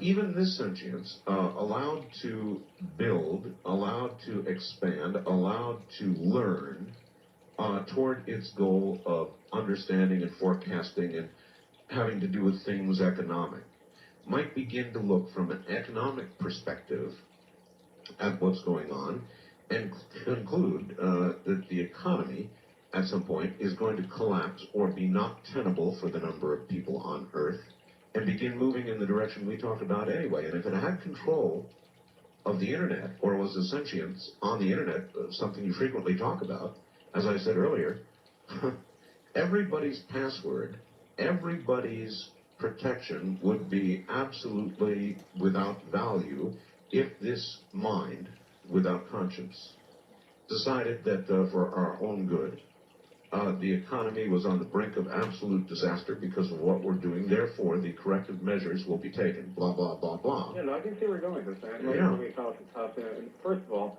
as a matter of just understanding the internal workings of this realm, for the sake of general discussion, I think the idea of having protection, i.e. your password, your encryption, etc., these don't really exist anyway. It's a false blanket of security. I agree. Anything can be cracked and anything can be examined if there's a desire to do so. I agree. Furthermore, it has been the case for some time now that the IRS and other agencies with similar agendas use advanced neural net and in some cases genetic algorithms to determine behavioralistically what your activities might be in terms of should you be audited or not. In other words, it's no longer a matter of can I go to a court of law, let's say, and petition that my privacy has been violated by some single person or group of people who broke into my house, looked at my files, or tapped my cell phone. No, a machine does this on its own now. So this is merely a matter of scaling up, let's say, to a more universal or ubiquitous realm. But it's not like we're breaking new ground. It's merely the resolution's increasing and the capacity for making it more ubiquitous is becoming. All right, what are we hearing now? That the Internet is doubling in size every 4 months or something? Oh, yeah, I mean, I don't know what the exact numbers are, but that sounds about right. Something incredible. But and so the response of the average Joe on the street is, all right, so a sentience becomes aware and begins taking control. So, all we do is pull the plug, no big deal. Well, you can't pull the plug. No, you can't pull the plug. There is no one single plug to pull anywhere. That's the whole point. Right. And this is like a virtual terraform of sorts, where these things begin to reside, flourish, propagate, multiply, become self-correcting, self-adapting, and essentially are very, very adept, if you will, at reorganizing themselves. And we're coordinating, even if we try to shut down some major portion of the backbone or whatever we thought might be the way to divorce ourselves, if you will, from the symbiosis about to be established. Yes. I really don't think there is anyway. I mean, we would essentially be shutting down the entire telecommunications infrastructure, which I don't think is even possible. Even now, when the government occasionally roars up and makes noises about censoring the Internet, the real fact of the matter is there is almost right now no way to do it. I mean, they can talk about it, but they can't do it. Right, and in fact, let me offer a little sideline here, just as a sort of anecdotal note along these lines. I was actually petitioned by a client some number of months ago who approached me and said, I represent country X. I can't tell you where the country is exactly. Let's just say it was a Middle Eastern client. Yes. Who specifically wanted to be able to set up a filtering system of sorts for any kind of graphical content, say on web pages, that might have either sexual or perhaps religious characteristics. Right. And I said, yes, that technology is possible. I know how to do it. Here's my way of developing a system that would have that capacity. It turns out somebody else picked up the contract. In fact, it turns out they're located in France. I mean, the company that did this work. But in other words, there are already people out there, not perhaps in this country, but in other countries around the world, who are very, very robustly trying to sort of establish as a matter of policy. Now, as another trying, but eventually, Charles, when the number of neural connections becomes sufficiently large, that sort of plan will not be possible. Oh, absolutely. I completely agree. In fact, I look almost with a bit of wry humor at these folks, throwing the money away because it is pointless. So here's a thought I might try to toss out along these lines. Is the economy already in the hands of machine intelligence? Yes, it is. When the 87 crash happened, and for those folks who don't recall, there was this so-called correction, as they would sometimes say. But this was driven by the fact that the computers were doing the bulk of the commodity trading at that time. Even then, the human operators might look at what the machine decides or thinks is the most optimal choice, and essentially, for the most part, it was like a rubber stamp. They just go on. Well, since that time, the machines have become ever more efficient and effective in what they do, but the FCC, of course, has stepped in and now required by matter of law that certain governors be placed, let's say certain trim factors, you might want to call it, so that the timeline projections between one trade and the next, in other words, perceived input stimulus versus the response to initiate a seller or buy order, has a certain time delay inherent so that you can sort of smooth out the ripples, one might say. So there is already in place, again, as a matter of policy, a artificially contrived limitation being placed on the robustness of the systems, which have already far exceeded their human counterparts in being able to determine these. So the economies of the world, as I believe it to be, and I think others will defend this argument, are already out of the hands of human control. The humans can perhaps be quasi-participants in the process, but I will suggest to you at this moment that not just in the financial world, but in other worlds as well, where you have huge amounts of data or information to be processed on a regular basis in order to render decisions, especially with very, very short timescales involved, it already has exceeded the human capacity for processing. In other words...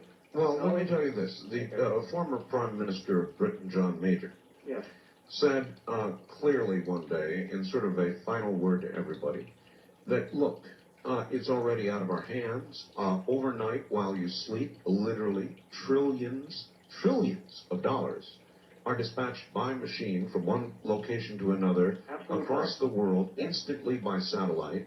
Machines are handling all of this. And he said, one of these days, and you can just sort of let that trail off. And one of these days, now, here's what I suggest. In fact, I've actually had quite a bit of discussion with people who are either currently or in the past were involved in certain government agencies, some of which I really can't name, actually. But I was, in fact, in San Francisco about 6 months ago and had a chat with a fellow who was, in fact, the former director of artificial intelligence development for the CIA. And the reason we had the chat was because, and I very much understood what he was getting at, that if somebody really wanted to cause harm from a strategic implementation perspective, i.e., sabotage a country, cause it to fail, if you will, it wouldn't be by military action in the traditional sense. It wouldn't be by blowing something up or even releasing biohazards. All those kinds of events would certainly be terrible and cause some kind of localized damage. But what would bring a country to its knees almost instantly would be sabotaging the telecommunications infrastructure. Sure. And believe me, it's taken very seriously. In fact, I'll give you another little anecdote, if you will. Dr. Adelman, who's very well known for having invented, if you will, the DNA computer, which is a whole other subject, by the way, which could go on for a long time, but perhaps we shouldn't. But the theory is that DNA can, in fact, be used as a computational engine. Why? Because proteins, when they're broken apart and then allowed to reassemble, can, in fact, perform the process of symbolic representation of very large numerical processes. And are you suggesting that you could assign numbers to DNA in effect? In a sense, yes. There's a coding scheme involved, a base for a coding scheme. And to prove this point, a couple of grad students, I'm not kidding, this is absolutely bona fide truth. This was a little over half a year ago. We're essentially stirring up something in the lab, you might say, and said, why don't we see if we can crack the DES code? And the DES code is I know what that is, yes. Yeah, exactly. This is what the NSA has approved, essentially, as being the de facto standard for all encryption. Unbreakable, they say. They claimed it would take, what was it, 10 gigaflops of processing power, 10,000 years contiguously to break one code. Well, gee whiz, these guys did it in about 7 weeks. Really? Yes, and when this happened, of course, the NSA, one might expect, went bonkers. Took an extreme, very keen interest in this activity. The DES encryption method, by the way, folks, is what satellite receivers use. It's what satellite programmers are now using. Correct. It's what many thought to be extremely secure telecommunication systems are using. Yeah, that's right. And you're saying, These guys blow it up in 7 weeks. So 7 weeks. The NSA swarmed in, as one might expect, the guys with the black suits, literally, stepped in the door and said, would you come with us, please? Now, what they've done, of course, is the students were very above board. They said, look, we just did it as an experiment to show how fallible this really is. Those students were just getting C's. Think what the A students could do. So in other words, now they're being funded, by the way. In fact, Dr. Adlin and his group of students and a few other folks, and biophysicists, mind you, not computer science guys per se, but biophysicists are being financed to actually, sort of invent the next encryption scheme. But the whole point being that you are correct, that everything is in a state of flux, that this really is a domain where, in one hand, it's extremely robust, but on the other hand, there is an Achilles heel, and it can be, in fact, very fragile. But once again, this is why using the artificial life model as a mechanism for installing self-protection, a sense of awareness, a desire to maintain one's health, if you will, yes, is exactly what's required to make this system work. But it's also exactly what's required for it to get out of hand.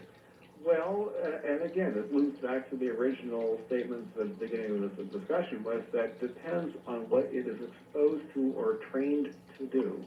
And I will freely admit that human history has had a rather sorry track record of somewhat mishandling, to put it politely, quite a few other areas of technology and science when it was sort of casually or carelessly spewed into the population in general. So would this be another example of, if it goes awry, could it cause tremendous harm? Yes, it might. Yes. But on the other hand, I think it's, as I said earlier, a requirement that we have to evolve through, and hopefully we'll successfully negotiate an appropriate way of training and allowing this mechanism, if you will, to come to life. Now, you could imagine that it might ultimately allow for the survival of the human race because it would make dispassionate choices that would allow that. Well, in the ultimate extension, and forgive me for paraphrasing, what I think you're trying to get at is if it's in a situation of control where virtually all the major trading nations' economic systems, and therefore the dispensation of value, of wealth, of the control of even the political processes, et cetera, were embedded in this fabric of functionality, yes, there could come a magic. In the Forbin project, for instance. Well, you'd have to wonder who would it decide are the useless eaters. I shudder to offer an opinion. I'm not sure I'm in a frame of mind at this moment to suggest the thing. But could there be, in a sense, a kind of a sim Earth on a very large and complex scale as being its model by which it determines how to allocate resources and or how to manipulate resource distribution? Yes, I can see that. Absolutely. And if it's for the general health of the planetary population and the planetary biosphere capacity for supporting life, well, that's not exactly an untenable argument. No, it isn't. And so that brings us squarely back to the Forbin project. Yes, it does. But in the Forbin project, there the methodology of control was we're going to initiate a launch or a detonation of a strategically placed nuclear device here and there. Now, could that implement here? Well, that was a means. It was a means to an end. Well, the means to an end. Yes, it was an enforcement of discipline with the human beings being like these spoiled little brat children that didn't know what to do. So Forbin had to step in and kind of discipline them, give them a thinking of sorts. Now, would this near future domain have a similar kind of profile in terms of behavioral characteristics? Probably wouldn't resort to blowing anything up with nuclear devices, but I think it might, in a sense, use the same kind of disciplinary tactics but in a much more subtle way, i.e. control of economic operations and sort of maintaining a distribution of resources that... Agriculture. Agriculture, et cetera. No, you're right. Everything is interconnected. So in that context, yes, there could be a torrential kind of mechanism saying, for your own good, I am now going to implement policy X. And this is what I was trying to allude to a few minutes ago.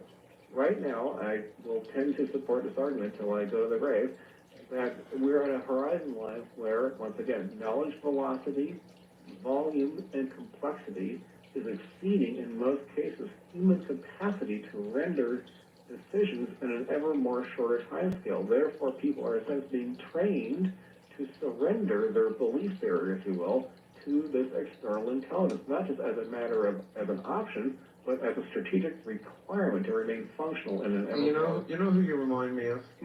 The guy in Jurassic Park. Oh no, which one, I should ask? The one who was talking about chaos theory just before all hell broke loose. Well, in a sense, I don't even disagree with that argument, and perhaps a bit of chaos is what's required. In fact, I use a term called manifold of chaos. All right, Charles. We recently installed a weather camera on the roof of the TV station that I work for. We named the camera Steve.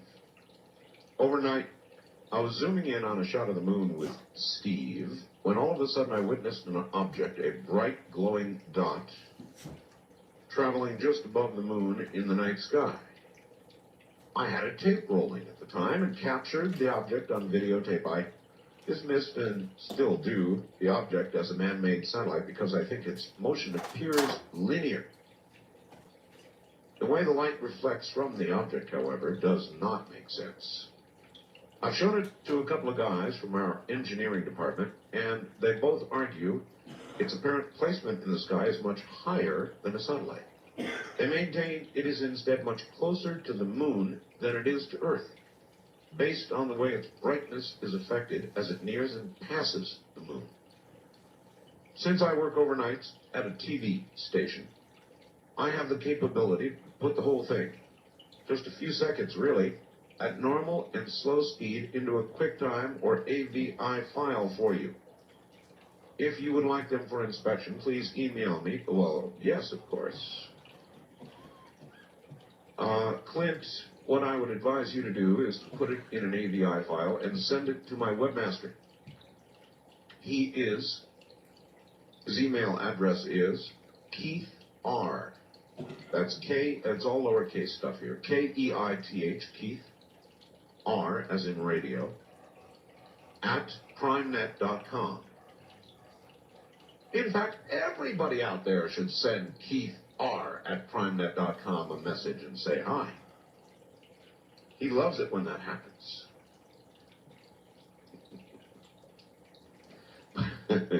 But you particularly should do that, Clint. And sure, we'll put it up there for everybody to see. Now, generally, satellites, polar satellites, can only be viewed about an hour before sunrise, something like that. They're low in orbit, 200-300 miles typically, and of course they see the sun before we do, and it reflects at that point, and you're able to see them. Try it. Go out about an hour before sunrise and watch the north-south directions and clear across the top of the sky, and you will find any number, actually a large number of satellites moving in a very linear fashion, traversing the sky, and they generally can be seen when they see the sun, and we don't. And that's about an hour before it comes up.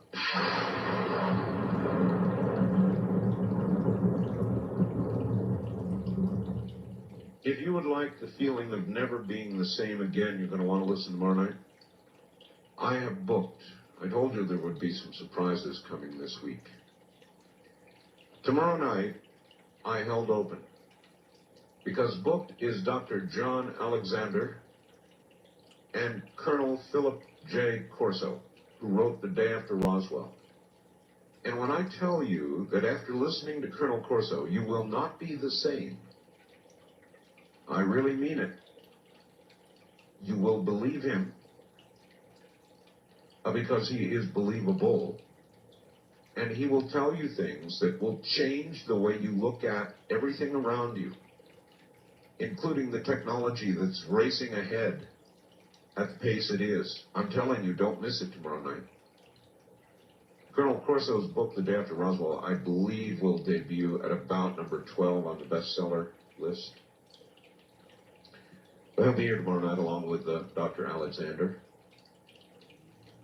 And then to fill you in on what's coming for the balance of the week, Thursday night, Friday morning, Jim Keith will be here, who will be talking to you about the Men in Black. It's a serious book. In fact, it's a case book on the Men in Black. What does that mean, a case book? That means actual instances of appearances of and documented presence of the Men in Black. Should be very interesting. Friday night, Saturday morning, for at least a period of time, Richard C. Hoagland. That will be the 26th, and it will be the concluding day of his forecast of interesting events to occur between the 20th and the 26th. So that's kind of what we're into for this week. West of the Rockies, you're on the air. Hi. Art. Yes. How you doing? This is Brian once again. Brian, extinguish your radio, please. I just turned it off. Thank you. It is off. Good. Yeah, once again from the watchful skies of Phoenix Ground Zero, as you may call it. Well, Mr. Hoagland's predictions, I believe, extend from the 20th, when we lost contact with our Mars probe, through the 26th, when he'll be on the air Friday night, Saturday morning. Yeah, that's about what I heard. Is it open lines right now? Yep. Outstanding. First of all, Art, I'd like to congratulate on your show and your book that you've written. I hope you don't get mad. I'm a musician here out in Phoenix, and I did write a song called The Quickening. That's fine. We're going to be out of the studio toward the end of this month. I'd like to send you, it's a 4-song CD demo tape type thing.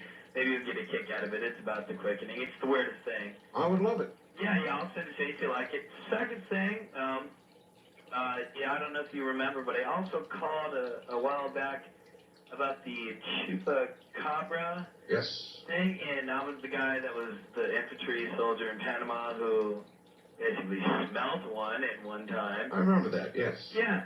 Well, I never got to really finish the story on that.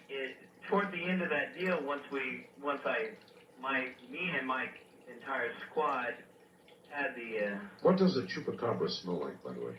Well, I remember I was listening to your show, which was the weirdest thing, and he said it smelled like battery acid. Oh, yes. Sort of. Well, it wasn't, to me, it wasn't like that. It was like the most pungent, I hate to use the word, but urine and BO you've ever smelled in your entire life. Now, I played football and been, a wrestler in high school, so, and I've been... Locker rooms, yeah. I've smelled that stuff, but this... Like a locker room times 10, huh? This was the most pungent thing I've ever smelled in my entire life, especially being, as they call the jungla in Panama.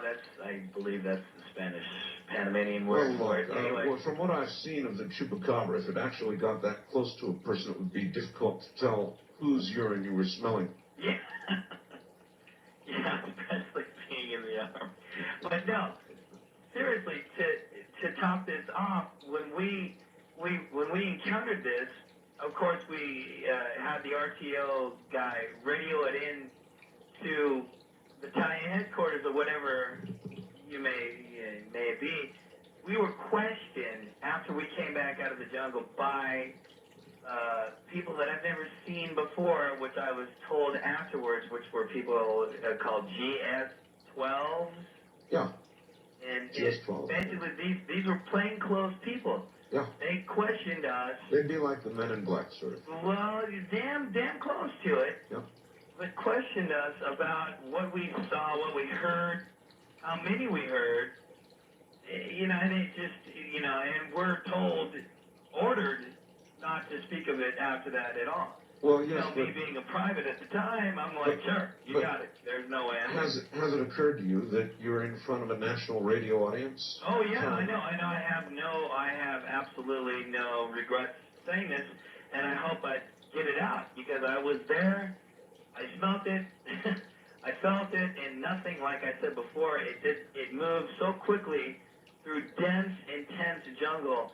I mean, nothing can move that fast ever. No, there's no way. All right, No human being can move that fast through that stuff. I understand. Thank you very much for the call. I have been down through Panama, through the Panama Canal Zone, and the rainforest is so thick that it is so easy to imagine that and all kinds of forms of life could exist in there that we have not yet begun to encounter and that we don't have the slightest hint about. And could the chupacabra be one of those? Of course it could. West of the Rockies, you are on the air. Good morning. Good morning, Art. This is Marcus, your official bag and taken in Portland. Welcome. Hi.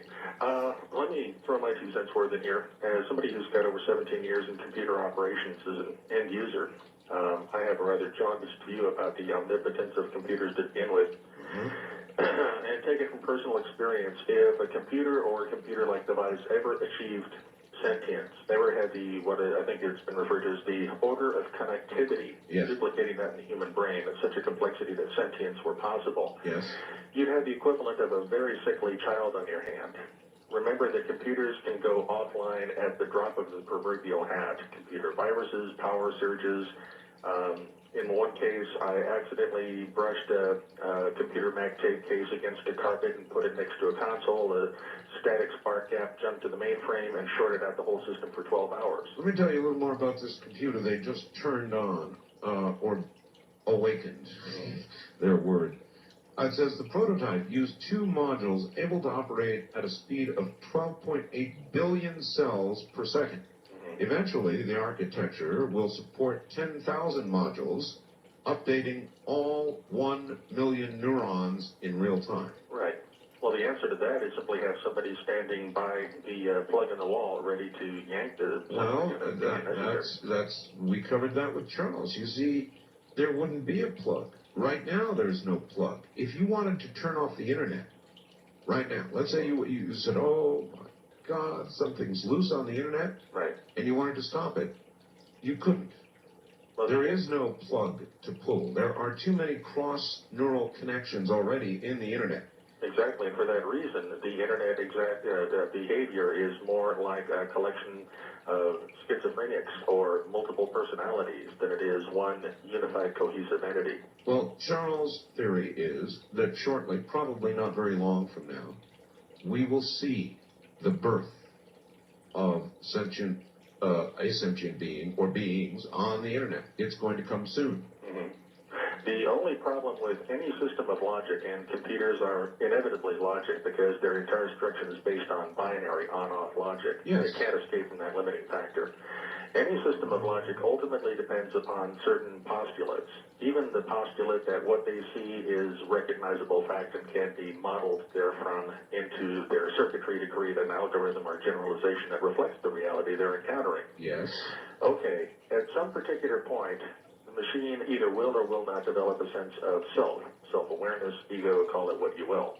Now, if the ego is going to survive, what are the parameters necessary for survival? Well, if it's operating off the level of a 2-year-old, you know, the terrible twos, gimme, gimme, gimme, I want, it's going to hit a limiting factor and get smacked on the butt fairly quickly. And it's going to learn that this is going to be, in the long run, not enlightened self-interest. Now, if it develops an adult, mature, enlightened self-interest, and can extend the identity of self to identity of others recognizably interacting with self, then it's got a richer, better game to play. Well, one little problem.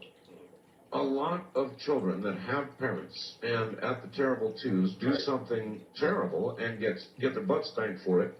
Yes, they retreat for a period of time, but ultimately they grow up. And sometimes they turn out to be serial killers. Right. Well, relatively few problems that we've got in society today, I think, are the result of excessive discipline. I think self-indulgence and lack of parental guidance is more of a problem.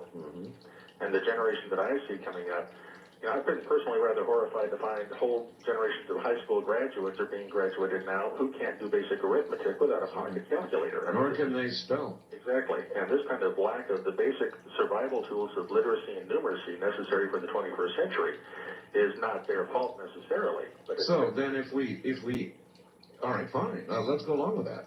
You have described accurately, I think, a healthy percentage of the population.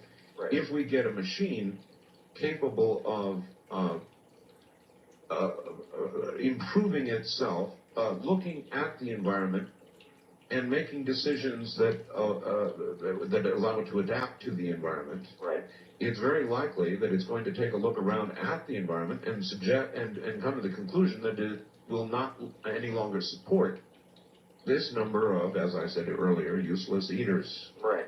It depends on if the machine is fully aware of what the environment, as defined, incorporates and its dependence upon the environment. For example, is it going to have the capacity to produce its own spare parts?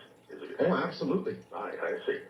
Well, then I would say that any intelligence that is so programmed by human beings better be restricted in its access to raw materials and manufacturing facilities. Because the darn thing will wear out after a while. Uh-huh. I appreciate your call. Well, that depends. There are virtually endless supplies available for it. And over the internet, as it continues to double in complexity every 4 months or so, whatever it is right now, it would have access to virtually unlimited information, unlimited supplies, the ability to grow as the environment demanded that it do so, and of course, the basic tenet to protect itself. And I leave the rest to your imagination. East of the Rockies, you're on the air. Hello. Yes, good morning. This is your second call from Owensboro this morning. Well, excellent. What's the odds of that? Pretty high. Actually, pretty high. Have you been following the Pathfinder photos on the internet pretty close? I would not say... I did at first. I followed them very closely, and then I began to sort of, I guess the interest waned a little bit because, well, they're rocks. Well, yeah, that's what I'm getting at. The only thing you've seen of the horizon, okay, what are those two mountains that they call what? Twin Peaks, yeah. That's the only thing you see of the horizon. Yep. You know, I've got a question for you, and I want you to think about this. Getting video from there to here is quite a complex job. Yeah. Getting audio from there to here is almost nothing bandwidth-wise. Why didn't they put a microphone on that little rover? Don't tell them what you might hear. That's my point. In other words, there is enough atmosphere there apparently to conduct sound. Yeah. So wouldn't it be really cool to be able to listen? Yeah, but I keep waiting for that monster pan that they keep talking about. Well, they've done pans. But it's not of the horizon, it's of rocks. Of rocks, yeah. Right. Well, so that's the answer to your question. I haven't, I see it on CNN every day, and yeah, you can go to the website and see it, but it's rocks. Tell them to show us the rest of it. So you think they're holding back? Who knows? I have a feeling that even if they saw a great big green foot, they would say it's a trick of light and shadow. Well, yeah, that's what they always say. You know. Even if the very next photograph showed our little crawling machine mushed into the ground. Now NASA really should think of this. If they show a picture of a pyramid, yes. My God, all the funding they would get. You mean you're not suggesting that NASA should slip one in on us, are you? No, I wouldn't do that. Do you think they would? I mean, if too many people start saying what I'm saying right now, why, folks, it's nothing but a bunch of red damn rocks. We got them here on Earth. Yeah, there you go. Matter of fact, here near Las Vegas, we've got an area called Red Rock. Yeah. I tell you right now, I could take a machine out there, and you would not be able to tell the difference between what you're seeing now and Red Rock. No way. It's called Red Rock, and that's all it is. Yeah, who wants to go see rocks? But if they show up a picture of them, something interesting. Well, remember, at one time, sir, Mars was covered with water, virtually a water world. You're listening to Art Bell, Somewhere in Time on Premier Radio.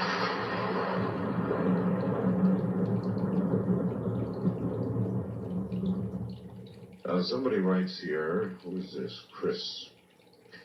I have to highly recommend the family radio service radios that you've been touting. We just advertised those tonight from C. Crane. He said, one correction, they don't operate in the 450 megahertz band, but rather 462 to 468. Well, my reference to 450 was a general one. When I say 450, I mean that range, but you are technically correct. It is in there. The properties of handheld radios at that frequency are rather unique in that they penetrate where other VHF radios just don't penetrate. And because it is a shorter bandwidth frequency, it will penetrate, for example, inside an automobile very readily. And in places where normal VHF radios, and CB, of course, gets left far in the dust, don't go, these family radios do go. They're quite remarkable, actually. All right, east of the Rockies, you are on the air. Hi. Yeah, good morning, Art. They're reporting out of Syracuse University that a professor came up with it's what we call a purple goo, and it's actually a gelatin protein cube that's made out of swamp living bacteria. Yeah. And it's using it to possibly replace the computer chip and hold 10,000 times more information. That's, of course, coming out of Syracuse University right now. Well, I'm not surprised. That was the way they had to move eventually, a sort of a combination of, or a interface between a machine and a biological entity. You're a goo. Right, Sure. that's what they're speaking of right now on local New York radio stations. I'm not surprised. I'm simply not I surprised. just want to give you that update. Thanks for the program, Art. I appreciate the call. Thank you. Sure. That figures to be breaking news tonight, huh? Goo. Wonder how they'll contain it in a personal home computer. You'll have a little goo module. Really will be that. A little organic module that will establish neural connections and do storage at rates that will stagger you. And I believe this is the beginning. We are on the threshold of a sentient being, an entity. I don't know if you'd say being, an entity, something that is. And I think that defines it. Self-awareness, the ability to learn, to adapt. I don't know. Getting close to it, folks. East of the Rockies, you're on the air. Hi. Good morning, sir. Honor to speak to you again. And to you, where are you? I'm in Minneapolis. My name's Carl. Okay, Carl. Also known as the Sober Charm Guy. Yes, sir. I have another prediction for you, but first I'd like to tell you I'm kind of disappointed in the Canadian people for burning the flag like they did the other day on TV. Well, I've seen our flag go up an awful lot of times. I know, but the Canadians, you know, we've saved them a few times. Well, you know, you get in these disputes and people get angry. It's an expression. It's not one that we're happy with, but I suspect there have been Americans burn the Canadian flag as well. Yeah, well, they come down here and they make a lot of money down here and they take it back up there. You know, whatever. But I'm kind of upset about it. So anyway, I have a prediction about the Marconi Awards. Oh, yes. I predict that you will win, and I hope that you will make a statement on that platform that will rock the world. Well, first of all, I thank you for your prediction. I would say it's anything but a sure thing. There's some pretty hefty competition in there. Howard Stern's in there. Dr. Laura Schlesinger is in there. And there's a couple others. Yes, there's the Sports Babe. Yes, Sports Babe, and then one other. You know who that is? It's another sports person of some sort. But I'm sorry offhand, I don't remember the name. So, you know, that's some pretty heavy competition, even if you take the named people. I don't think they're going to give it to Howard, though, because he's a jerk. And Laura, Dr. Laura, she is, I've listened to her show. She's on in the morning here after you're off. Yes. I don't, but see, I hear she has an attitude, you know, she's a man basher. Oh, look. But see, this is your perception. And the people voting on this award are the radio station program directors and managers. Well, what they really are probably, most of them are day people, so let all the night people fill the ballot box there. That isn't the way it works, I'm telling you. And you didn't help out my case there at all. You just said that they're probably all gay people. Why'd you say that? Really trying to help me out there, huh? Just insulted all of the management of all of the stations that I'm on. That was brilliant. Thank you. Stop payment on your check now. Look, I'm going to say this again, and I really mean it. I am satisfied with what has occurred thus far. I have been nominated. I have received a certificate of that nomination as one of the top 5 syndicated programs in the nation. And that certificate is up on the website. We put it up. It arrived actually in the mail yesterday, and so I scanned it and put it up there so you can see it. And I'm very, very honored. And if it doesn't ever go beyond that, that's just fine. It's a great honor to have received that.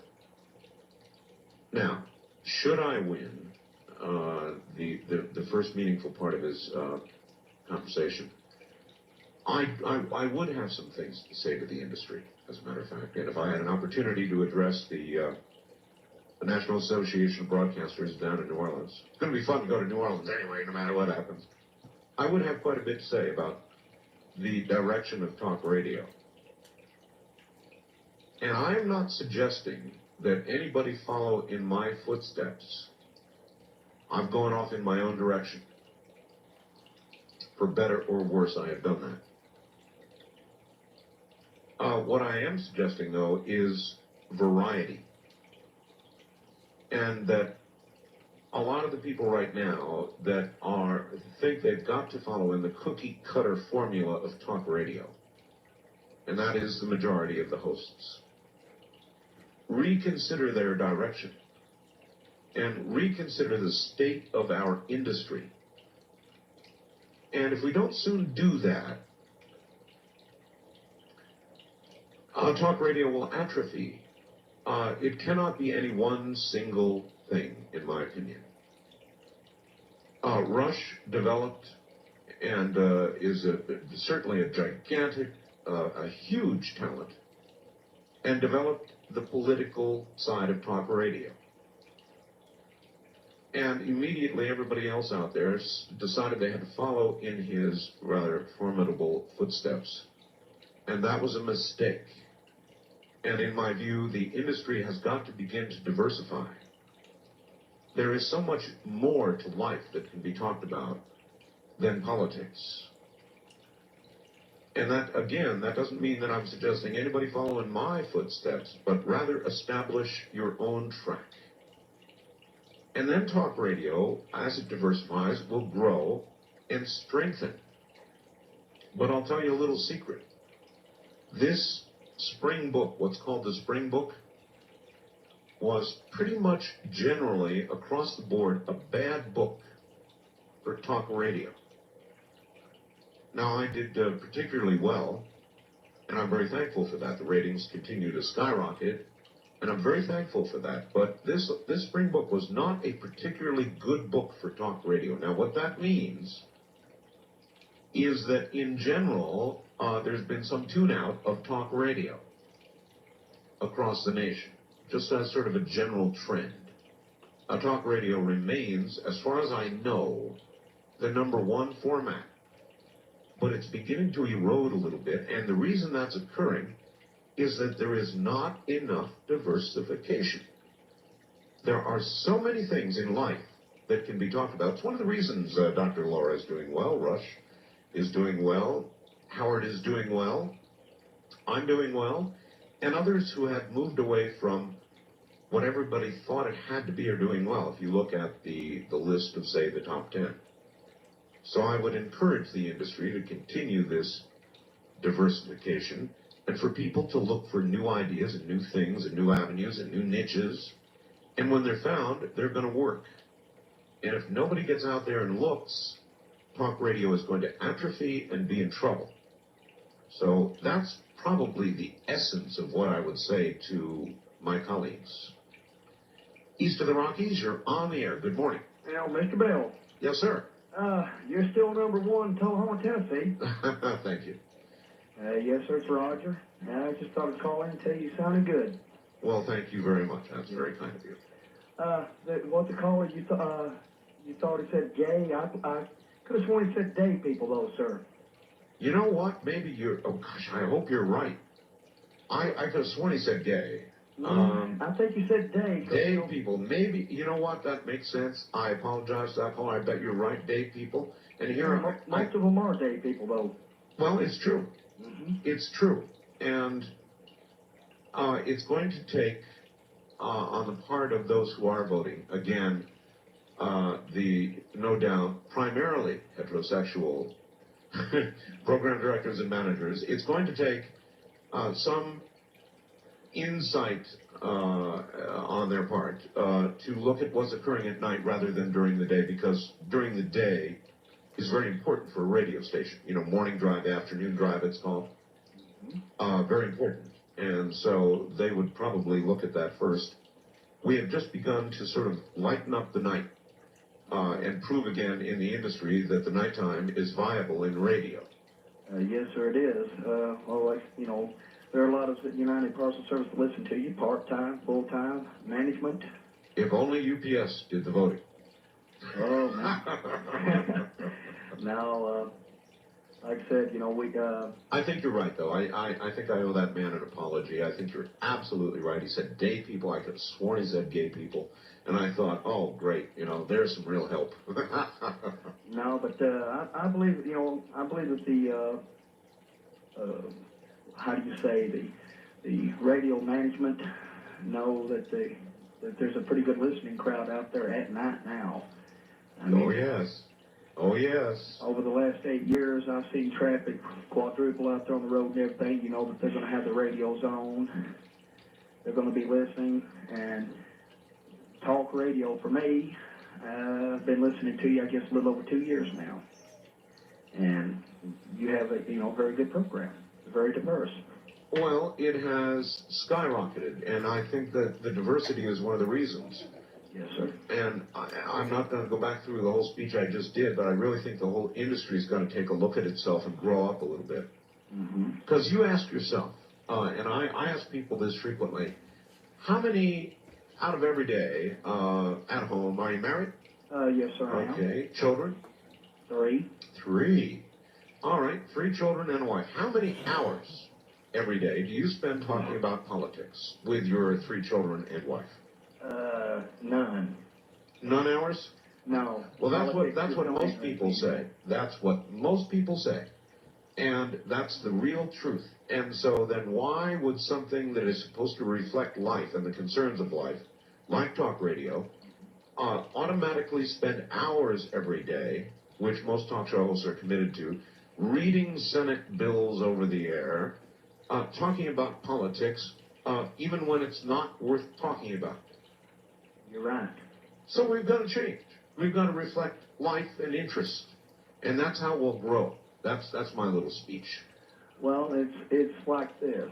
You know, driver training schools and such as that right there, they teach how to drive, but they don't teach on the rules of the road. That's true. And it goes with school and everything else. It's reading, writing, and arithmetic, but they also need to teach common sense and, you know, about, you know, life itself. Well, there's a lot to talk about in life. You're sure right about that. Thank you. And I think you're also right about that caller. Boy, do I apologize. I could have sworn he said gay. But now, as I reflect on it, I'm sure he didn't. Thank goodness. You know, there's a lot to life. There's a lot to life that's very interesting to people, that deserves to be discussed. Talk radio should be reflecting life, not some little microcosm of it that occurs mainly back in Washington without relevance to our daily lives. my deal. West of the Rockies, you're on the air. Hello. Hi, how are you? I am reasonably all right. And this is Art. It is. And how the heck are you? You already asked. I'm calling from Edmonton, Canada. And Edmonton, Alberta, Canada. I'm amazed I got through. Anyway, I just heard the comments from the one fellow that kind of brought Canada into the picture, and we're not like that. And I don't understand the homosexual bit either, so I think he should just, I don't know what to say. Well, did he say gay or day? He said gay. But he could have said gay. Yeah, I'm not sure. I almost have to go back and listen to the tape. I'm going to give him the benefit of the doubt and say day. Yeah, no kidding. Anyway, Art, one thing I wanted to talk to you about, actually calling up here from Canada, with the Phoenix sightings, we had a little thing go on up in Canada. You might want to try to get a hold of one of the TV stations here. About a month ago, we had not a series, but we had 2 lights that were reported flying in actually quite a weird direction. I never seen them myself, but they flew over northern Alberta, passed directly over the city of Edmonton. Really? And they proceeded to go southerly towards another city to the south, Leduc, Alberta. And it apparently was witnessed by quite a few people, and somebody had actually home videotaped it, and I believe they have it. And you may want to try to get your hands on that. I've been trying to get a hold of you for a while and tell you about that. Of course I want to get my hands on it. And I don't know if I can give you a number off the air. As a matter of fact, this is the one instance where you probably can do that because the program is ending. How about if I put you on hold? Thanks. All right, I'm putting you on hold. Holding in Canada. East of the Rockies, you're on the air. Good morning. Hi, Art. It's Steve out here in South Carolina. Steve in South Carolina. Yeah, listening to 1210 fading in and out. All right.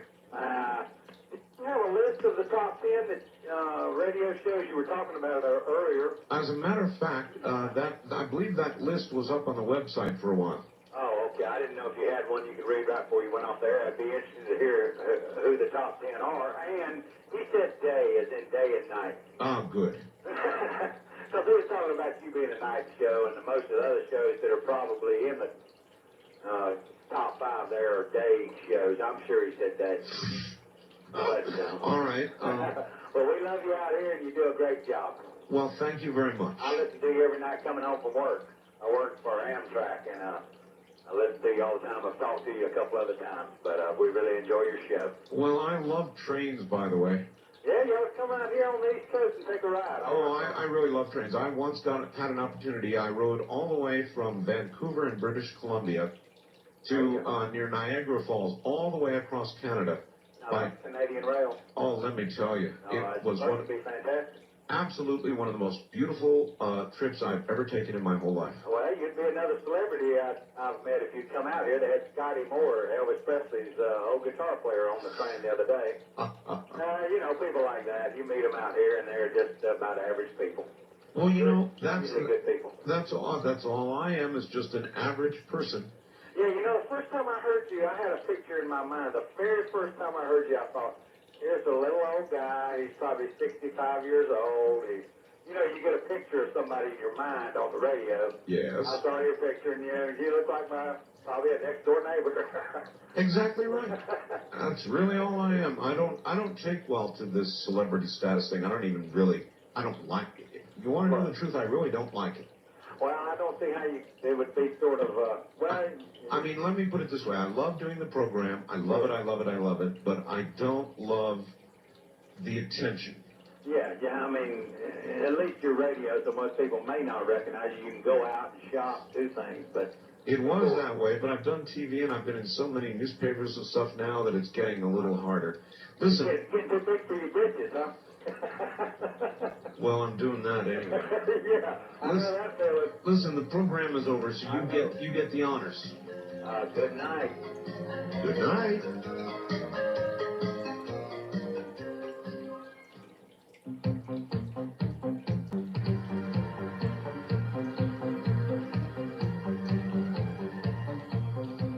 Welcome to Art Bell, Somewhere in Time.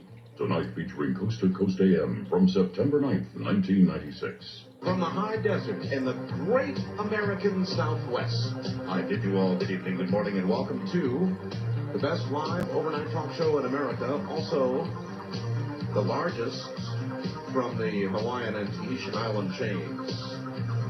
Racing eastward to the Caribbean and the U.S. Virgin Islands, where I might add it's raining like crazy right now. We'll get to that. South into South America, north to the pole, definitely worldwide on the internet. I bid you all good morning. I'm Art Bell, and we have a great deal to do this morning. It's going to be open lines. And I'll go breezing through the news for you here in a moment. I got a really nice letter from Kuala Lumpur in Malaysia. Dear Art, I'm a big fan of your show. My friend Kurt of Kirkland, Washington, faithfully sends all your tapes and programs to me. My name is Kun Yen. I'm a Chinese born in Malaysia and have been teaching mathematics to school students for 25 years. I have visited your beautiful country many times. I was there in May and June this year, so I missed the talk about the sea monster found off the island near here. I'm trying to get a copy of a newspaper here featuring the story to send it to you. Please continue with your fantastic show. I admire, get this, the American way of life and how you pursue the truth and how you can be so vocal in every belief. Because here in Malaysia, a person can be put in prison without trial for uttering a tenth of what you guys say on your show, especially the part about the government. What a great country you have. I have an autographed picture, which we're going to send. It would mean so much to me, and so forth and so on. That's Fu Chan of Kuala Lumpur, Malaysia. And I thought that was kind of a nice letter. Now, there are two newspaper articles, one in the Gilmore Mirror, and I want to thank Russ Green for that. A wonderful article. He was along on the trip, and Russ wrote a really, really nice article about us and sent it to us. And there is an article. Look, let me begin by saying that you really need to go up to my webpage tonight. You really do. I call it a tabloid, and somebody anonymously uploaded this article to my webpage from Canada, I suppose, and this newspaper called The Times, up in I think it's, where is it? Is it in Vancouver? Yeah, Vancouver Island newspaper group. Ran this article, and I'll let you decide. Now, somebody sent me a fax and said this is not a tabloid newspaper. However, I will read the headlines to you here in a moment. You can read the entire article up on the webpage. But I'll read the headlines to you, and, well, no, I'll do it now. And you decide, you tell me if this is tabloid style or not. At the top it says, Times exclusive, NASA hiding aliens. Then the subheadlines are, talk show host hiding saucer parts. Exclusive, learn the truth behind art parts. Feds ready to swoop. Feds ready to swoop. Now, let me tell you, nobody talked to me about this article. Nobody consulted me. Nobody bothered to ask me or even bothered to try to contact me about this article. And I'll read you some highlights from it. You can read the entire article up on the webpage. Just keep scrolling down and you'll read the whole thing. But it is incredible, the things they have said in here. So as far as I can see, they made it up as they went. They may have listened to the programmers on something, but with regard to the things they said in here, my God, Feds ready to swoop.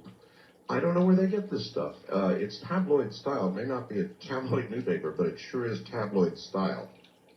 You take a look. You let me know what you think. There are new photographs on the webpage. There are now electron scanning microscope photographs of the alleged Roswell pieces at the Roswell Museum. And that's the silver layered material, 16 layers, and we've got photographs up there for you. I scanned those and got them up, I think, Sunday. And Keith has been very, very busy getting all of this up there. But he thought you would enjoy this article from Canada. Not a tabloid, huh? Okay. So there's all of that and a lot more. I can't even think of it all right now. It will occur to me as I go up on the webpage. Would definitely suggest you go up and take a look. It's www.artbell.com. Easy to remember, easy to get to, www.artbell.com. There is a wealth of new stuff up there for you. President Clinton wants $1 billion for more airline safety, security, wants cameras, scanners. And as a matter of fact, they've got a scanner which can look right through your clothes and see you butt naked. And, you know, it occurs to me that we might be asking for all of this a little early. I mean, what if a missile brought down Flight 800? How is the $1 billion going to help that? Maybe we ought to spend some of it on electronic counter-warfare measures for 747s and other commercial aircraft. So, in other words, why not wait for an answer on what happened to Flight 800 before going bonkers on spending money? And a little follow-up, this is all over the place. I don't know what it means, but weeks after the TWA-800 explosion and hundreds of miles away, get this, an American Airlines pilot claims he saw a missile pass his jetliner in flight. While the two cases were being investigated separately, report fits a scenario that is one of the theories under consideration in the TWA case, that a missile brought down the jumbo jet, killing all 230 aboard. So here's a pilot who saw a missile go whizzing by his commercial aircraft. Now that would get your attention, wouldn't it? If you were sitting there trucking along, probably on autopilot, and there goes a missile. Too close for comfort. Iraq. Two more towns in northern Iraq have fallen with the help of Saddam Hussein and company. The story coming out now about what occurred in Iraq is rather interesting.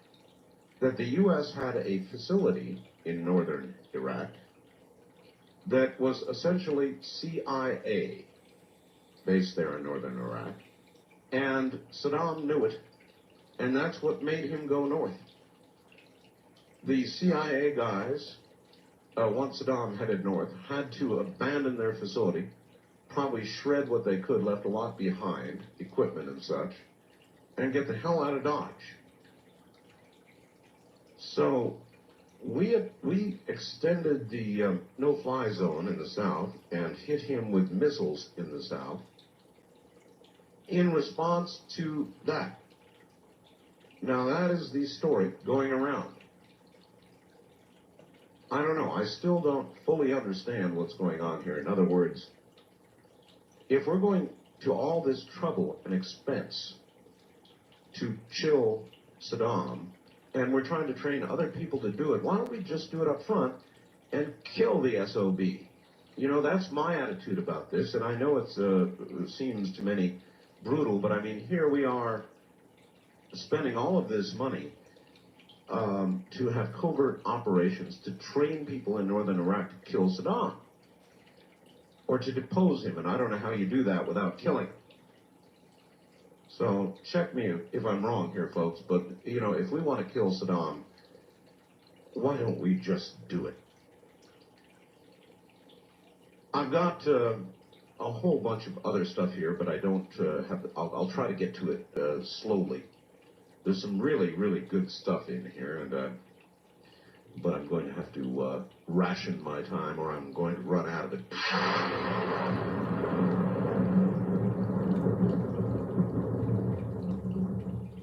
Hurricane Fran has left her mark. As you know, last week we did a program and talked to all the people out there in the hurricane-affected area. I'm afraid we're going to have to do it again soon. The legacy of Fran is the Potomac overflowing its banks, double flood stage, incredible. West Virginia, Maryland, the nation's capital, all flooding, 22 dead, the death toll climbing, 7 still not found. $1 billion in damage in North Carolina alone. And now enter soon Hortense. Hurricane, it is a hurricane now. They said, well, they didn't think it would become a hurricane. Wrong. It has. They say it's too early to determine whether it's going to pose a threat to the mainland. However, it certainly is posing a threat to Puerto Rico and the U.S. Virgin Islands. They say Hortense, even at this early stage, may dump 1 foot of rain. I say again, 1 foot of rain. So I hope all of you are okay in the islands this morning. I think it likely that it will not hit St. Thomas, even St. Croix, hopefully too hard.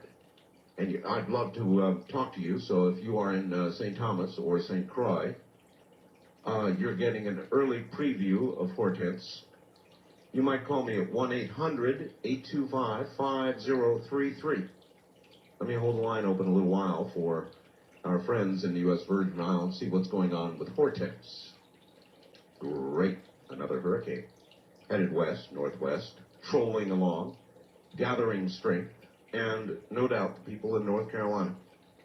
Well, it's a little early to call it, but the people from Florida to, well, all the way along the eastern seaboard may have something else to worry about.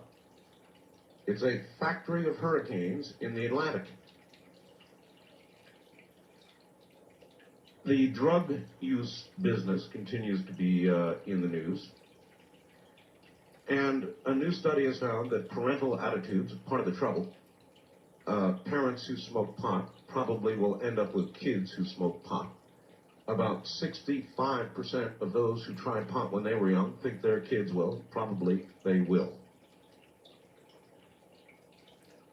Former Clinton political strategist Dick Morris says he didn't tell a prostitute that First Lady Hillary Clinton ordered a controversial review of FBI files.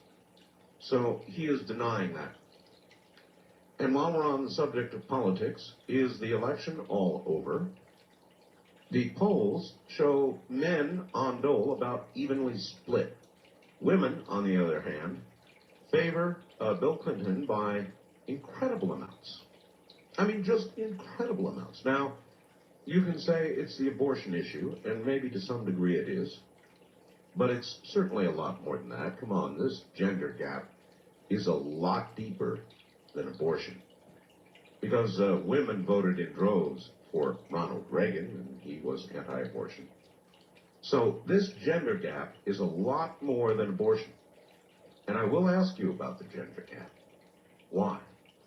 But give me some answer, if you would, other than the abortion topic, because I think it's more than that. Oh, by the way, nobody has yet asked, so I will. What do you think this election year's October surprise is going to be? I like to, in September every year prior to an election, ask what you think this year's October surprise is going to be. So what do you think it's going to be? By the way, I've got a kind of a half of an idea here, and I want to know if you think it's a good one. I got a call earlier in the day from Harry Brown's headquarters, and while they are going to try every possible venue and avenue toward getting into the presidential debates, in the end, they think they probably will not make it. And so they said, hey, Art, on the night of the debates, what would you think of having Harry Brown on? And I've been thinking about that since I got the message earlier in the day. And I think that's a pretty good idea. In other words, generally make a list of those items debated by Bob Dole and Bill Clinton and submit them on the air here to Harry Brown. It would be very instructional to hear what he would have to say, so we could then imagine what it might be like had Harry Brown been allowed into the debates. And so I wonder if you guys think that would be a good idea. Going back for a second to this article, you've really got to go up there and take a look at it. Times, huh? talk show host hiding saucer parts. Feds ready to swoop. Exclusive! Learn the truth behind Earth parts. Let's see. CFUN, CFUN, broadcasts a popular program of American origin called Dream World. Well, of course, they didn't even get that quite right. It's Dreamland, Nick. Dreamland. And let's see, it says, Bell started out in relative calm. However, the opportunities surrounding this topic, meaning the parts, have proved just too much, and Bell has gone off the deep end. Let's see. All this is fortunate for Bell, because he's at least partly in the UFO business, meaning getting these parts. But there's a problem, because the feds have to keep their conspiracy going. They'd undoubtedly swoop down, seize the goods, and then deny their existence. Therefore, Bell has dispersed his evidence to a number of secret locations. But aren't they available to accredited scientists? Obviously, you just don't understand the length of the government's reach. Then they go on to say, lately Bell has been getting a little testy about the whereabouts of what have come to be called arse parts, which means losing it on the air and yelling at skeptics to phone somebody else's show. His concern isn't surprising, because given the fortune he could extract from them, yeah, right, he either doesn't like money or doesn't have them. Well, the pictures are up there for all to see, and many, many people have seen them and handled the parts, so that's silly. And as far as making a fortune, so far all they have done is cost me a fortune. So I don't know where they get this stuff. I have no idea. But to me it is tabloid style. If it is not a tabloid, it certainly is tabloid style. Take a look at it. It's on the webpage, and you tell me. All right. Art, I thought you would enjoy this. In a recent issue of Meat and Poultry magazine, editors quoted from Feathers, the publication of the California Poultry Industry Federation, telling the following story. It seems the U.S. Federal Aviation Administration has a unique device.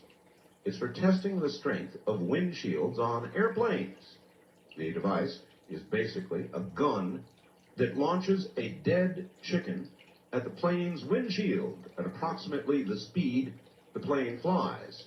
The theory is, if the windshield doesn't crack from the carcass impact, it'll survive a real collision with a bird during flight. Well, it seems the British were very interested in this, wanted to test it on a windshield on a brand new speedy locomotive they're developing there. They borrowed the FAA's chicken launcher, loaded the chicken, and fired. Well, the ballistic chicken shattered the windshield, went through the engineer's chair, broke an instrument panel, then embedded itself in the back wall of the engine cab. The British were stunned, asked the FAA to recheck the test to see if everything was done correctly. The FAA reviewed the test thoroughly and had one recommendation. Next time, use a thawed chicken. We'll be right back. You're listening to Art Bell Somewhere in Time on Premier Radio Networks. Tonight, an encore presentation of Coast to Coast AM.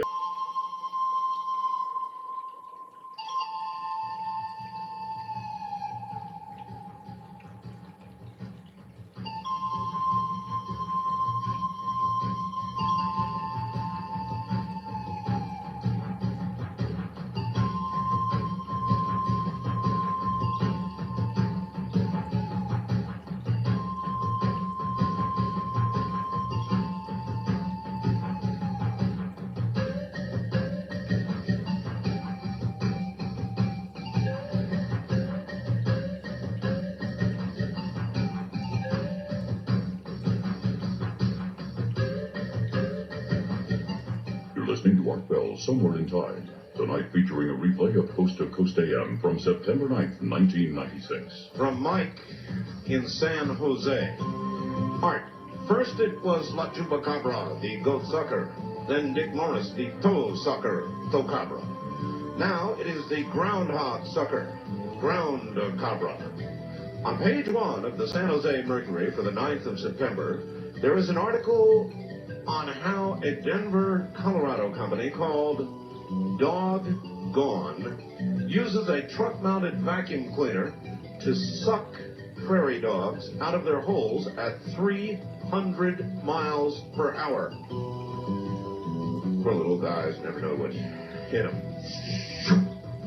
Perhaps these folks might take care of your rabbits and ground squirrels. Sincerely, Mike, San Jose. Can you imagine that? Being down on the ground, contentedly trucking along in your hard, no doubt very hard-worked hole, and all of a sudden, 300 miles an hour, and you're gone. What's next? East of the Rockies, you are upon the air. Good morning. Morning. Well, hello there.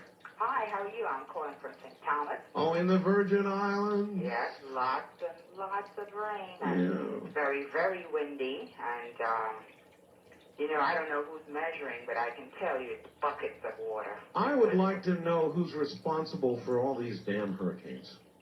Oh, I don't know. Some crazy men and women who are coming down this way. Hortense, for one. Yeah, it's Hortense's fault. I don't know. Anyway, right now, St. Thomas really has not recovered from Maryland. Yes, I know. Because so many people have tarps on their roofs. So everybody has buckets. And some people are sweeping out water. Some people are just, it's really horrible whenever it rains like this.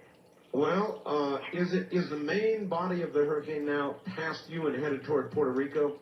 I don't know, because I'm only listening to you right now. Only to me. Well, yes, and last I saw, it was over you. It was over. It looked like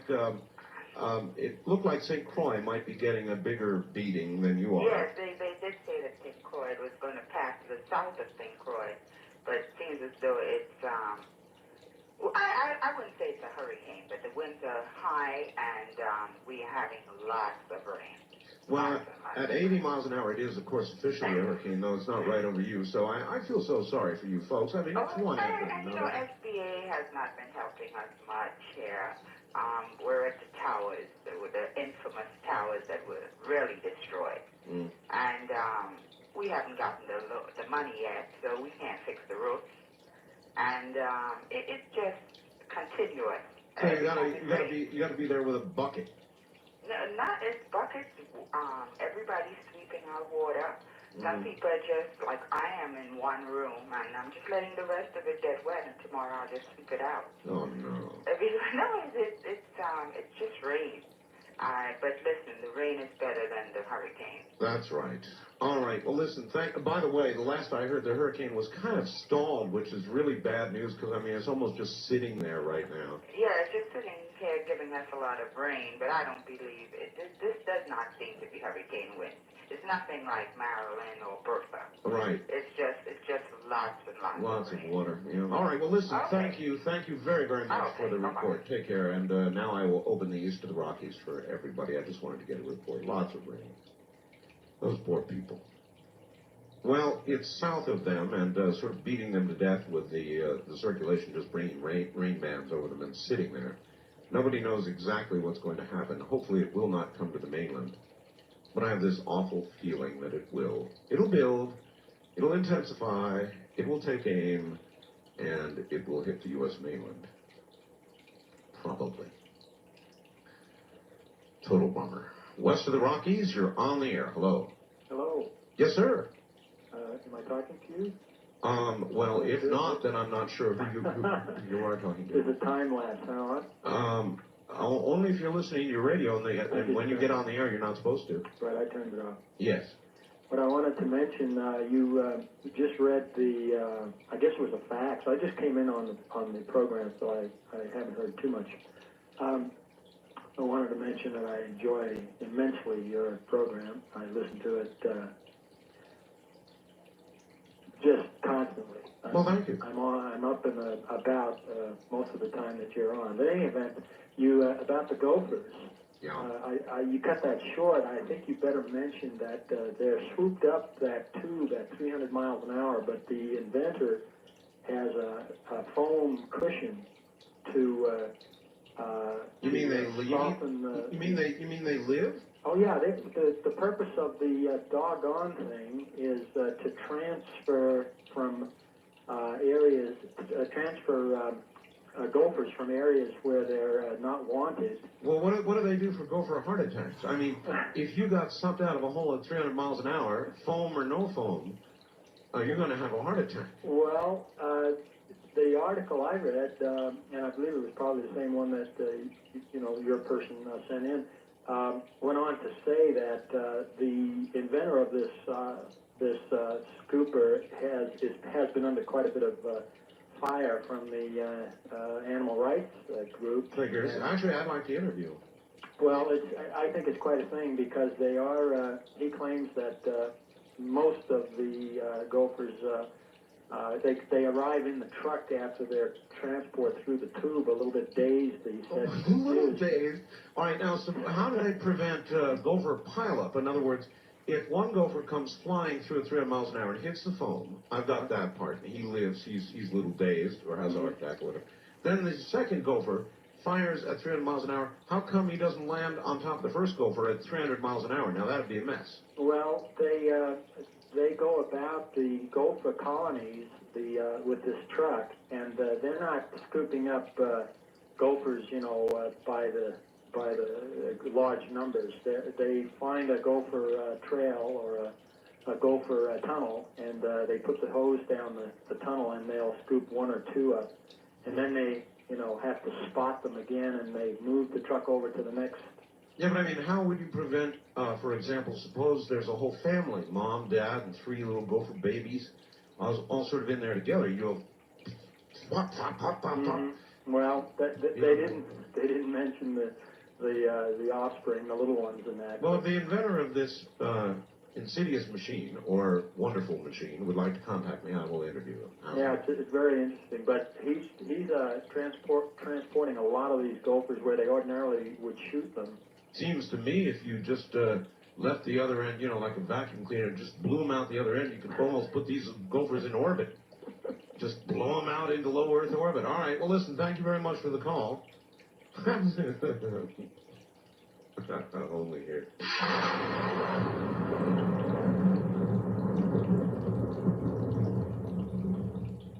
West of the Rockies, you're on the air. Hi. Hello? Going once, going twice, gone. Wildcard line, you're on the air. Good morning. Hi, Art. Yes. But this is Mark in Decatur, Alabama. How you doing? Oh, I'm fine. I was just listening to you talk about the possibility of having Harry Brown on. Yeah, what do you think of that idea? On the night of the debates, assuming he is denied access, I could kind of make notes on the questions submitted to the candidates, and then submit roughly the same questions to Harry Brown, just to see what it would have been like had he been there. I think that's a good idea. Yeah. I like the idea. So did I. Unfortunately, he doesn't stand much of a chance of winning. No. But I think he's probably the most principled person I've heard of. Yes, even though I don't agree with all of his principles, there is no question about it. The man is principled. He's also, by the way, on all 50 state ballots. And that makes me think that people who qualify ought to get at least one shot at the debates. Well, I agree with that. So do I. I mean, that's why I thought it'd be interesting. All right, thank you very much. So maybe I'll do that. His headquarters thought it'd be a good idea, which I thought was very flattering. I mean, on the night of the debates, it gives him an opportunity to respond. And the trick would be to make note of the questions asked of the other two candidates and get Harry's answer. And that way you can sit back and imagine what the debates would have been like or how they would have been altered had the Libertarian candidate been there. The debate commission is about to meet, and I rather think that Ross Perot and Harry Brown are not going to be in, although they ought to be. I don't know what the criterion should be. Perhaps being on all 50 state ballots ought to qualify a person for at least the first round of the debates. I don't know. East of the Rockies, you're on the air. Good morning. Hello, Art Bell. Yes, sir. I listened to your program since May. Since May. Night by accident. Well, a lot of people find me by accident. I had never heard of you until then, but your programs are fantastic, and I listen almost all the time. Thank you. Well, they are different. I have 3 things to talk with you about. All right. All of them are quick. All right. Flight 800. Yes, sir. I had thought from the very beginning that this was probably a missile that brought down Flight 800. I talked to a friend of mine who was retired from the Air Force this last weekend, and the first thing he said when he saw me is, "What do you think brought down Flight 800? I said, "A missile, but I don't know what kind or where it came from." Right. He said, "I thoroughly agree." He said, Aviation Week in Space Technology, which is a magazine that you probably have heard of, Oh, yes. is running a whole series of articles on Flight 800. And he says there was a National Guard air group practicing about 30 miles from where that plane went down. That's right. And I also had another article indicating the Air Force, the Army, the military is not cooperating with the FBI in the investigation. That's very suspicious. not surprising, Yes, it is. because they would protect one another until they found out exactly what happened. Well, look, yes, no, that one doesn't wash here. I mean, we're talking about 230 American lives, an airliner. No, that doesn't wash. If we did this by accident, then we need to come forward and damn well say so right away. And in not doing so, you have subverted the entire Constitution, in my opinion. Oh, I agree with that. Period. I mean, not only the act itself, thank you, is bad enough. If it was an accident, that's horrible. But it is not as horrible as one federal agency, in effect, keeping it from another. I'm not saying that's what's going on here, but that would be truly horrible. That would mean the end of everything that we hold and cherish as dear. And that is, I don't know, the American way. You just don't do that. If there is an accident, you own up to it, you make changes, so it never happens again. You don't hide it. If you indulge a cover-up, then we're losing it. First time caller line, you're on the air. Hi. No, I guess we missed you. Too bad. Wild card line, you're on the air. Good morning. Art. That's me. Art, great. Turn your radio off, please. Yeah, I got you. There you go. Listen, my friend, let's start off. My name is James. I'm calling from Nashville, Tennessee. And I guess I've been listening for about 2 years now. I got my friend Ron here with me. We're in college here. And you got to forgive me, I'm a little nervous, so bear with me.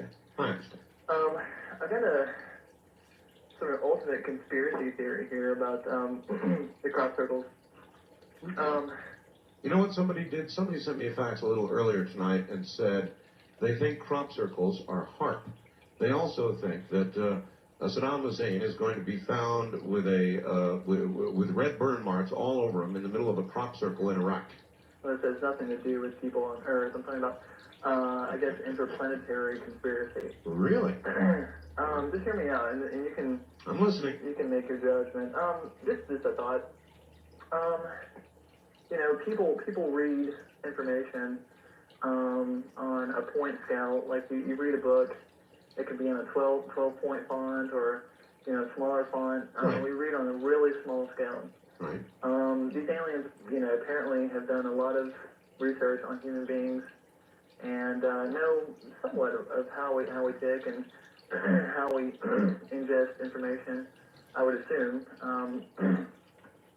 But these crop circles are humongous. I don't know if have you ever actually been to one? And seen No, one? but I don't have to go to one, sir, to appreciate the dimensions of them. I've got photographs on my website, as you know. Obviously. Okay, so obviously, if you were to walk up to one and look at it, Yeah. it would probably not register too well. You probably couldn't digest a whole lot of it. Well, it would not be particularly impressive on the ground anyway. You've got to see the totality of it, and that can only be done from the air. Okay. Okay. My point. Okay, that is my point. Who see things from the air? Okay, we see things from the air in planes. Okay, that is not our natural realm, obviously. To what do we associate the sky with besides planes, and that's UFOs? Well, all right. Yes, I see where you're going. Thank you. In other words, it can only be seen from the air. Therefore, it was done from the air, and I think that is a safe conclusion. I don't think it necessarily leads one to the conclusion that it's done by saucers, but done from the air. I'd say you could draw that conclusion. Listen to this. I got this from a certain television station, and I won't mention which, in Hawaii. Hi, Art. I'm in the process of tracking down a very interesting guest for you. Got a friend named Paul who lives part-time in Honolulu, part-time in Portland, head of a fairly large and successful company. He has a girlfriend named Anita. In the past, I've brought up the subject of UFOs with both Paul and Anita. Neither of them knew enough about it to make an opinion, or have an opinion. I suspect they probably thought I was a bit off kilter. Recently, Paul and Anita came to Hawaii for a visit. Anita approached me with great excitement, said she'd met a woman I had to talk to. Something had really gotten Anita's attention on the subject of UFOs, and this is her story about the woman. This woman currently works for the huge hydroelectric power company in the Northwest, Bonneville Power. She apparently holds a major position there. The woman is a Native American and very much into Native American history, language, and culture. She can speak and read one of the ancient languages. The woman has also been in the Special Forces and apparently holds a high-level, top-secret clearance. According to her, she was contacted by certain officials sometime in the past and taken to a crystal mountain somewhere near Palm Desert, California. She was shown some inscriptions in crystal that were very, very old and asked to translate them. According to this woman, they were written in a number of ancient languages. One of them was the Native American language, or petrographs, that she's able to read. She says they had been etched by laser and were holographs, very high-tech, yet very ancient. The message translated simply, quote, "We came to this planet, we seeded this planet, we will return," end quote. Anita says this woman is now ready to go public with her story. She can verify her credentials. I am in the process of contacting her. Unfortunately, I work for a mainstream local TV news department, which I will not identify. Should I take this to my news director, he'd ask me what I've been smoking. So when I contact the woman, I will give you the information. Take care. Love the show. Dick in Hawaii. Well, thanks, Dick. I appreciate that. We'll follow it up. I don't care. People already know I'm crazy and I'll do this sort of thing, and that's fascinating, so I will follow it up indeed. East of the Rockies, you're on the air. Hi. Hey, Art. Hello. This is Larry in Mobile. Mobile, Alabama. Yeah. We're all right. Hopefully we won't get the storm. Hopefully not. We tend to get them here, or in the northern Gulf. Anyway, about an hour ago, you had a Dark Skies promo. You played as a bumper. Not a bumper. No, sir. That's NBC advertising on my program. Well, now let me play ignorant for a moment. I work with an NBC affiliate, and that is an actual promo. That's an actual advertisement for Dark Skies. Yeah, okay, they're a promo for NBC. Not a promo, a commercial. We're being paid to play that. Oh, okay, I see. Because I had not seen that as a promo on the network. No. But you're being paid to carry that. Yeah. Well, it sounds like probably a very intriguing show. Oh, it is. I've got the first 2-hour episode. They sent it to me. Oh, you've seen it? Oh, yeah. Well, you can't fill us in, can you? No, absolutely not. You're sworn to secrecy? Absolutely so. I can tell you, you don't want to miss it. And if you enjoy what's on this program, you're going to be in love with that program. Well, I can't wait. A couple of weeks, we're going to be glued to the set. Of course, I'll be at work, but I'll be taping it for sure. All right. Excellent. All right, my friend. Thanks, Art. We enjoy it. Thank you very much. Take care. Oh, yes, I'm very pleased about that. And I understand Fox has contacted us for advertising as well, so that's cool, too. And by the way, for those of you down in Louisiana and down New Orleans, Louisiana, we now are talking to two stations, WTIX and WSMB. And the latest is WSMB, and now it's becoming kind of a bidding war for the show in New Orleans. So obviously we're going to be back in New Orleans very quickly. If you get an opportunity, give WSMB a call and tell them you'd like to have the program, and we'll see which one gets it. And there may even be a third. So we're going to be in New Orleans in days. You figured. Told you. You're listening to the best in late-night, live, spontaneous talk. You're listening to Art Bell, Somewhere in Time. Tonight featuring a replay of Coast to Coast AM from September 9th, 1996.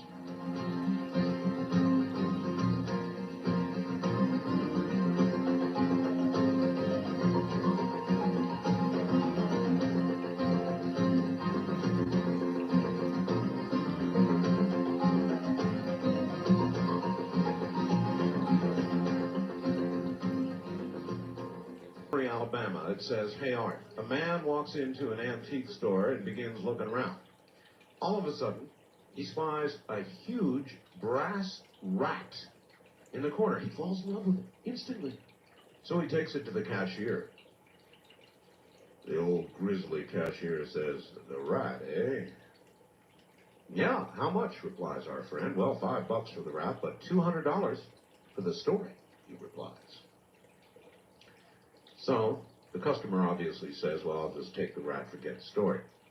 He leaves the store, his precious brass rat tucked under his arm. Soon, he begins to notice that a few rats are following him. So he walks a few more blocks, and the number of rats behind him is increased. This continues until there are virtually millions and millions of rats behind him. Afraid of this mass following, the man runs to the sea and throws his brass rat in. All of the rats plunged in after it and met their watery, twitching deaths. The man ran back to the antique store, of course. The old cashier was chuckling to himself. 'So, do you now want the story?' 'No,' the man says, 'but have you got any brass Democrats?' East of the Rockies, you're on the air. Hello. Hey, how you doing? I'm doing. Where are you calling from, This sir? is Bruce in New Orleans. Oh, hi, Bruce. Hey, we're picking you up tonight on out of San Antonio. Yeah, well, then you may have heard me say give WSMB a call, because they're probably about to pick up the show. I already did. Gave him a call last Tuesday, man. Excellent, thank you. That's all I want to let you know. Keep up the good work, and looking forward to getting you on those stations down here. All right, my friend, thank you. It's coming in the next few days. We don't know who it'll be just yet. It'll be one of them down there, that's for sure. This is interesting, too, and I thought I would get it out to you just because it makes you think. If we could shrink the Earth's population to a village of precisely 100 people, now think about that for a moment, shrink the entire Earth's population to a village of 100 people with all existing human ratios remaining the same, the village, Hillary's no doubt, would look like this. There'd be 57 Asians, 21 Europeans, 14 from the Western Hemisphere, North and South, and 8 Africans. That's it. 57 Asians, 21 Europeans, 14 from the West, and 8 Africans. 51 would be female, 49 male, 70 would be non-white, 30 would be white, 70 would be non-Christian, 30 would be Christian.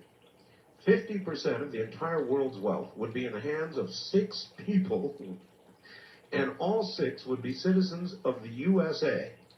80 would live in substandard housing. 70 would be unable to read. 50 would suffer from malnutrition. 1 would be near death. 1 would be near birth. Only 1 would have a college education.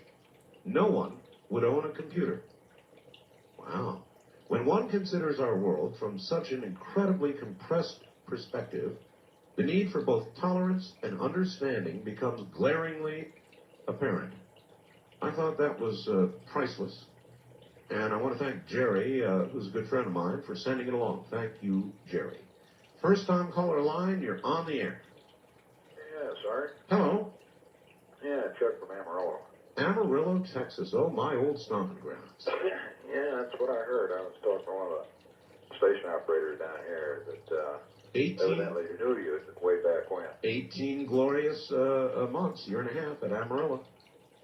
I understand you're going to have Richard Hoagland on. Is that correct? I am. This anti-gravity business is absolutely stunning, and he is prepared to talk about it. So sometime, I don't know, maybe this week, he wants to do a little more research, get totally up to speed, and then tell us what's going on.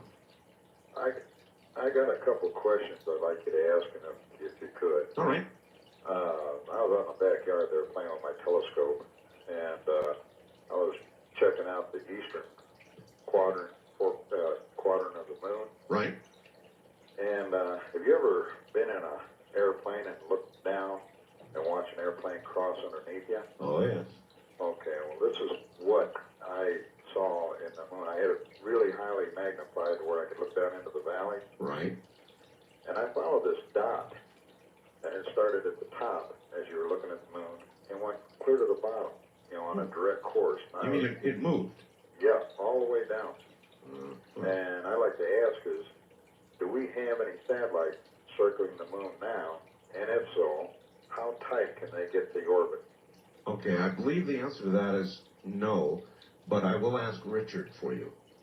Okay, I truly appreciate that because, you know, it was just a black dot, and it was, you know, I was more, you know, interested in the valleys and stuff on the moon, you know. And I was thinking to myself, my, I got a good picture here. Sounds like the interview I did with the astronomer the other day. People see things in telescopes and they don't talk about them unless you have a show about it. Then they talk about it.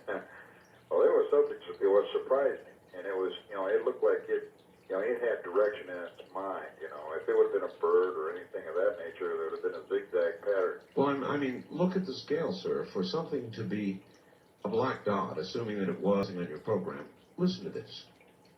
I've been boating in Southern California for about 40 years. I frequently go to a favorite spot on Catalina Island. A weekend or two ago, my wife and I traveled to the island from our normal harbor to our normal spot on the island, using the same boat, the same compass we've been using for 6 years. As is my usual practice, I entered the normal course heading into the automatic pilot, and off we went. Well, guess what happened? When we were about halfway to Catalina, a 21-mile run, I noted on the radar that the ship was not headed for our spot, but was heading about 6 degrees off course. After experiencing this, I thought of your comments regarding the magnetic deviations being experienced in other areas. Now, I tested this on the reciprocal course, in other words, heading back to the harbor from the island at the end of the weekend, and using my normal course from the island to the mainland, I would have missed the harbor entrance if I had not made a correction. Art, I tell you, I've used this course for literally decades, and have used it with this boat and this autopilot for 6 years. Very strange indeed. A ham operator, Lynn. Thank you very much, Lynn. So, you know, there is something going on out there with regard to magnetic deviation. You're just not hearing about it anywhere but here. West of the Rockies, you're on the air. Hi. Hi, Bill. This is Mike from Grandview. Grandview, Washington? Yes. Okay. You've got hum on your phone, Mike. Oh, I'm sorry. This is a used phone. Uh-huh. What can I do for you? Well, I've been listening to your show for quite a while now. I find it pretty interesting. It is, yes. I was wondering about those lights in the crop circle. Okay. Listen, I'm going to leave the line because that really is awful. If you heard the segment with Linda Moulton Howe, which ran Friday and Monday, in lieu of the live Dreamland. By the way, Whitley Strieber is going to be with us, I believe, on the 22nd. We've rescheduled that. As a matter of fact, let me tell you what's coming up on Dreamland.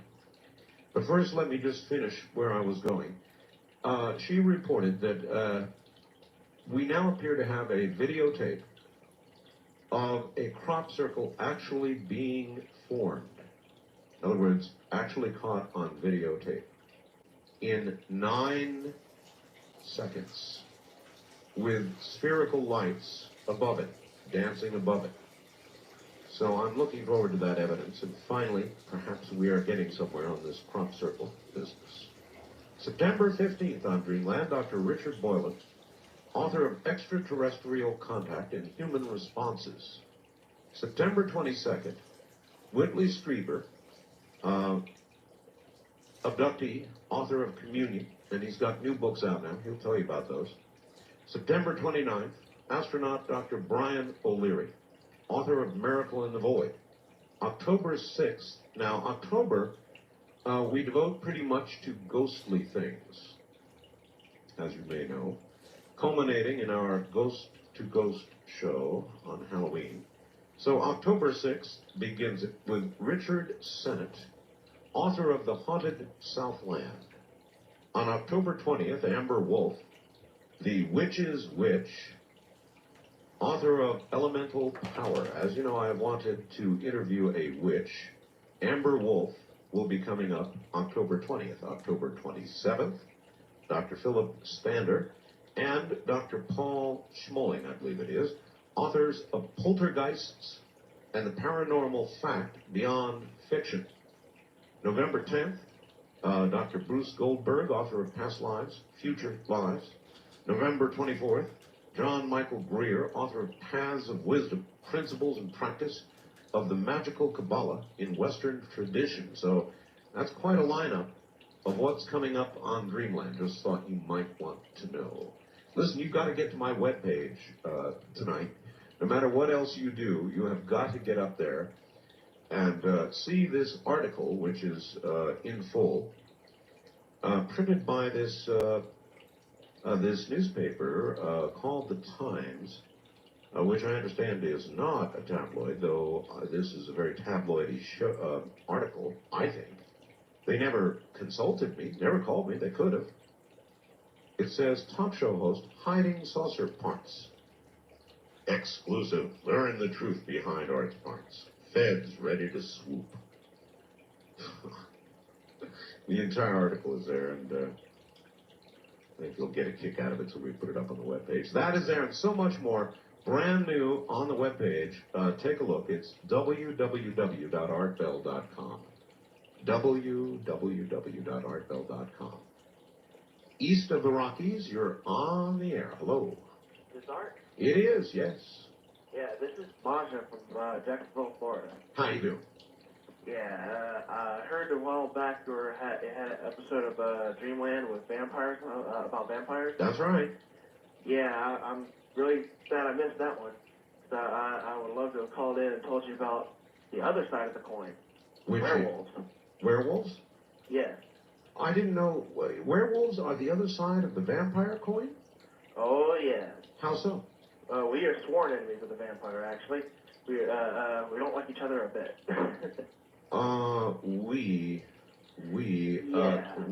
What do you mean, we, Tonto?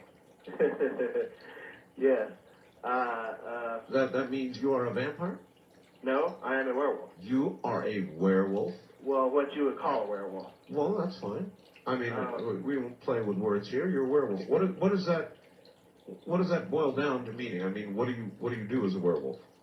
Well, it's not much different than anybody else. It's just a cultural kind of thing. There's a little bit of physical difference between us and most humans, but well, what is a werewolf? What's a typical day for a werewolf?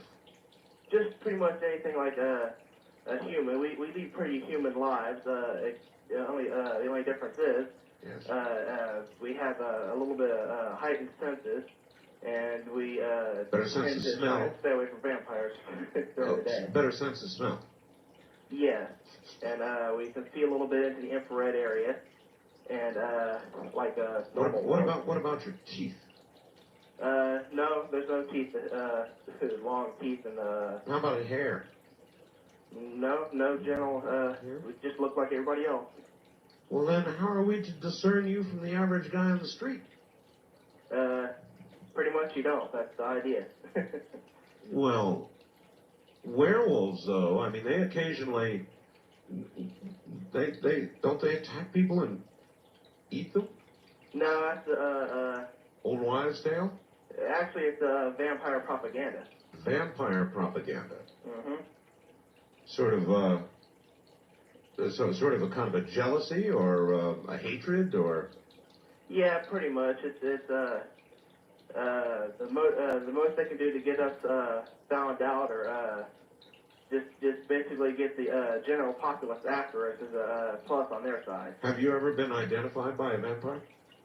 Actually, that's an interesting story because just about 2-3 weeks ago, a guy came up to a friend of mine in school and pegged me and 2 other members of my clan as werewolves.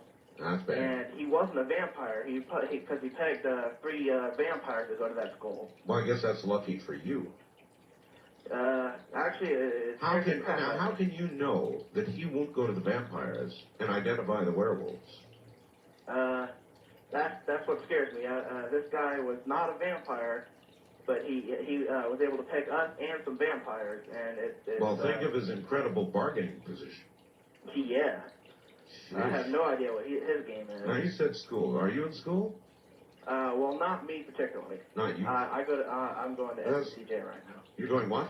I'm going to the Florida Community College, Jacksonville right now. Do they know they've got a vampire on board? I mean, I'm sorry, a werewolf. Excuse me. No? No, it's generally not a good idea to go going around telling everybody you're a werewolf. You don't think the educational system there would respond well to news like that? No, I'd probably get a request for counseling. Well, have you considered that perhaps that might be a productive avenue? Well, I have actually thought about that because it's kind of weirded me out when I found out about it because there's two ways you can become one of the breed, as we call ourselves. And how does one become a werewolf? Well, you're either born into it, or you have the spirit of I don't particularly believe in reincarnation, but I guess it's, Well, listen, we're about out of time, so I need to know which is the case with you. Were you born into it, or? No, my soul is the soul of an old werewolf. Soul of a werewolf. Yeah. Bummer. Listen, I've got to go. Well, I'm going to be sending you a letter soon. I'll definitely look forward to that, all right? All right. All right. Take care. Probably a hairy butt, huh? All Night Radio. We'll be right back. You're listening to Art Bell, Somewhere in Time on Premier Radio Networks. Tonight, an encore presentation of Coast to Coast AM from September 9th, 1996.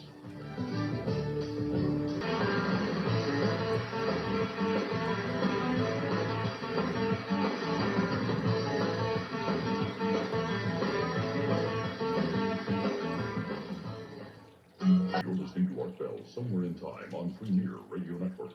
Tonight, an encore presentation of Coast to Coast AM from September 9th, 1996. Good morning, everybody. It's great to be here this morning. Another week of who knows what underway. Don't get to talk to a werewolf every day. That was kind of fun. I didn't know they were enemies of vampires. I had no idea. Well, live and learn.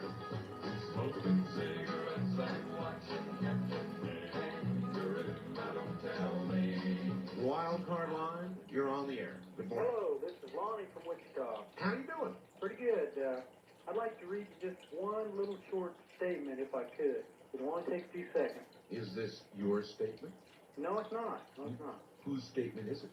It comes from a man inside Time magazine. Inside Time? Uh-huh. Wow, you must be a flat guy. All right, let's hear it. Okay, Maintenance Chief Nico Juriak fiddles with the dials on his non-directional radio beacon. In a couple of hours, he will be a rich man. The two American operatives told him if he can quietly send Ron Brown's airplane into St. John's Hill, all he must do is to shut off his radio beacon. At the same moment, a decoy beacon is turned on at the base of the mountain. Let's see. Yeah, of course, you know that could. The beacon switch is completed. The plane collides with the mountain, leaving only one survivor who is quietly murdered by the medevac flight surgeon on board the military helicopter sent to rescue Miss Shelley Kelly. Oh, that doesn't sound like Time at all. Check out Shelley Kelly. You'll find out I'm telling you the truth. Yeah, well, maybe, but it doesn't sound like Time magazine. Well, they kind of got the story jerked by the head of it. Oh, so in other words, it didn't run in Time. It got it Oh, cut off. see, all right. You know, don't quote some magazine like Time and read a story like that and then tell me that it never did run. That's such tripe.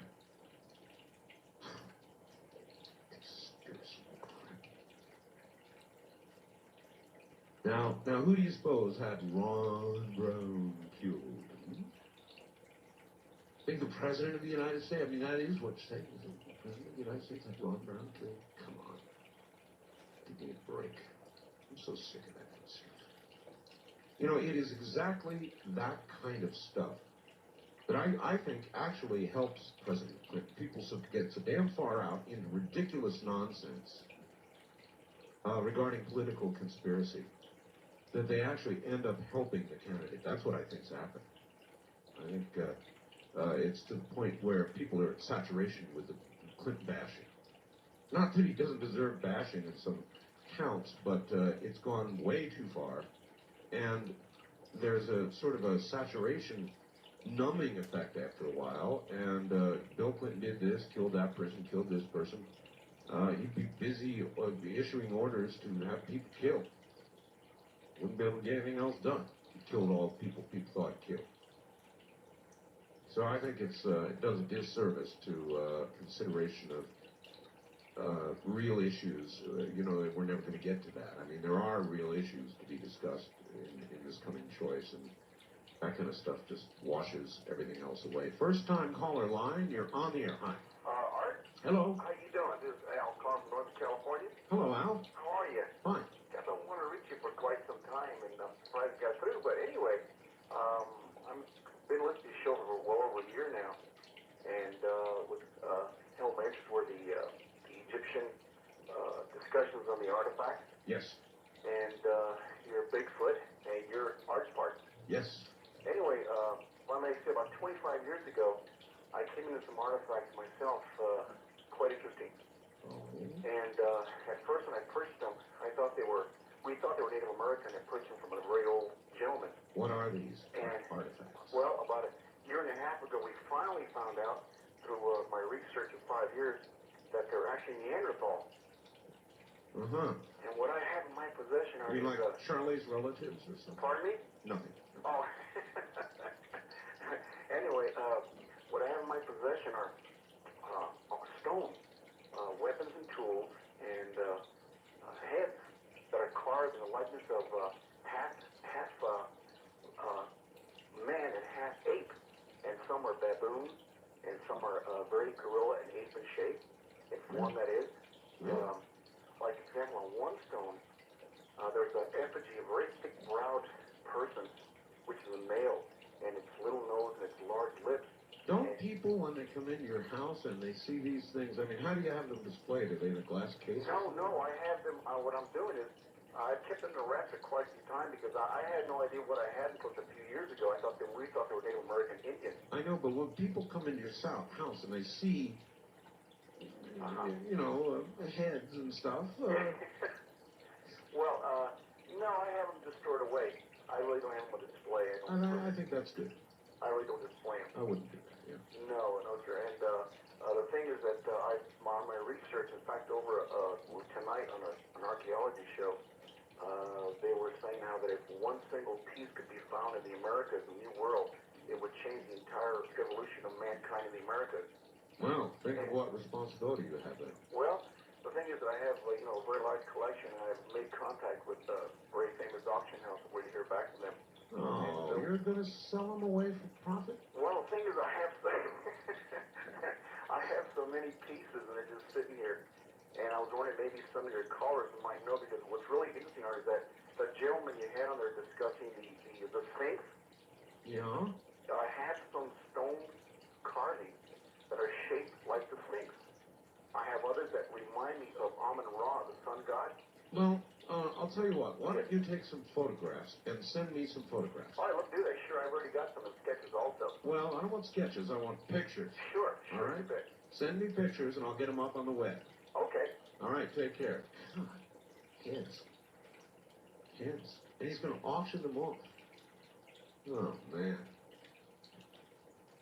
I can just see that auction now. Sold to the man in the red shirt. Take your head, sir. Change all of Western civilization. He's going to auction them off. Something's making. East of the Rockies, you're on the air. Hi. Hi, Art. Steve from South Dakota. Hey, Steve. Say, you ought to get yourself a telescope, Art. Well, you really should get I really have a cool pair of binoculars that's the next best thing. I mean, they're really incredible binoculars. What are the power? I think they're 8 by 40. I got a pair of 16 by 70 Fujinon. Well, and they're really something. But you need to get a telescope so you can see Hale-Bopp and the moon. Hey, look, if I just wait, I don't need to invest. Hale-Bopp is going to be pretty obvious pretty soon. Yeah, it is. Say, I got some negatives today from NASA. Yeah. and of the moon, and I hope I get in when Mr. Hoagland's on. Yeah. But I got one negative from Lunar Orbiter 3, and it's a remarkable negative. What do you see in it? There's an S crater. Remember I mentioned that to Richard when he was on last time? Yeah, I do. And it sticks out. It's just unbelievably anomalous. It's just unbelievable. And I got actually I've got 4 or 5 negatives. What is anomalous about it? It's an S-shaped crater.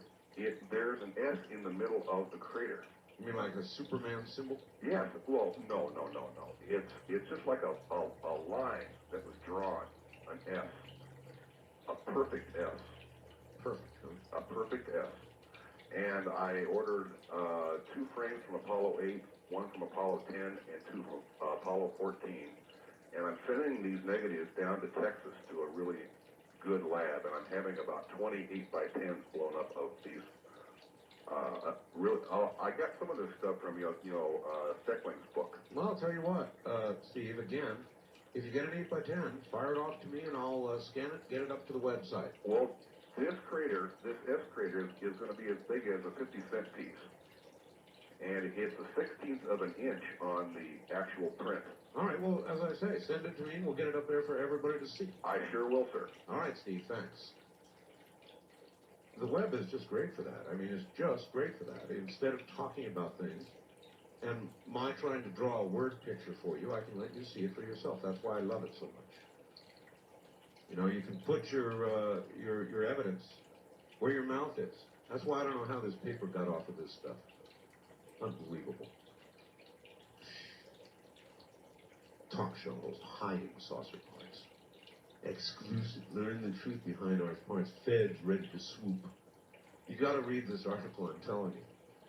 I don't know where they get this stuff. They must make it up as they go. And then somebody, I thought for sure it was a tabloid. And somebody writes me and says, oh, no, it's not a tabloid.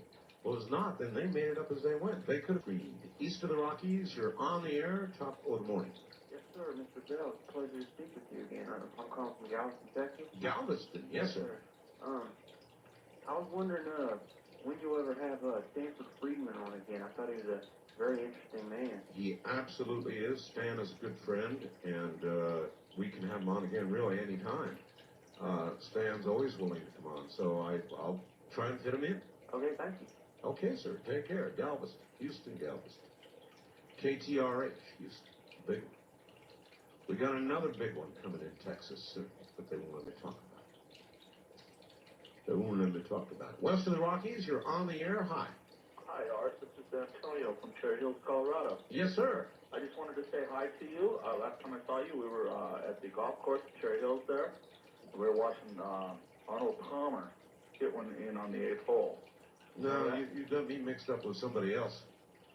Is this Art Bell? Yeah. You sound the same. But I'm not the person. I've never watched Arnold Palmer in person in my life. You were down there when Nixon was there? No. Oh my gosh, I could have sworn that was you. No. Anyway, I wanted to make a comment on the McDougal thing. Sure. You know, I think it's a shame. I think the girl's covering up for the president, and she's taking it in the gut, and she's going down. And I was a victim. I think she's a political prisoner, actually. Do you? Yeah. Well, she looked a little like one in chains. Man, they had her all chained up earlier today. I saw that. She had her shackled. Take it in the gut, she could go down. Why would she go down to the Clintons? Well, would you do 18 months for the Clintons? I did 5 years. I said, would you do it for the Clintons? I wouldn't do it for the Clintons. No. Well, see, so why should she? She's making money out of it. Well, maybe she'll write a book. I think it's already an offering. Oh, yeah, right. I'm sure. No, the way I think about it, she says she doesn't know anything. Starr says the accusations that he's putting pressure on her to get information about the Clintons are a bunch of baloney. I'm not sure that I buy the whole thing, because I think she'd sing. Because I would. Would you? Hell yes. They tried to get me to sing when I was a political prisoner, and I said no. And I went through and I did my time, like she's doing. No, what do you mean you were a political prisoner? Well, I was a political prisoner back in the 60s. Charged with what? Cocaine. Cocaine? Yeah. Do you have cocaine? They said I did. Did you? No. No? That I was actually... So they planted the cocaine on you? They did. They planted it. Why? To set me up. Because of what? They wanted to take us down back in the 70s. People in the cartel. I thought you said it was the 60s. Well, this is late 60s, early 70s. All right, well, thank you, but I don't think she's a political prisoner, and I'm sorry, but you can hear stories a dozen like yours in the jailhouse, you know. Everybody's in this. They plan it. They frame me. Well, maybe they did, but for some nefarious reason. I'm not saying that it doesn't happen. People do get framed, but not as frequently as you would imagine. Wildcard line, you're on the air. Hello. Hello? Hello. Yes, I'd like to tell you about a diagram I have of a picture of the Sphinx, and there's a hidden door behind the left elbow and stairs going down. You have a diagram of a picture? Yes, a diagram of the Sphinx with a hidden door behind the left elbow. Also, I'd like to mention something. There's an object in ancient Egypt. They have never found it. It's called a jet pillar. I asked Zachariah. It's called what? A jet pillar. A jet pillar? Yes, it's a tall pillar. They had ceremonies and festivals for raising the jet pillar. And Osiris is said to have raised the jet pillar. What is it? It's a tall pillar, and it's hollow, and it comes down to a horn on the bottom, and it has four, like, capacitive plates on the top. No. And evidently they use these in groups of 2 and 4 and more. For what? This is the mystery. I believe they create an artificial electrostatic grid, and the waveguide warps the grid. Well, that's as good a theory as any. I appreciate your call. I'll give the audience a little bit of a tease. Next year, I'm going to Egypt. Next year, I'm going to Giza. Next year, I'm going to the pyramids. Next year, I'm going to the Sphinx. That's one of the places that we're going to go on the next cruise.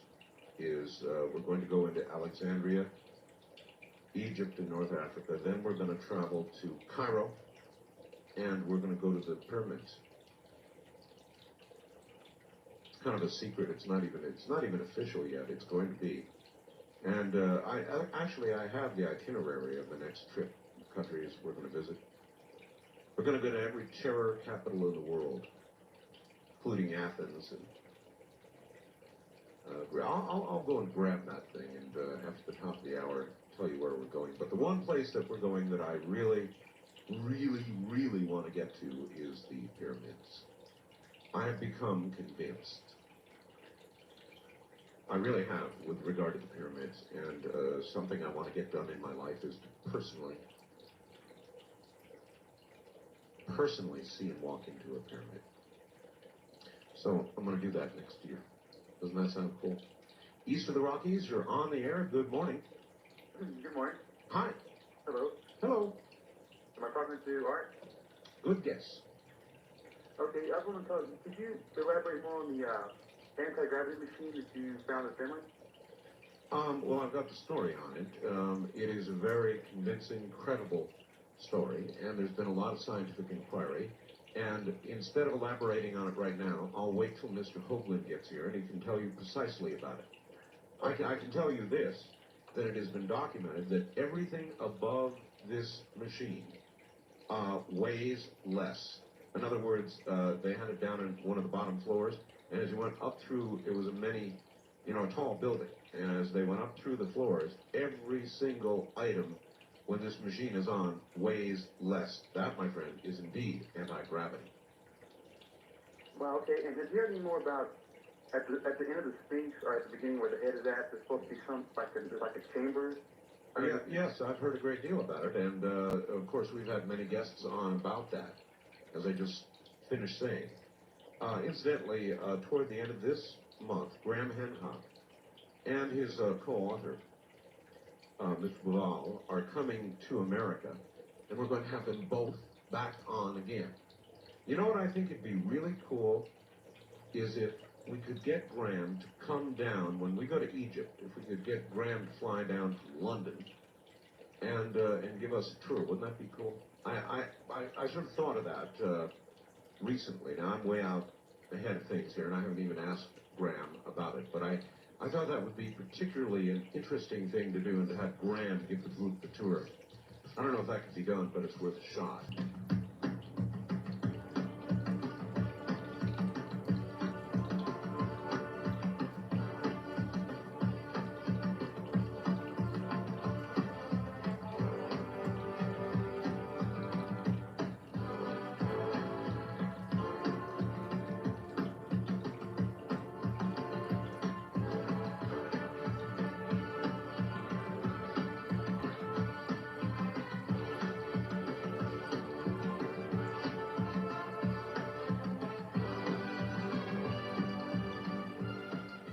Listening to Rockville Somewhere in Time, tonight featuring a replay of Coast to Coast AM from September 9th, 1996. Yep. Good morning, everybody. We'll kind of cruise over the news here in a moment and cover what there is to cover. Our president wants $1 billion for airline security.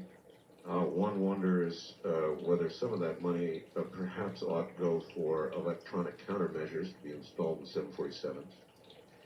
$1 billion is a lot of money, and we're jumping on it kind of early since we don't know what brought down 800 just yet. One TWA checked that. One other pilot, an American Airlines pilot, this is an Associated Press article, by the way, says he saw a missile zip by his airliner, like that, hundreds of miles apart, but still in all, when you think about it, there should not be missiles passing within sight or near the windshield of any commercial airliner, and here we've got a pilot saying that such is the case. Oh, listen, you've got to get to my webpage. There is this article written by this newspaper up in Canada, which I called it, perhaps wrongly, a tabloid, but I'll tell you, if somebody sent me facts that said it's not a tabloid. But listen to the headlines. Those of you familiar with the story should know better than this. It says, talk show host hiding saucer parts. Exclusive. Learn the truth behind art's parts. Feds ready to swoop. And it's a long article. It's up on the webpage. Somebody sent it to the webpage. So Keith put it up there. And I really think that you ought to read this, and you tell me what kind of an article you think it is. They never consulted me. They never called me, of course. Talks about me and parts and all the rest of it, but I mean, come on. All the testing, I mean, they've gone to Carnegie Institute in Washington. All the testing that we've done, every sort of legitimate scientist we could lay our hands on, every government agency we could consult, every rare metals manufacturer in the U.S. that might even manufacture something of this sort. And they're saying talk show host hiding saucer parts. Give me a break. Iraq, turns out we had a big operation up in northern Iraq. CIA did, overthrow Saddam, probably get him killed or whatever. And so he got upset and chased up there, and CIA guys had to split real quick and leave a bunch of good stuff behind that now no doubt Saddam has. And that's part of the reason why all of that happened, I am told. And that is rather interesting, very interesting actually. And I just wonder, we spend all these millions on CIA guys to chase around and train people to go do what we ought to just do. If we're going to kill this guy, I said it earlier, then we ought to just kill him, and stop with all this baloney. We're going to kill him, we're going to kill him. Fran, the hurricane, now not a hurricane, of course, but leaving behind $1 billion damage in North Carolina and flooding all over West Virginia, Maryland, Washington, D.C. Flooding. A new hurricane is now born named Hortense. Hortense is hardly moving, threatening now Puerto Rico and my good friends in the islands. And I talked to a lady in the Virgin Islands at the beginning of the program, and she said it's just raining like hell. It may dump up to a foot of rain, and the bad part of it is it's roughly just sitting, kind of wobbling, It was going 6 miles an hour, then they couldn't measure any forward movement, and it's sitting and building, and so that's not good. And it may or may not threaten the U.S. mainland. We're going to have to wait and see.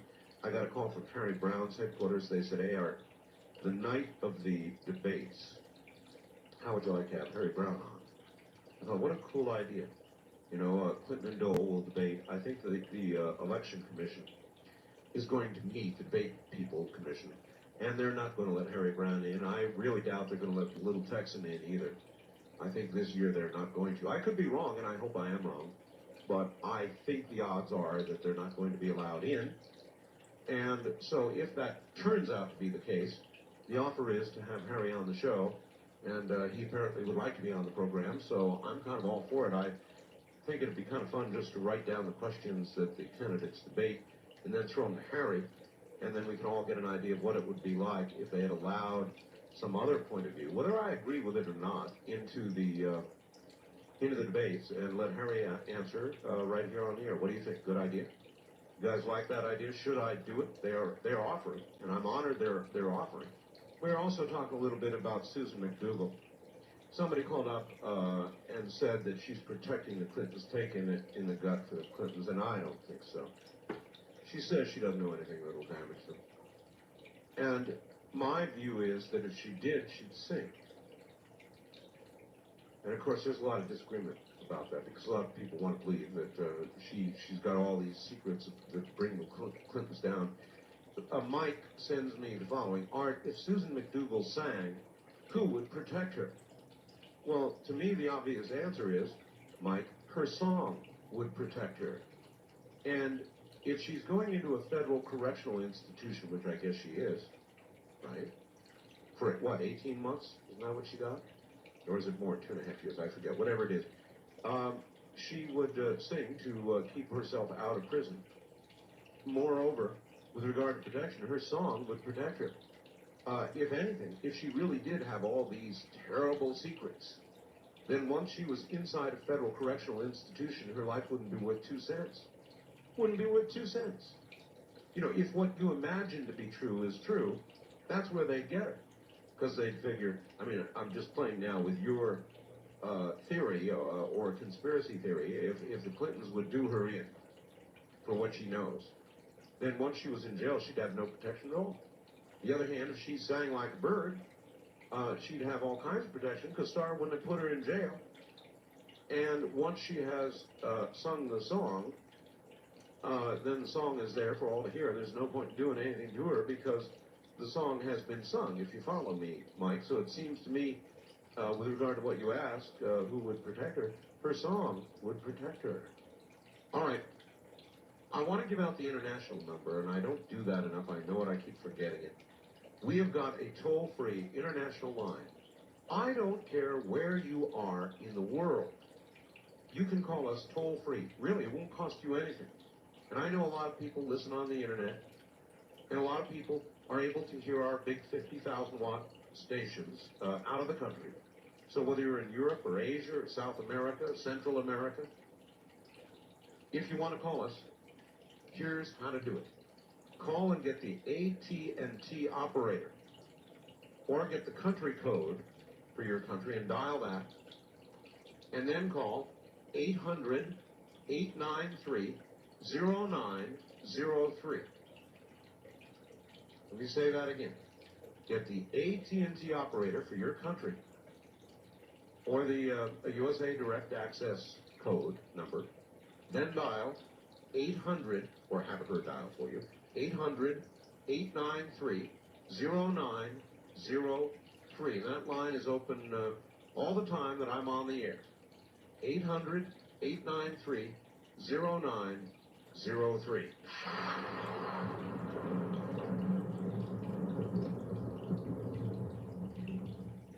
Back to work we go. Actually, it's not work. This is more like play. East of the Rockies, you're on the air. Good. Whoops, would have been. West of the Rockies, you're on the air. Hello. Good morning, Art. Good morning. I think periodically a caller needs to call in and tell all the new listeners that you have a very strange sense of humor. Well, that's true. That really is true, because I know that I get letters from people, and you wouldn't believe letters I get. And so you're right. I do have a strange sense of humor, and people take things, a lot of times I say, dead serious, when they shouldn't. Okay. Well, enough said for that. I just thought we should remind the people. I have a bizarre sense of humor. Two quick points. First of all, as far as the new guest, you heard of Dolores Cannon? Yes, I've heard the name. Okay. Basically, I pulled out a tape that I recorded back in the 1990s. She was on Rick Barber's show here at KOA Bedford, and it was just before the Gulf War, during Desert Shield, I believe. And the first part of the tape I didn't get recorded, or the first part of the show I got the last part recorded, and she speaks about a lot about the quatrains from Nostradamus. Oh, yes. She said that at that time she did not feel that what Iraq was doing or what we were doing with Iraq was leading up to anything in particular. She said it would be about 5 or 6 years before Iraq would rise up again, and that would be the beginning of the end, as she quoted it. And by God, You mean of the world? Actually, the beginning of, quote, kind of like a World War III is what she puts it. Well, that World War III would essentially be the end of the world, right? Right. Somewhat. So, but we had the Gulf War. That didn't end the world. Right. But at that time, oddly enough... Wait a minute. Pause for just a second. I've got my endo of the world horns. Okay, now continue. That reminds me, a great song that you might want to play, Eve of Destruction. Do you remember that song? Barry, yes. Barry, somebody. I know, I couldn't think of the last name, or the name, but Barry is the first name. If you could get a copy of that, I do have a copy somewhere. But so all you can remember is the first name, too? Yeah. Barry McGuire. Barry McGuire, you're right. Boy, I can tell you were an old DJ. Barry McGuire, Eve of Destruction, you're right. Do you know that is a record that AFRTS, the Armed Forces Radio and Television Service, banned? No kidding. Yeah, they wouldn't let them play it. So think of all the heat there is in Red China. Take a look around. I know that. You know when that was out, and I was working at the time for a Japanese company on the island of Okinawa, and AFRTS couldn't play that, so we played the hell out of it. We used to play it all the time just to stick it to them. Have you played it on code? Never, but I ought to, huh? You ought to. It was just imperfect. All right, I'll take that into consideration. Thank you very much. Yeah, that's Barry McGuire. East of the Rockies, you're on the air. Hello. Hello there. Yes, sir. Hello. Hello. Yeah. Turn your radio off. It's off. That's good. You're on. Yes, I'm You're going to have to get into your phone and speak up nice and loud because I can barely hear you. Okay, how's that? Better? Listen, I'm just calling to say about the 800 play. Yes. U.S. Navy 2, commercial airliner 0. Well, I don't know what that's supposed to mean. You have facts to go with that? WNBC ran a story Friday night that... Well, a lot of people have run stories, sir, but I've seen no absolute evidence nor admission of guilt, have you? No, and you're not going to see an admission of guilt. All right, well then, I don't, I don't mind, I guess, discussing the possibility, but until there is evidence, to just call up and give that like a ball score is pretty flippant and not fair, and I wouldn't say the Navy or the Air Force or the Army or anybody else shot it down until I had some sort of evidence. I don't want to believe that. I'm not saying it can't be so. It could be that it was a mistake, but I'll tell you, if we shot that airliner down by mistake and we're now covering it all up, then God help us. As a nation, it'll tear this country apart. So I wouldn't be flippant about it, and I hope to hell it's not true. First time caller line, you're on the air. Art. Yes, sir. I'm a truck driver in Greenville, South Carolina. Yes, sir.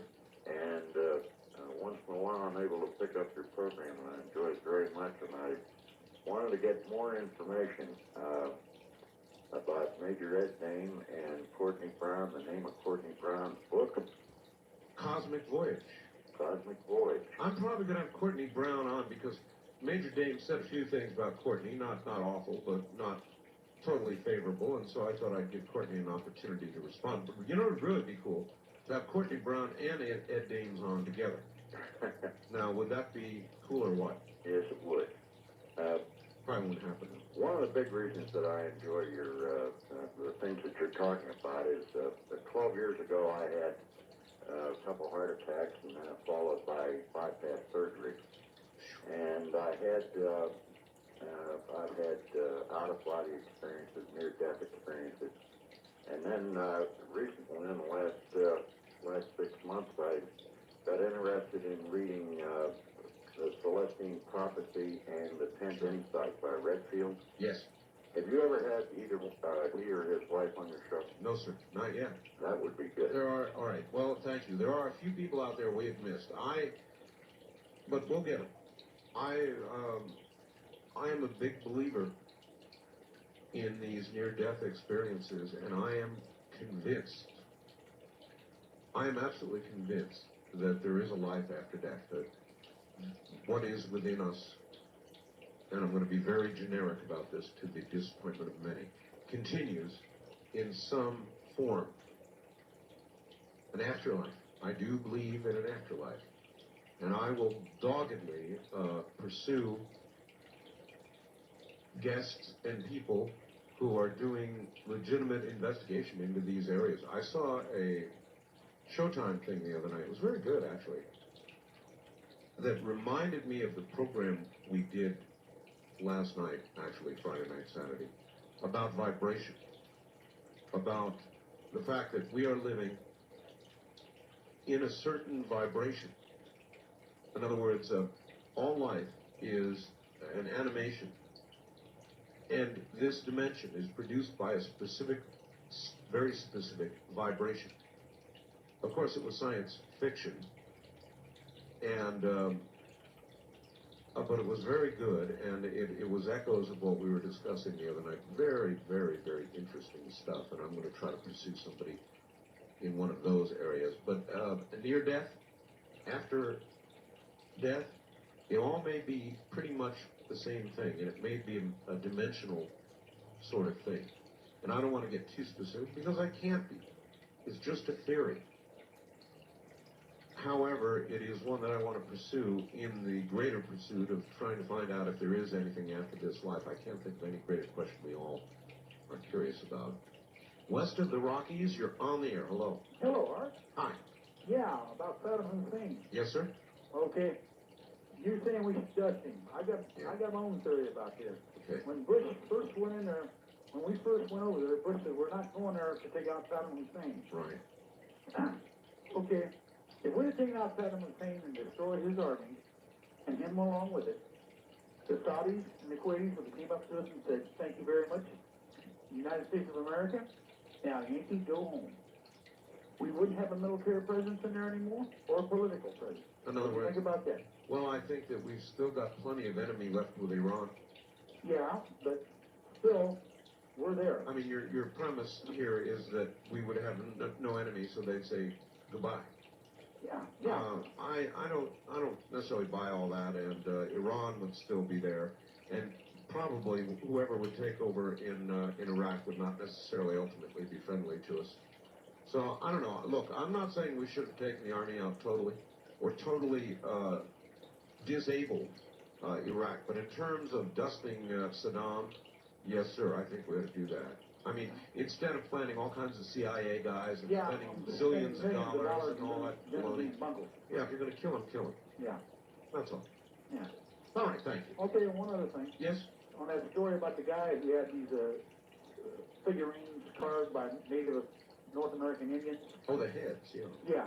Well, how did Native North American Indians in those days know what a gorilla or a baboon looked like? Well, I don't know. I guess that's part of the whole thing. I mean, Well, I'm just saying. you answer that, and you answer a lot. Thank you very much for the call. Heads. Said he can display them. I don't blame him. Imagine somebody coming over to your house and there's all these heads. East of the Rockies, you're on the air. Hi. Yeah, hello. My name is Cletus from Arkansas. Hello, Cletus. Hi, I've got this. Okay, I've got to tell you something. I'm sorry to bother you about this, but I have a crazy wife. Okay. Well, what do you mean crazy? Well, you know those chupacabras? Yeah. Those little monkeys that eat people and things. Yeah. Well, we listen to your program. Well, she listens to your program more than I because I work days and she's up all night because she's insane, right? Well, I mean, that's what you say. Insanity is a matter of perspective, and maybe she isn't actually crazy. Well, I know she's not crazy. She's wonderful, but she's a little out of touch sometimes. Well, now, she refuses to go outdoors now. Well, that's not very kind. Now, your wife, is she awake now, listening to this? Yeah. Well, I don't know. She's not. I'm not even at my home right now. I'm at a cousin's house. As a matter of fact, she won't even leave the house because she's afraid of those chupacabras. Really? She said that they ate a car in Florida. Chupaphobia, I guess that would be, huh? And no, they didn't. anyway, I was wondering That's not true. They didn't eat a car. Look, can you hold on? Yes. All right, good. Stay right there, please. You're listening to Art Bell, Somewhere in Time on Premier Radio Networks. Tonight, an encore presentation of Coast to Coast AM from September 9th.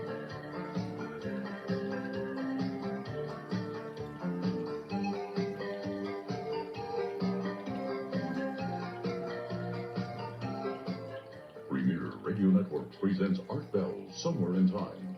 Tonight's program originally aired September 9th, 1996.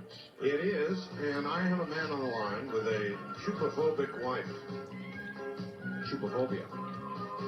That's what it would have to be called. Afraid to go out of the house because of the chupacabra. Are you still there, sir? Oh, yes, sir. There you are. Yes. In other words, she is actually terrified this beastie may get her and she really won't leave the house. Oh, I'll tell you. My son is a board operator for one of your affiliates. Oh, that could be it. And he got her started on your show about a year ago. Mm-hmm. And now she listens like it's a religion, and she won't leave the house. She said, well, she made my son and her both carry mace. They both carry mace. I mean, she would use mace against the chupacabra. I don't know. Do you have any idea what the PETA people would say about that? I have no idea. Macing a chupacabra. Well, the true depths. She said that it's like a little monkey and it eats cars and it eats like It doesn't eat cars. It scratched up a car down in Florida. I mean, well, she said scratched. I thought she read it from the tabloid. No, I didn't listen to that part of your show. I never heard that. No, it didn't eat the car. Well, she doesn't leave the house, ever.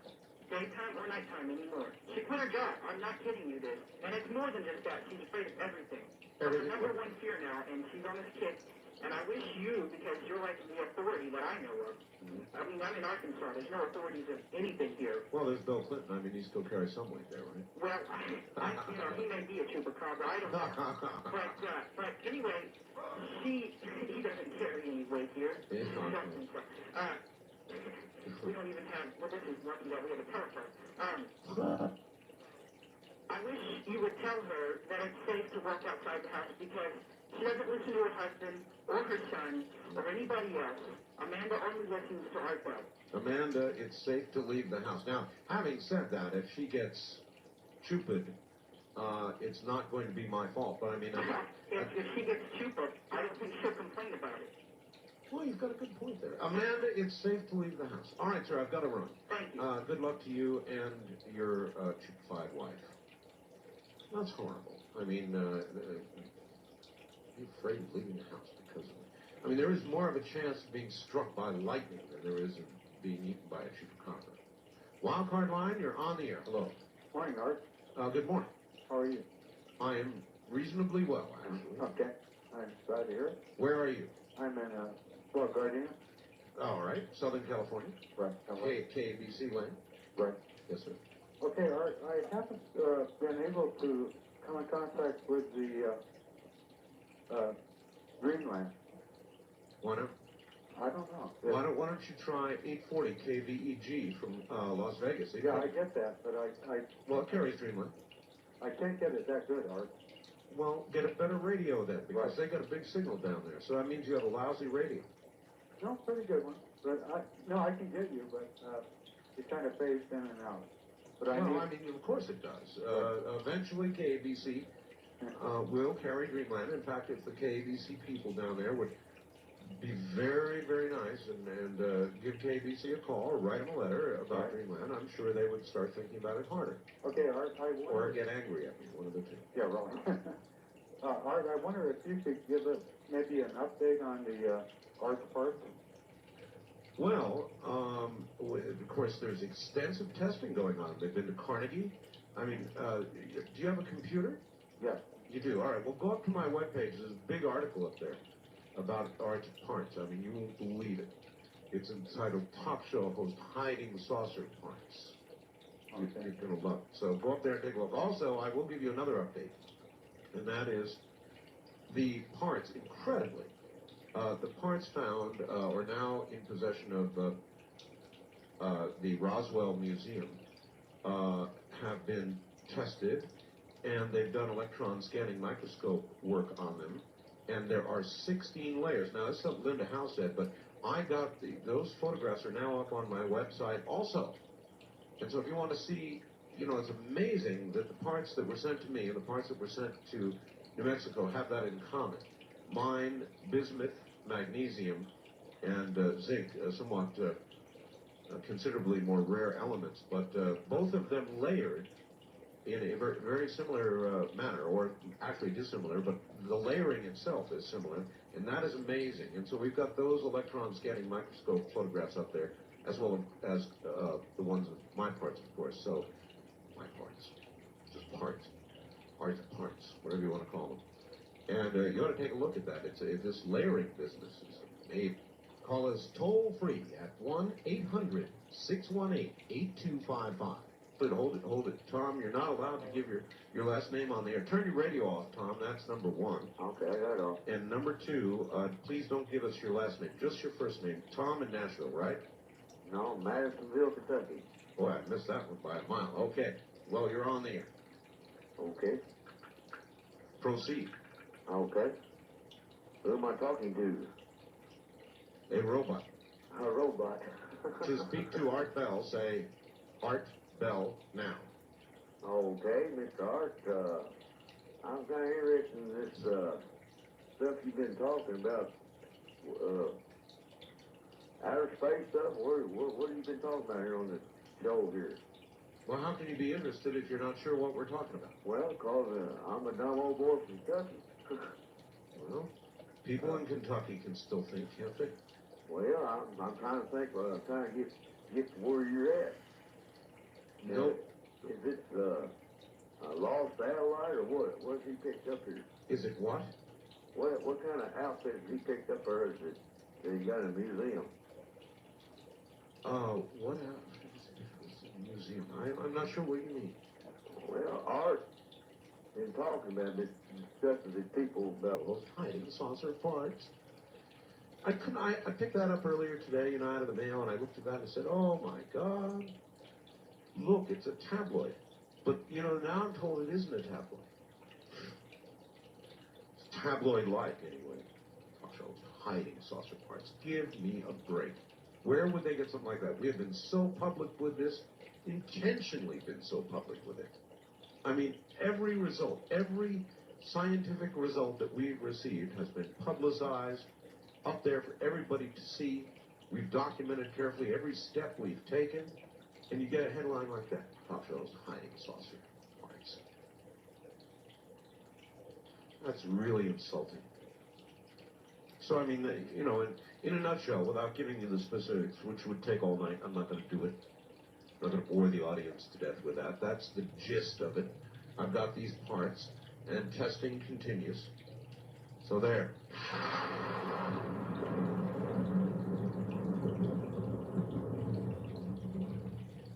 All right.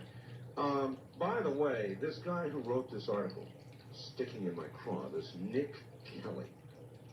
Guess how? Nick Kelly. Talk show host, hiding saucer parts. Nick Kelly. I'd like to talk to Nick Kelly.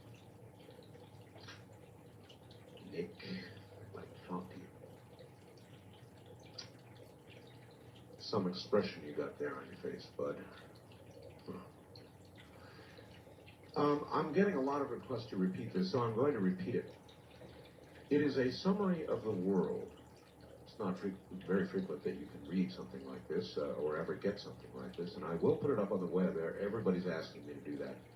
If we could shrink the Earth's population to a village, a Hillary village of about 100, not about, but precisely 100 people, with all existing human ratios remaining the same, it'd look like this.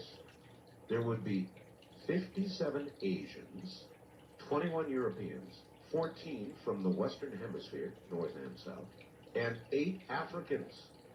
Now that puts it in perspective for you, doesn't it? 57 Asians. Man, would we be a minority. 51 would be female, 49 male, 70 non-white, 30 white, 70 non-Christian, 30 Christian. 50% of the entire world's wealth would be in the hands of only 6 people, and all 6 of those would be citizens of the United States of America. 80 would live in substandard housing. 70 would be unable to read.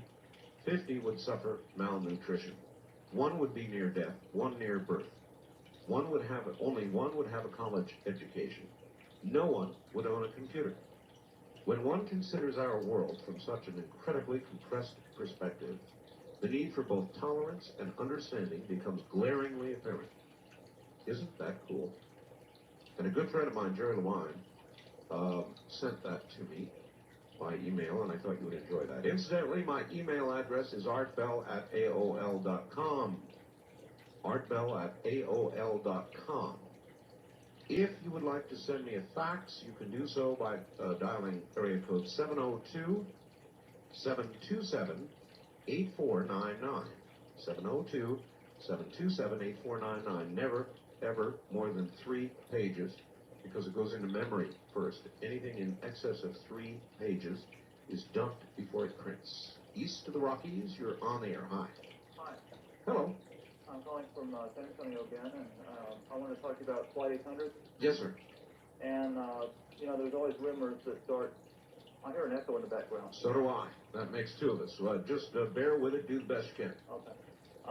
Anyway, you hear rumors, after a tragedy like that, and I heard 2 rumors that I thought would have probably been followed up by some additional information. One rumor was that there was a man that was on the plane before it took off, and he was told to get off the plane, and he was of Middle East descent, I believe they said, and they said he might have left something behind. And also, there were 2 men that supposedly rented a boat, off of the, Okay, well, let's take one at a time, all right? Okay. If there was somebody on the plane told to get off, then somebody is utterly not doing their job, because number one, all the security occurs before you get on the aircraft, right? I think so, yeah.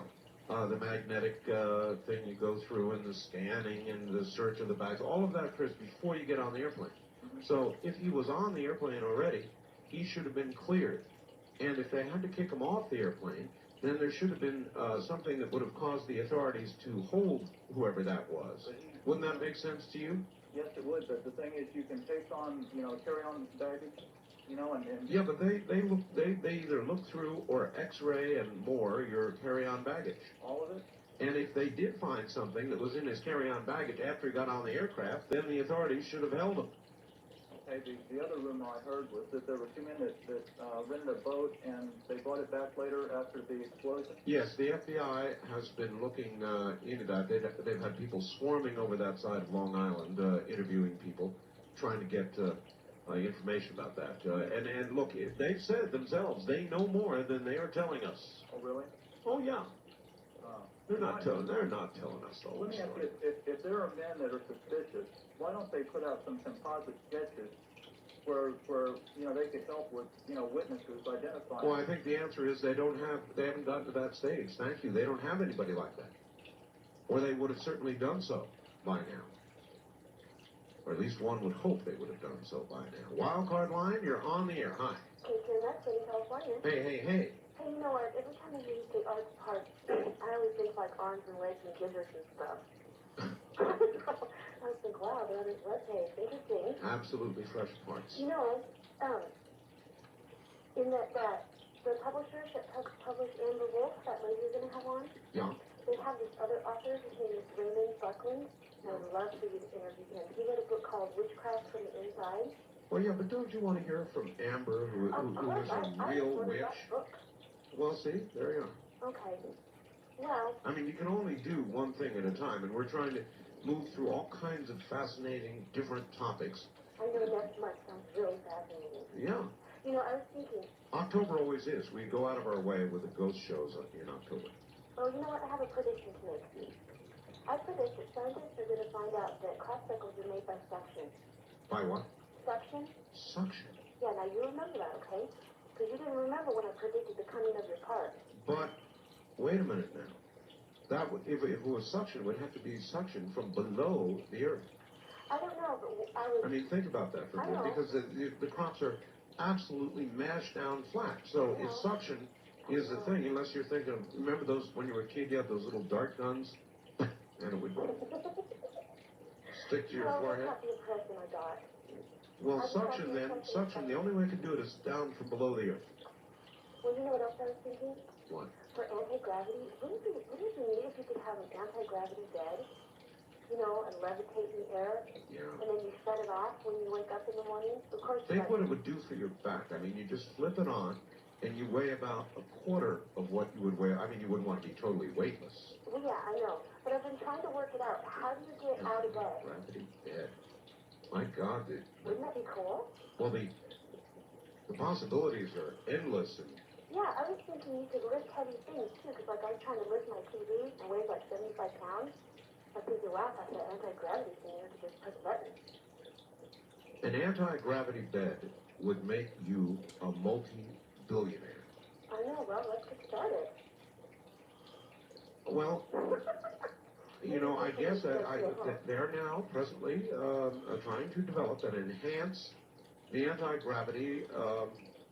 I'm going to have Hoagland on about this. I know. I thought it was absolutely fascinating. Now, you were talking about having an anti-gravity vehicle, and you were wondering how you go back and forth. I would. You have a fan. Well, a fan. Yeah, kind of like my magic carpet when I was a kid. So if I told you you're my favorite alien lately? I beg your pardon? I said if I told you that you're my favorite alien lately? Because you are. Well, you're sweet. Thank you, dear. Good night. All right, good night. That is our 10. We call her a 10 for a good reason. Boy, that just sets your mind buzzing. An anti-gravity bed. Just imagine the applications, many of which I wouldn't even discuss on this radio show for an anti-gravity bed. Nothing that would, of course, completely remove gravity, but anything that would take, say, 75% of the gravity away. The applications for that are totally mind-boggling. An anti-gravity bed. The next billionaire. That's who you'd have. $1 billion. You'd make $1 billion easy. We'll be right back. You're listening to Art Bell, Somewhere in Time.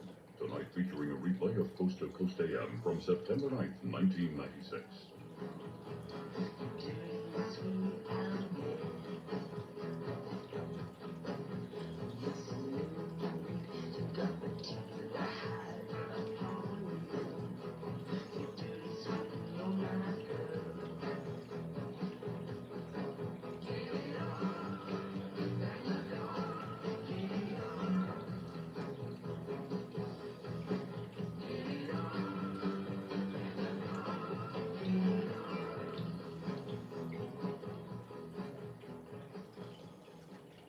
Hi there. East of the Rockies, you're on the air. Hello.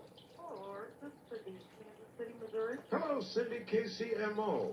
Yeah, I think your idea about having Harry Brown on is wonderful. The same night as the debates. Right. It's no wonder that they won't let him in the debates. He would show them up for the pathetic excuses they are for presidential candidates. Now listen, don't be afraid to say what you really feel. I won't. Never. Yeah, well, I'm going to do it. I'm going to take them up on it. Why not? Great. Let me tell you a little story of something kind of odd that happened to me over the weekend. You okay? Okay, I was at home with my husband, and we had kind of an argument.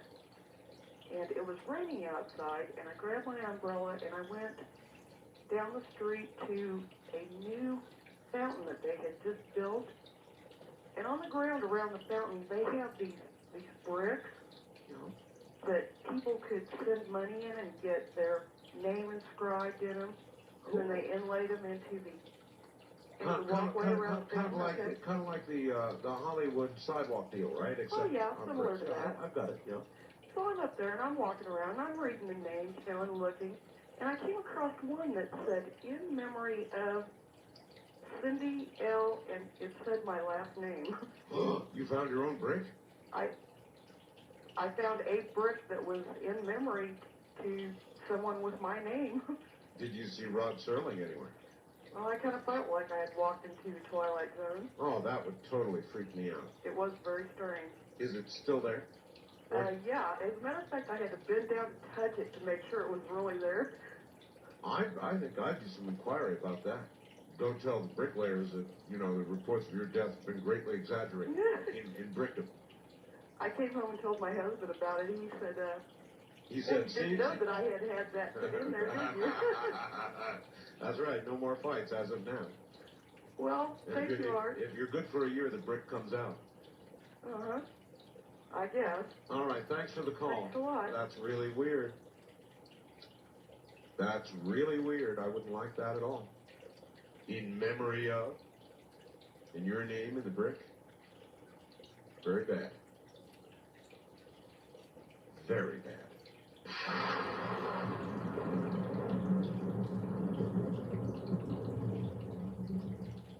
West of the Rockies, you're on the air. Good morning. Hello, David, Santa Clarita. Santa Clarita. Next to Magic Mountain out here in California. Oh, all right. I was calling about this drug thing and the government dealing dope and all this stuff. Yes. What do you think about that? Do you think there should be some kind of investigation, or do you think it's just conspiracy nonsense? The reason I ask... No, it's not all nonsense, but I think it's not what the conspiracy nonsense people think it is either. So, there's a germ of truth to it, certainly. Yeah, but is the government massively dealing drugs? No. I'm not so sure, because Freeway Rick, I knew the guy. Who? Freeway Rick. This guy that got down in San Diego on trial right now. For what? For selling dope. And then he says the government is gave him the drugs and gave him guns and all this stuff. The government gave him drugs and guns? And guns. Let's see, they had guns that the Contras had that I guess they were selling in the inner city and that kind of stuff. Well, this sounds like a political explanation for a local crime. But I think there's something to it, sure. Some pilots brought back drugs. The CIA probably had some operations going on. The DEA probably had some sting stuff going on. And so, yeah, in a sense, some of it happened. But are they massively dealing drugs? I don't think so. Well, I think some kind of investigation should be done on it, and I don't think Congress is doing anything about it. I've seen an article where a guy who ran the money laundering operation for one of the cartels, Fred Escobar's cartel, and he was in there saying that he dealt directly with intelligence agencies, and he made a deal where he shipped drugs to the Contras. Why would he ship drugs to the Contras? I don't remember what was said. It was about 5 years ago. Well, you obviously don't, because there'd be no reason. I appreciate your call, sir, but there'd be no reason to ship drugs to the Contras. The Contras were down in Nicaragua. The story, so that you have it straight, is that the guns were taken down to the Contras, and then the drugs came back up. That's what people are saying, and that certainly there was something to it. Certainly there have been various sting operations, even some dirty dealing, and no doubt some drug dealing. But as a general policy, I do not believe the U.S. government is pumping, as a matter of policy, all the drugs that came into America. No.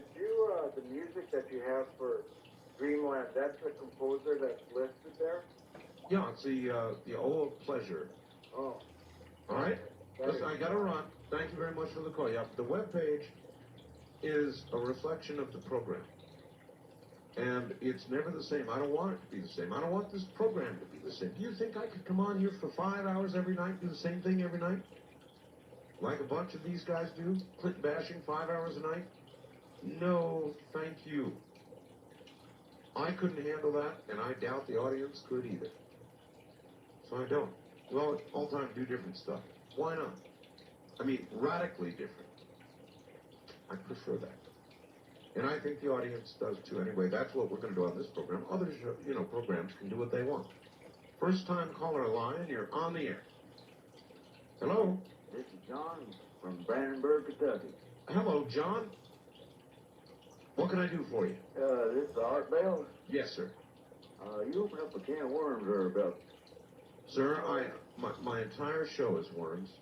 Buddy, that just made me pretty mad there about what, I heard about Jimmy Carter not being invited to the convention. Yeah. Well, I'm going to tell you what happened to me with Jimmy Carter back years ago. What? When Jimmy Carter was going up for re-election against Reagan, I went to vote. And Reagan was declared winner before I even cast my vote. In Kentucky? In Kentucky, across the whole United States. Well, of course, he had an absolute landslide, so I guess it was declared. Well, it kind of made me mad. I couldn't even cast my vote. This man done was declared winner, and Jimmy Carter, as far as I can remember, was one of the best presidents we ever had in the office. Well, he was mostly a good ex-president, more than he was a good president. Well, yeah. He's been a very good ex-president. And why he didn't show up at the Democrats' convention, one can only conjecture about. Either he had nothing good to say, or they didn't invite him, or he didn't want to go. No matter what the answer is, something was radically wrong for him not to show up, the only living ex-president. Well, you got that right, buddy. But what upsets me, though, when Reagan got in there, this country went downhill. And everybody said, oh, it went uphill. Well, it depends on your point of view. Some people